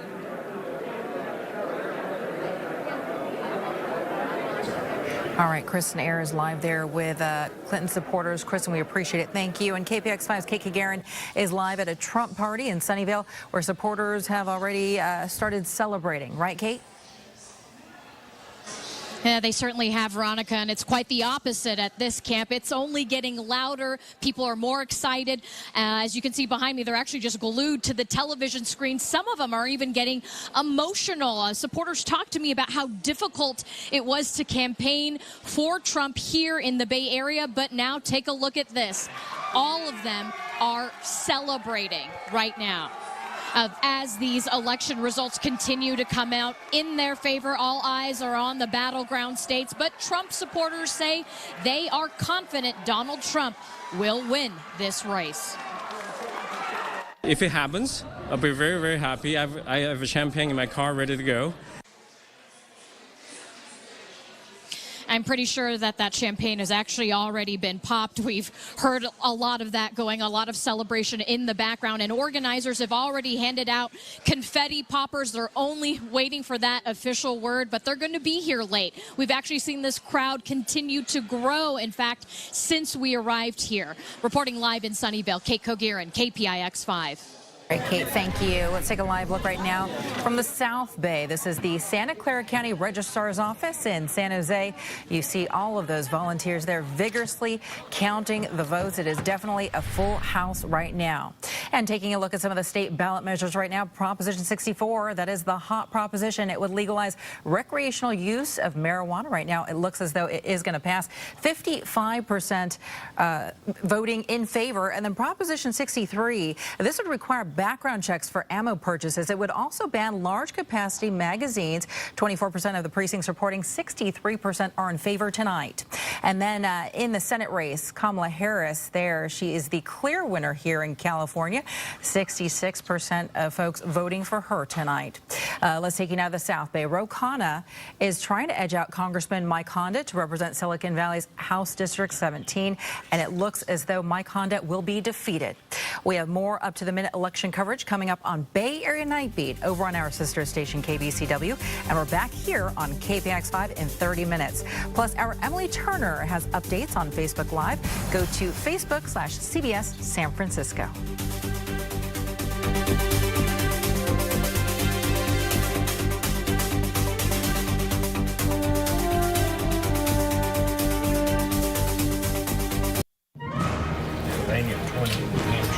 In the West, it is election night on CBS. In the East, it is election morning on CBS. It has been a long night, a fascinating night, Donald Trump's night so far. Let us show you the electoral map. Donald Trump well within striking distance of becoming 45th president of the United States. Hillary Clinton with 215 electoral votes, Donald Trump with 244. The red states are Trump, blue states are Clinton. The white states are those that we have not been able to make an estimate because the race is too close to call. The polls have just closed in the last state, and that is in Alaska. But while these states that you see in white are too close to call, Donald Trump is leading numerically by small margins in all 5. Scott, this is something interesting from the exit polling team. 73% of the voters say they had made up their mind over a month ago, which means the Access Hollywood tape made very little difference. Neither did the FBI Hillary Clinton email controversy. So it seems that the cake was already baked. If you were for Hillary Clinton a month ago, you were still that. If you were for Donald Trump a month ago, I think that because there was so much speculation about the ups and downs of the campaign, we're switching people's minds. That does not appear to be the case. Everyone at home is either online or has their notepad doing the math about the different paths to victory. And so let's go through the states to give everyone the very latest tally in those states that we have yet to call. We'll start first with those battlegrounds, which we can show you there. There's one state not on this battleground that I'm going to tell you about too in just a moment, but let's go first through these battlegrounds tonight. First, the state of Pennsylvania. 97% of the vote in the biggest electoral prize still left there. Michigan, Donald Trump has a slight lead there. Wisconsin, Hillary Clinton did not visit the state since the primary. Donald Trump did, spent money there. It has benefited him. Arizona, Hillary Clinton, the Goldwater girl originally, hoped to make a play there, but Donald Trump leaning in the state of Arizona. New Hampshire at this hour, a toss-up. Those are the states still left on the map. The one state we've not talked about in a bit, as we were all trying to do the math here, is Minnesota. Another one of these states that the Clinton campaign had felt comfortable about, had assumed that it was in the Democratic column, but at this hour, as you can see right here, this is a toss-up, according to CBS News. I remember a conversation with John, and he said he had talked to the Trump people and said, "Why are you going to Minnesota?" Yeah. Well, again, in the story as we look back on this campaign, I mean, the Trump people had a different set of data. It was consumer-related data. It was not sort of the normal state-of-the-art political polling. And a lot of the people in Republican circles who looked at the Trump polling and their methods thought, you know, it's not the same when you're selling a consumer product as when you're selling a candidate. Well, it turns out that the Trump people knew something. With their special black box of assessing the world, they figured out who their voters were, and they figured out how to get to them, and it looks like they're getting to them. You know, Kellyanne Conway was just here this morning when we were all here however many hours ago, and she said one of the storylines of this campaign will be about how many non-political experts were involved in the Trump campaign. Their director of analytics, social media, people who had never worked on a presidential campaign before, pollsters who didn't predict this would happen. They were all that traditional class of consultants and pollsters, media buyers, Bob, have made a lot of money on these contests, winning and losing for their candidates. You know, we still don't know anything about Maine. It's true, Maine. There are 4 electoral votes up there, and the polls just closed in Alaska. Let's don't forget old Alaska up there. You know, three electoral votes, but those three electoral votes may matter. It might matter. One of the big themes of this campaign has been the kind of outsider, a populist versus the elites. Well, that's the message part, but it's also through the campaign and the way it was run. This was, we're going to do it our own different way. We're not going to listen to the specialists and the experts, although, of course, they used some of it from the Republican National Committee. But in form and message, it was an outsider campaign. But, John, talk about specialists and the experts. You can't get a more special and expert than the Clinton machine. What does this say that this comes down for Hillary Clinton and Donald Trump? What does this say went wrong in her campaign if it doesn't turn out her way this evening? Well, you know, if we're talking just about the Clinton campaign, it's got to be that Democrats were not excited about her, and they did everything they could with the state of the art. But as to pull out another cliche of politics, they say that the ground game and all this structure is good for a field goal, but you have to get within a field goal. And she had the backing of an incumbent president who has very high approval ratings at this particular time. Well, that's right, and we haven't seen a connection between an incumbent and a challenger like this. Even Bush and Reagan didn't campaign the way these two did. I just think that that outsider versus insider, and those insiders who make a living trying to predict, turn out the vote, they are all scratching their heads tonight saying said that they got this totally wrong. The political science books are going to get rewritten. If my math is right, there's now 67 votes still on the board, still in play here. She needs 55. He needs 26. That shows you how close it is. Nobody campaigned harder for Hillary Clinton in many of these swing states in recent weeks than President Obama, and Margaret Brennan is at the White House for us tonight. Margaret? Well, a crowd has gathered here, Scott, but the silence from the White House is deafening. President Obama argued that the very fate of the republic, his words, hinged on this election, and he was on the stump for his successor more than any other president in modern history. Donald Trump, a man he called uniquely unfit for office, is going to deal Obama's historic presidency a serious blow. Clinton had promised that she would protect his signature achievement, Obamacare, which has been damaged in recent months. She had pledged to undertake immigration reform, roll out environmental protections, and defend that landmark nuclear deal with Iran, which Trump says he's going to tear up. Supreme Court nominee Merrick Garland doesn't look now like he'll get confirmed. That's going to leave us with a split Supreme Court. Trump said he's going to renegotiate Obama's free trade deal with Asia and other alliances. So this is going to make it very difficult on Monday when President Obama heads to Europe to try to reassure allies that America is going to stand by their defense, particularly considering that Trump has made friendly overtures to Russia. How is he going to explain this pledge to possibly start a trade deal with China? So this is going to be really difficult for the White House to explain away in the light of day. But Scott and Nora, President Obama said before the polls closed that when the sun rises, America will still be the greatest nation on earth. I think it's safe to say he didn't think he would wake up to this kind of result. Margaret, it sounds like, and it looks like, there's a really large crowd around the White House. What's going on? Well, Scott, there has been a crowd gathering over the past few hours, and it's gotten much larger just in the past 30 minutes or so. And you have seen more Secret Service move towards that front gate of the White House, just trying to protectively get things under control or watch for any threats. But you've got a mix here. You've got chants of Black Lives Matter. You've got anti-Donald Trump chants. You've got pro-Hillary chants. I see red, white, and blue balloons. There were some singing the American anthem and other patriotic sounds earlier. So it's sort of hard to, in many ways, pull through the gate exactly where sentiment is. It sounds just as confused as many of the political experts have been in predicting this outcome. Margaret, thanks very much. And on January 20th, there is going to be a new resident in the most splendid of all public housing in America there on Pennsylvania Avenue. It'll be interesting to see the world reaction to this result tonight, however it goes down. Especially, I think people will be surprised that it's gone so down to the wire. Secretary Kerry was saying the other day that parts of this election have just been downright embarrassing. I do think it is important to point out at this hour, it is 1:10.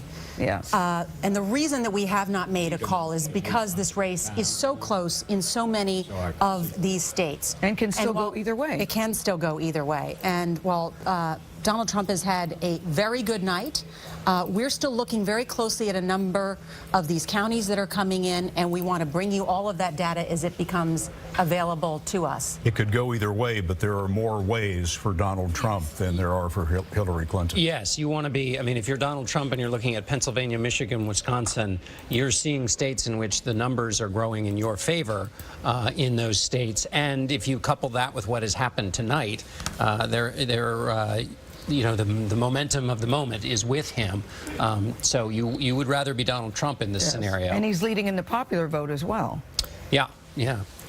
Now, as we talk about all these things, I want to remind you who are watching us right now that the moment any one of these states can be estimated in the favor of one candidate or the other, we will drop what we're doing. We will tell you instantly. You will be the first to know. Having said that, Charlie Rose has some insightful panelists for us to listen to right now. Charlie? Indeed we do, Scott. Michael Gerson, the Washington Post, pegging into the Wall Street Journal, and Republican strategist Frank Luntz. I begin with Frank. Tell me, what do you think? This is inconceivable 5-6 hours ago. First, all exit polling should be banned. The fact is the numbers were wrong all the way across the table on state after state after state. The 5 p.m., the second wave got it wrong. Second, there is still a hidden Trump vote. People who refuse to tell pollsters who they voted for will not acknowledge it, and I think they're going to come out of the woodwork tonight. And third, how do you address that anger? Those are the people who really want to tear up, blow up Washington. They're going to have to figure out a way to work with them, with the House, the Senate. This is going to be the most chaos that we have seen in Washington in a long, long time. Your belief is that Trump has won? My belief, yes, I've had a chance to look at the counties. I believe that Trump will be the next president. Peggy.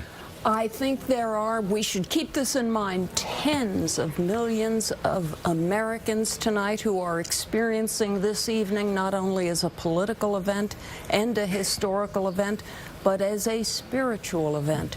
They feel grateful. They feel they are rebuking a decayed establishment that has richly earned a rebuke in 25 different ways. Spoke to a friend of mine, a major Trump supporter, this evening. He told me, I just spoke to him, he said, I said, how did you react when you realized this was going to happen? He's a tough, hard-boiled guy, and he said it was 9 p.m.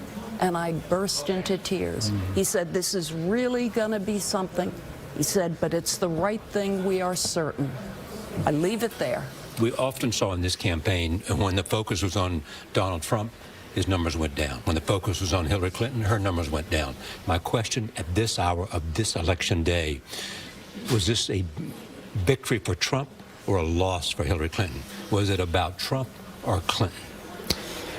Well, I think it's hard to argue that this isn't a victory for Trump. Yeah. I mean, his people came out in the right places, in the right numbers, and brought an extraordinary upset, one of the largest in American history.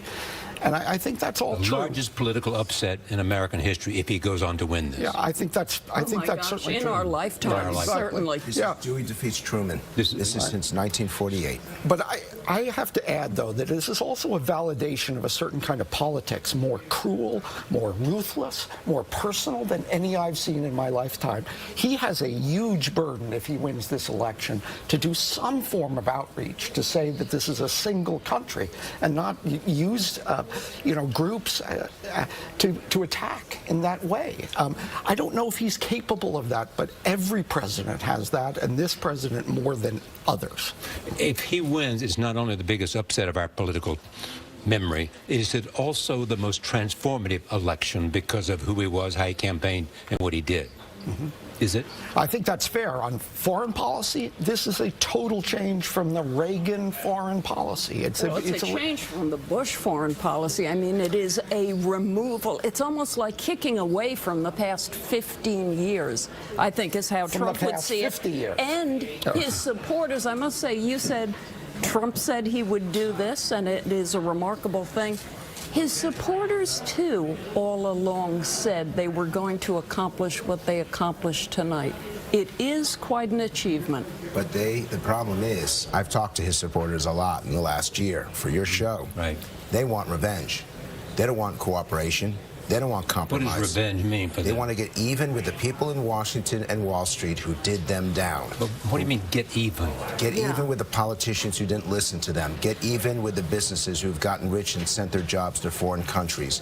Get even with a society that they think has turned against them. The one thing that the Trump people have in common is that they think they've lost their America and they want it back. There's also confidence in a Trump government.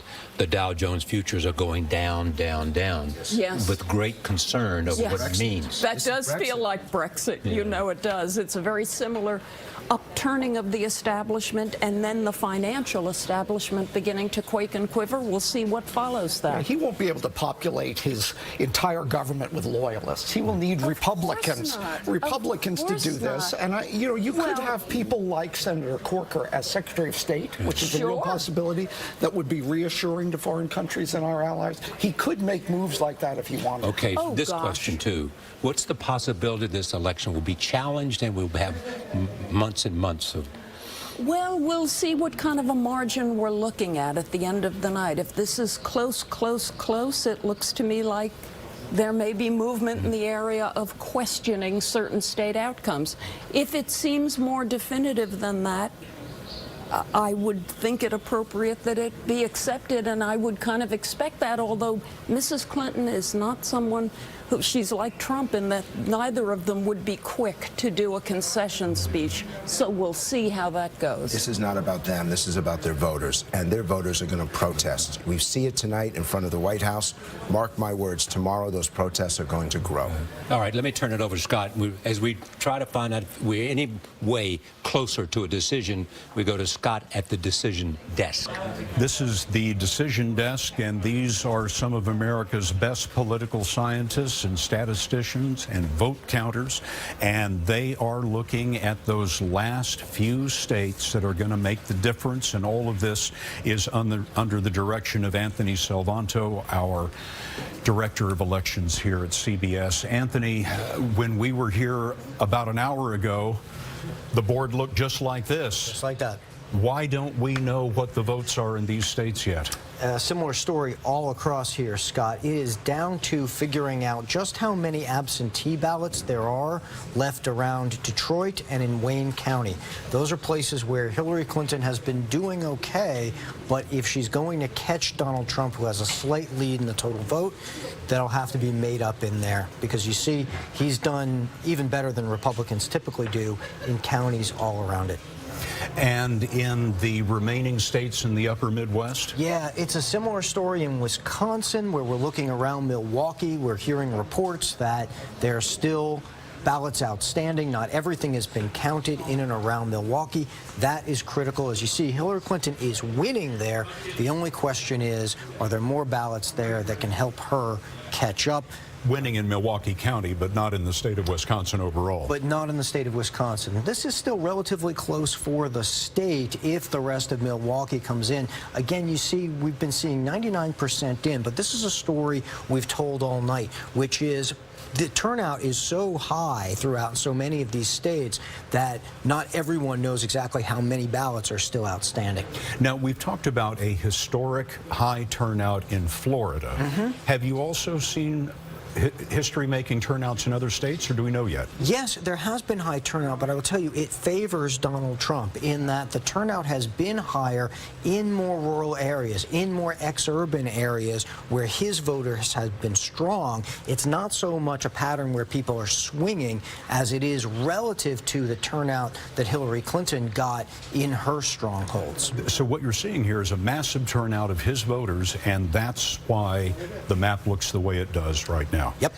What do you have to have in order to make estimates on the remaining states? The ballots that are remaining, you have to have the rest of them counted in and included in those counts, so that once we can say where a state's going. At this point, it's less about models and patterns as it is about raw vote when it gets down to the end of the night and it's this close. So it's once they say, okay, that's it, we're done counting, that's when we can describe the state. Let's look at the nation as a whole. Let me ask you two more quick questions. go. What is the path for Hillary Clinton to win at this point? How is that possible? Well, she'll have to hang on to Pennsylvania. That's going to be extremely narrow if she does, and then all of these states up here. She has to sweep the She'll have to sweep them. She'll have to And sweep them. for then, Donald Trump, what are his paths? Donald Trump has a lot of paths now. You know, we expect, now not all the votes counted in Arizona, but he's got a slight lead there, and then he would just need one or two of these other states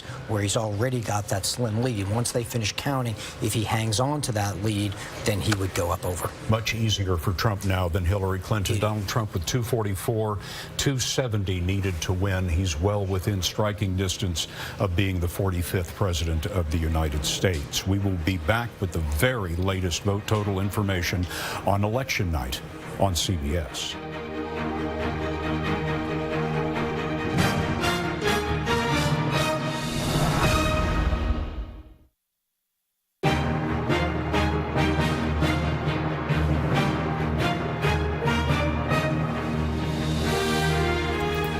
This is the closest presidential election I've covered, and I did cover the 2000 presidential election. In a number of states, we see extraordinarily close vote tallies. We want to go to Anthony Mason, who can explain what we are witnessing tonight. Anthony. Yeah, Nora, we wanted to look at the exit polls to see kind of what the recipe is for motivating Trump voters. And you could kind of, if you remember the 1976 film Network and Howard Beale, I'm mad as hell, I'm not going to take it anymore. It's kind of a Howard Beale coalition, because 38% of Trump voters told us they're angry at the federal government. 93% said the country's on the wrong track. 77% said the fight with ISIS is going badly. 57% told us trade is taking jobs away. I remember going back a decade and covering the economy, hearing middle-class voters in Ohio tell me they felt that Washington protected the rich and protected the poor and forgot about them. And in the last 16 years, the median income in this country has not moved. That is a recipe for anger. Nora? All right, Anthony Mason, thank you. I want to go back. Looking at exit polls, Nora, if I could follow up on what Anthony said. One of the things that united the Trump voters is 74% of them said they want that wall, something that he announced on that very first ride down the escalator 500+ days ago. They want the wall. And who's going to pay for it? Mexico. All right, as he chants in those rallies. And then, of course, as we witnessed in the debate we covered, too, though, Hillary Clinton challenged him on whether Trump had the guts to bring it up. I think she used the word cojones with the president of Mexico about who would pay for that wall. We've got a lot more information ahead. We're going to take you inside these battleground states that we have yet to call. Also explain why some of them we're still calling a toss-up. It has to deal with some absentee ballots in some of these main cities in these battleground states. We'll have more straight ahead. CBS Election Night continues at 1:24 in the morning. There you go.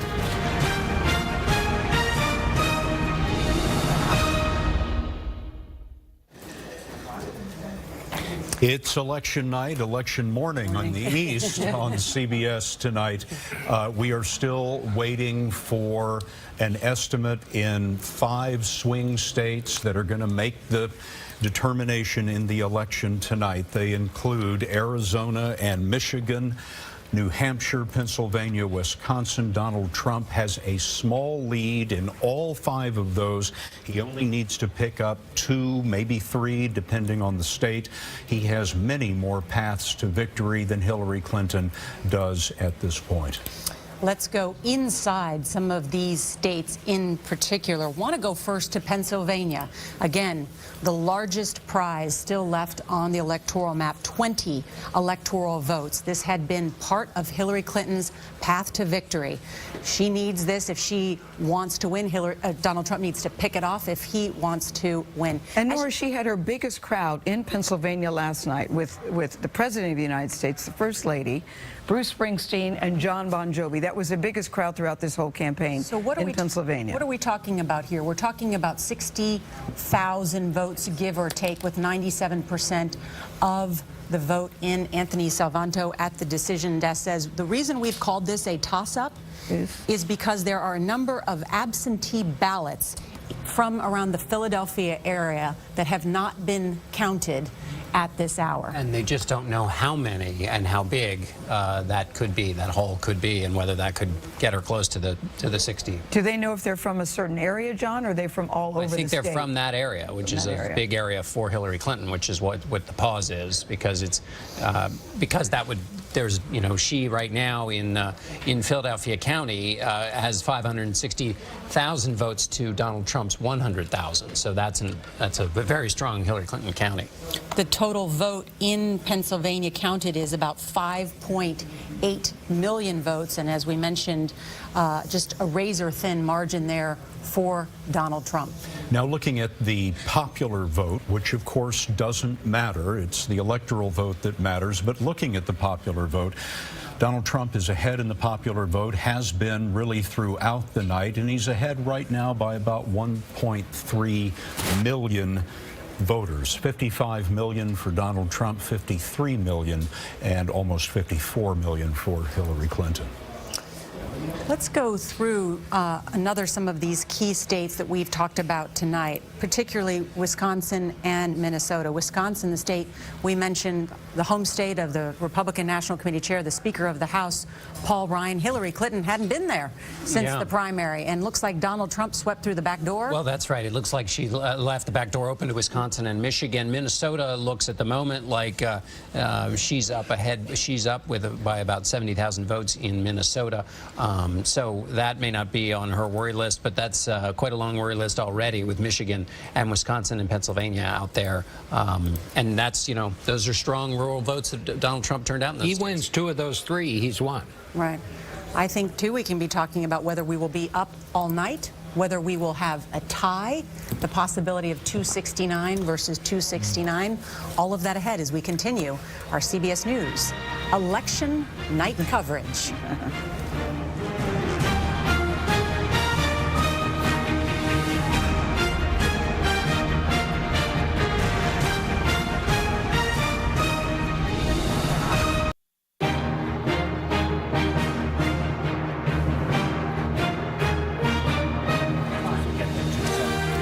It's election night on CBS, and we are watching these final vote totals coming in.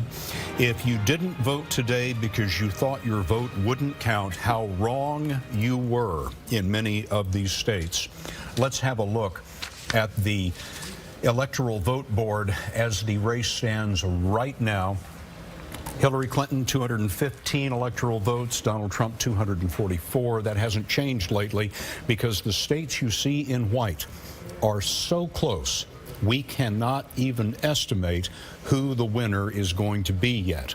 We are watching the last vote totals come in on many of these states, and it is that we're going to have to rely on in order to tell you who has won them. But we can say at this point that in the 5 swing states that remain, Arizona, Michigan, New Hampshire, Pennsylvania, Wisconsin, Donald Trump does have a small numeric lead in all 5 of those.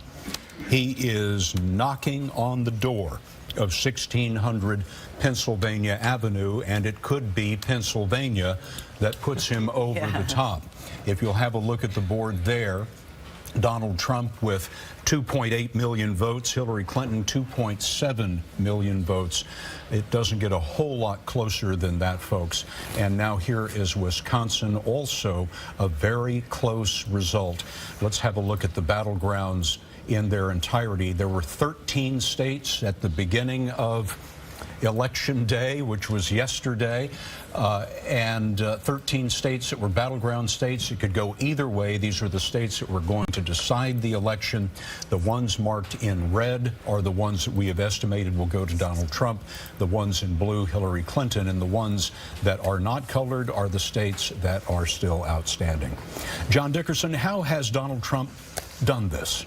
He's done it by running up the score in the rural parts of America. In the parts when we first met with Donald Trump back in 2015 in his office, he said basically it was pretty simple. He needed to turn out the vote that Mitt Romney couldn't turn out in the conservative base that he knew was there and that he knew he'd be able to turn out. That's what he did. And the conventional wisdom, sorry, Gail, was that what the Republican Party had to do, must do in order to win, is bring in women, bring in African Americans, bring in Latinos. And Donald Trump has repudiated that and proven that that was not the case. That's right. There was a bit of a debate whether you had to do that immediately for this presidential election cycle, or whether you had to get on your way to doing it because the demographic changes would hurt the party in 2020. Well, he said, forget all that, and he went and did it his own way and found his own people to do it. He also said all along he didn't really need the GOP establishment to accomplish what he wanted to do, and he certainly didn't. And also, we should pile up all the things that were arrayed against him, including all of the ad spending by all of the Clinton team and all of their friends and allies, plus all of the celebrities, plus all of the other the media in the kind of popular media. The entertainers were against him. No, I mean, he had a lot going against him. He actually smirked at the Clinton campaign, I thought, the other day when he said, there's no J-Lo, no Jay-Z, no Jay-Z, no Katy Perry. It's just me, and I don't even sing. And look at the crowd that came just to see me. I tell you, it's a beautiful thing. I mean, and clearly that worked for him. He was right about that. Yes. We have talked about that money is the mother's milk of politics. In this race, Hillary Clinton raised and outspent Donald Trump by a lot. I looked at the numbers before we began the night. Hillary Clinton had raised about $1.3 billion, including state party committees. Donald Trump, it was about $800 million. She had about a $500 million advantage. She creamed him when it was on the airways during the summer. She way outspent him, you know. She was on the airways when he wasn't. So he's managed to do this well despite some of those structural advantages that favored the Democrat. About 6 hours ago, there were high spirits at the Clinton campaign headquarters here in Manhattan, but that has changed dramatically. Nancy Cordes is there for us this morning. Nancy? Scott, I just talked to a Democratic strategist very close to the Clinton campaign who said that no one is considering this over just yet, but they are not delusional either. And he brought up a name that we haven't heard a lot of over the past few hours, and that is James Comey. He argues that the reason that the Clinton campaign was surprised by these close races in Wisconsin, in Michigan, and Pennsylvania is partly because no one could have seen this bombshell coming 2 weeks ago, that the FBI director would send a letter to Congress informing them that his agents were looking at new emails related to Hillary Clinton's use of a private server. He and many other Democrats are going to argue that turned off a lot of white working class voters who were trying to decide at that point between Hillary Clinton and Donald Trump. And further, they argued that even though a couple of days ago Comey essentially sent another letter saying, never mind, we've looked at these emails, it doesn't change our fundamental understanding of the case, all that did was inject the email issue, which has always been a loser for her, right at the end of the race, essentially 1 day before Election Day. And so you will see a lot of Democrats arguing that he had a role to play if she loses in her loss. And Republicans, on the other hand, will say if she hadn't used a private email account and email server in the first place, then he wouldn't have had to send any letters at all. But let's also remember those days before the Democratic National Convention when she was having a knockdown, drag-out fight with Bernie Sanders, who had generated a national movement of his own on the Democratic side. How much do you think that hurt Hillary Clinton?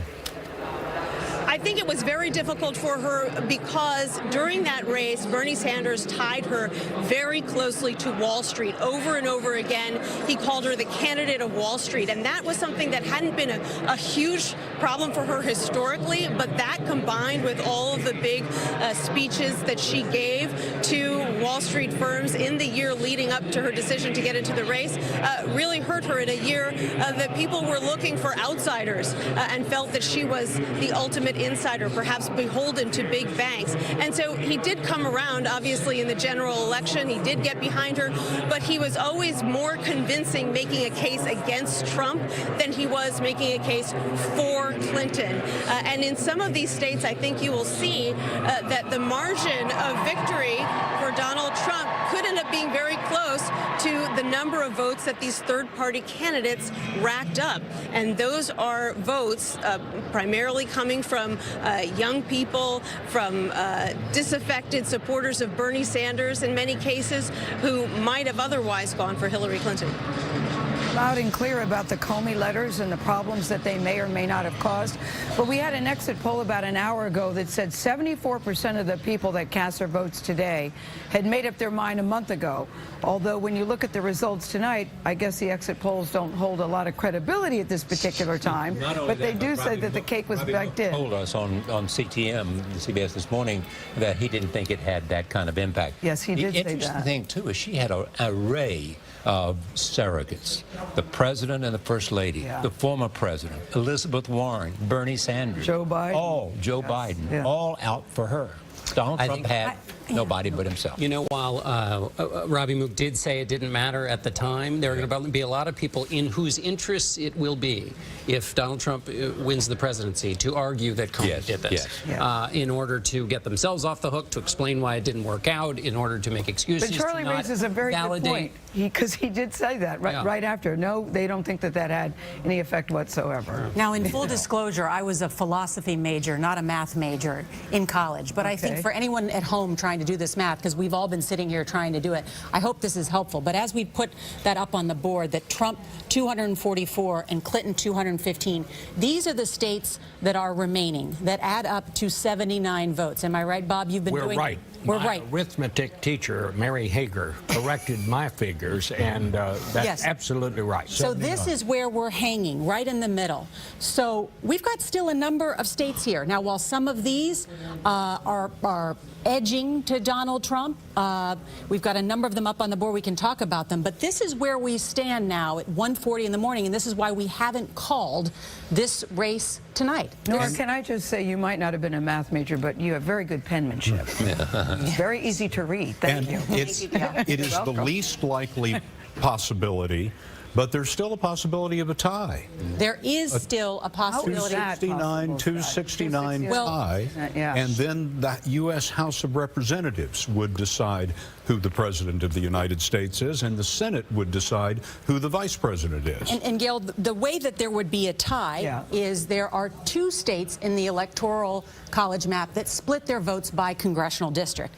Those 2 states are Maine and Nebraska. So Maine still has 4 electoral votes. We've not called that. Those can split 3 plus 1 or 2 plus... Right, John, 2 plus 3 and 1. There are a lot of people. And Nebraska still has 1 electoral. There are a lot of people in bed already looking and saying, when are they going to be able to call this thing? Yes. Well, and we don't know. This, I mean, this made it more clear to me. This is a lot still. This is a lot still to call, with a lot of reports. You're talking about 90 and 95% of the votes in all of those places.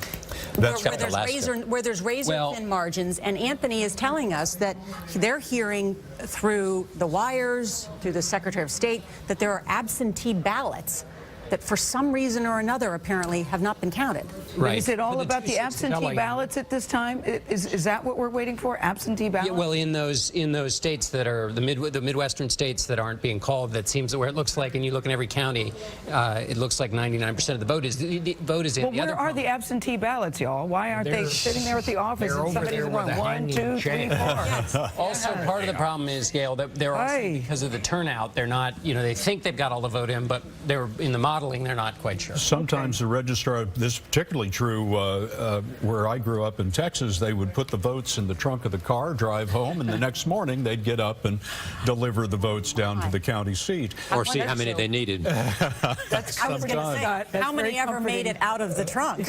But one of these states that we're talking about and waiting on is the state of Wisconsin. We now show it, CBS News shows it as leaning for Donald Trump. He has a small numeric lead there. Our Chip Reed has been following the campaign there in Wisconsin. Chip?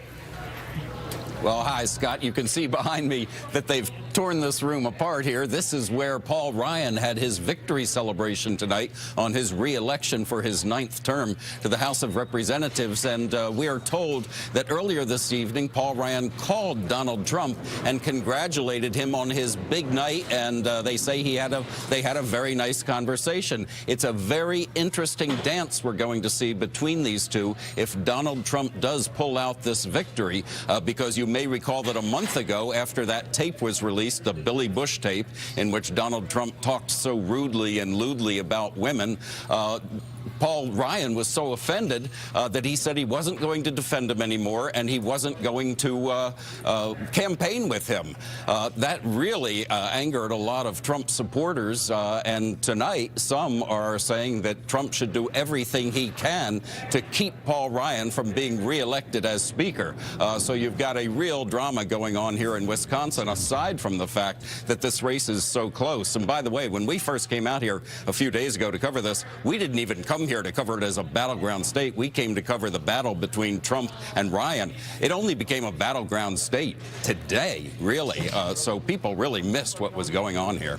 Chip Reed in Wisconsin for us tonight. And also we should make note that the Democrats needed to pick up 5 seats in order to take control of the Senate, and they have failed to do that. The Senate will remain in Republican hands. We will have the very latest vote totals for you when we come back as election night on CBS continues.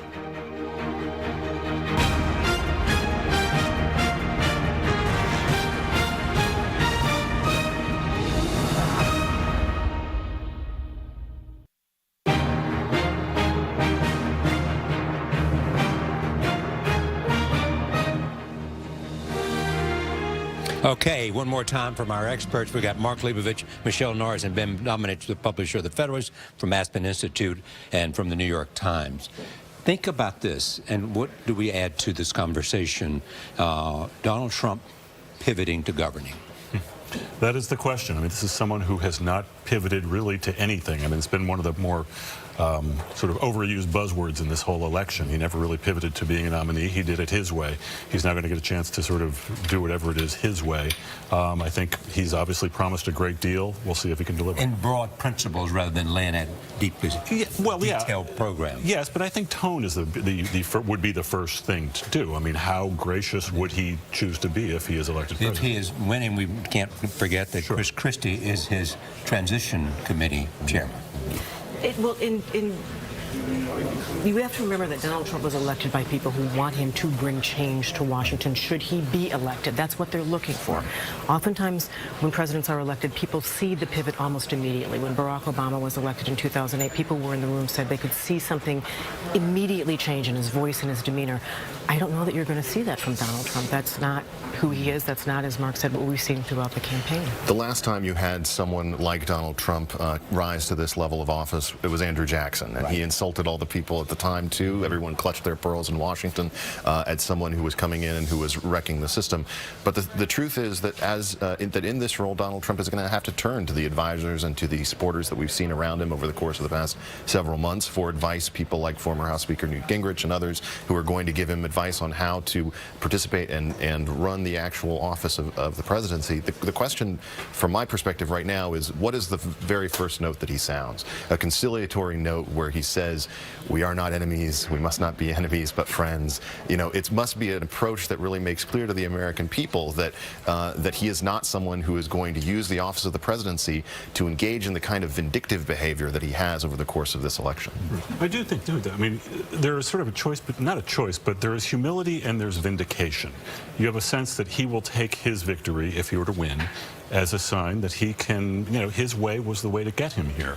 I think clearly anyone who's ever been elected president will say that a kind of just something comes over you the second it looks like you're going to be elected. There were so many things during this campaign that we said he cannot get beyond this. Right. It almost began with the McCain comment all the way through what happened on the bus. He can't get beyond this. But it looks like he will. The ultimate I told you so administration. Although we have not been able to find his way yet to 270 votes. You know, it is a situation that is unprecedented in a lot of ways. I think there are a lot of Americans right now who are probably concerned about the direction that their country is taking. There are a lot of people who didn't support Donald Trump. But I think that it's incumbent upon us to be hopeful about the fact that a lot of Americans have come out and given voice to concern and to I think a rising level of frustration. But it's also incumbent on him to recognize the fact that there are great reservations, and an act of leadership is to reassure a nation. It's important. We're a nation of states. We're a nation. And you may not hear that from him, but you can, I mean, this is, for some people, this is a very scary moment. There are a lot of people, this feels like a thunderclap. And what you may see is that kind of leadership not necessarily coming from Washington, D.C., but coming from the states. The thing to keep in mind, though, is that while we may look at this as being a moment of chaos, and around the world, and certainly in the markets, I think that they are looking at it that way, from the perspective of the people who voted for Trump, this was an act of democracy. This was an act of representative democracy, not chaos, not something that's throwing the system out, but something that sends the message that the system needs to change. All right, let's go back to Scott. Charlie, thank you very much. But wherever you are on Donald Trump's successes this evening, about 56 million Americans are happy about it, and 55 million Americans are not, those being the popular vote totals. Major Garrett is at the Trump headquarters tonight. Major? Scott, the crowd, and it may start this chant again, but just a few moments ago was bellowing in its very lusty way, call it, call it, call it. There is a sense in this Midtown Hilton, where Donald Trump has his victory headquarters, that they are on the cusp of victory, that they are on the cusp of this historic breakthrough, propelling Donald Trump, a political novice, no military experience, utterly unprecedented in the history of the American presidency, the 45th president of the United States. They believe that moment is coming very, very soon. And to pick up on the point of Charlie Rose's panel just a moment ago, yes, Trump voters do believe this is a radiant expression of their definition of democracy, their definition of what America is, what it ought to be, and what it can possibly be. And they believe Donald Trump is their best voice in achieving that. A couple of quick words about his approach to governing. I've been talking to Republicans on Capitol Hill. They are not necessarily optimistic, but they're sanguine about dealing with Donald Trump for one reason, and one reason specifically. Mike Pence, the running mate of Donald Trump, former member of the House, well-known, well-respected. They expect Donald Trump to lean heavily on Mike Pence for many of his first legislative initiatives, specifically his promise to rapidly replace and repeal the Affordable Care Act. And who is one of Mike Pence's closest friends in the United States Congress? Speaker of the House, Paul Ryan. There is some great expectation, Scott, among Republicans I've been talking to tonight, that Mike Pence can be a bridge between Donald Trump and the Speaker of the House, and a productive one at that.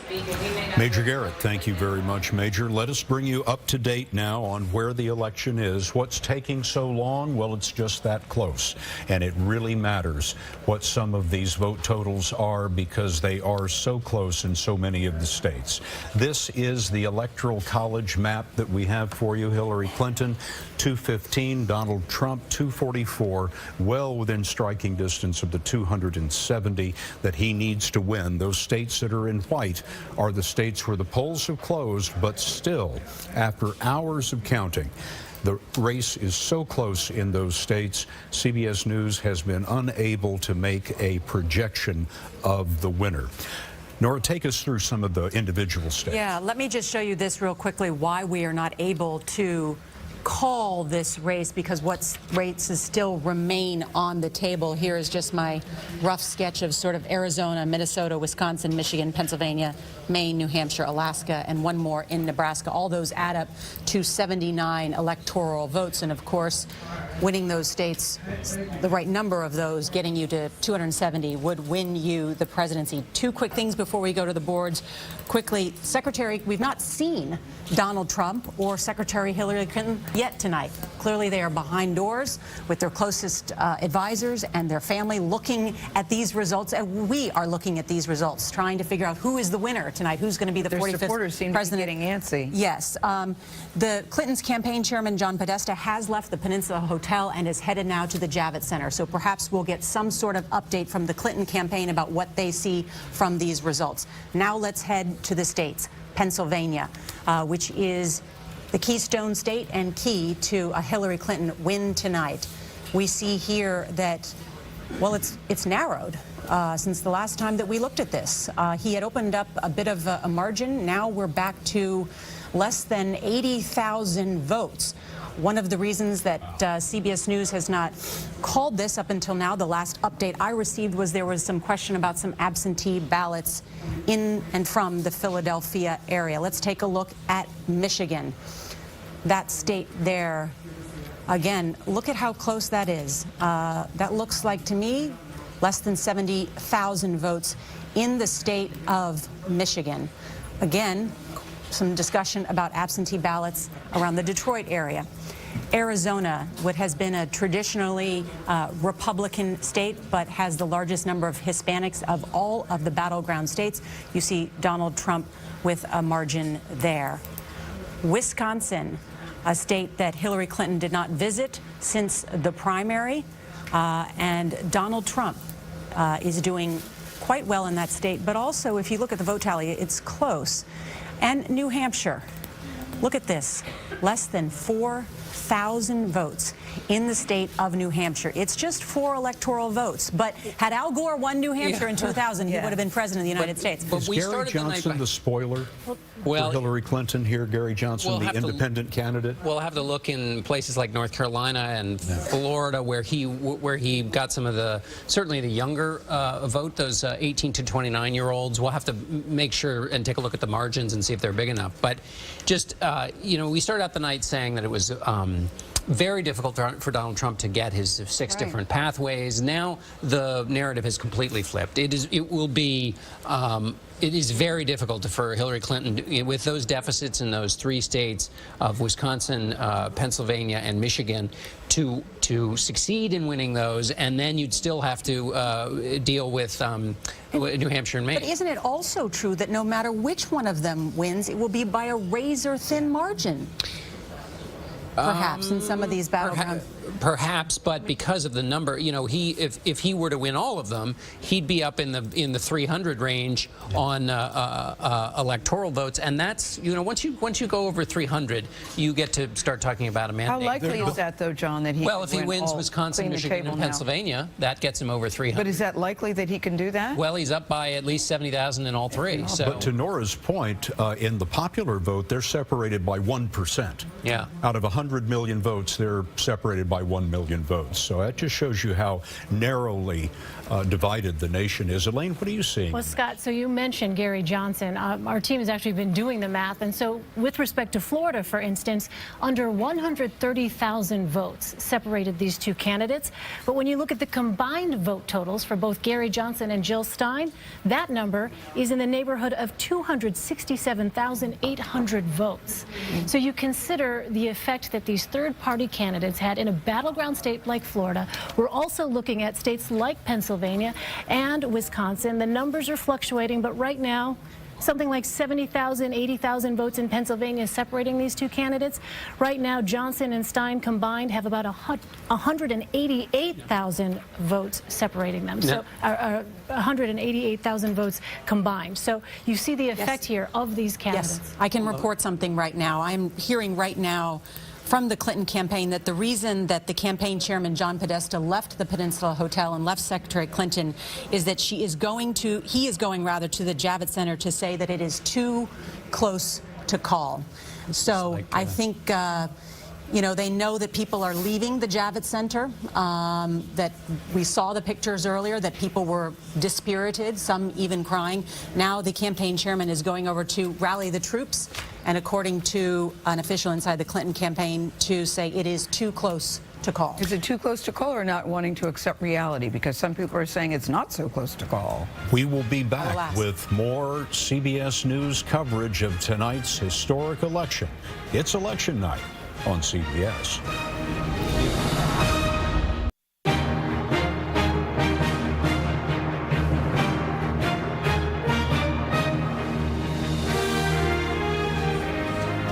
It's election night on CBS, and we have breaking news. CBS News has now made an estimate in the state of Maine. We are projecting that when all the votes are counted, Hillary Clinton will be the winner in the state of Maine with its 4 electoral votes. So that brings Hillary Clinton's total up to 218.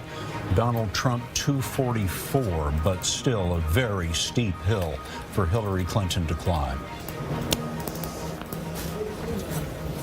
Again, we're looking inside those additional states, and really the ones that have animated our conversation in particular.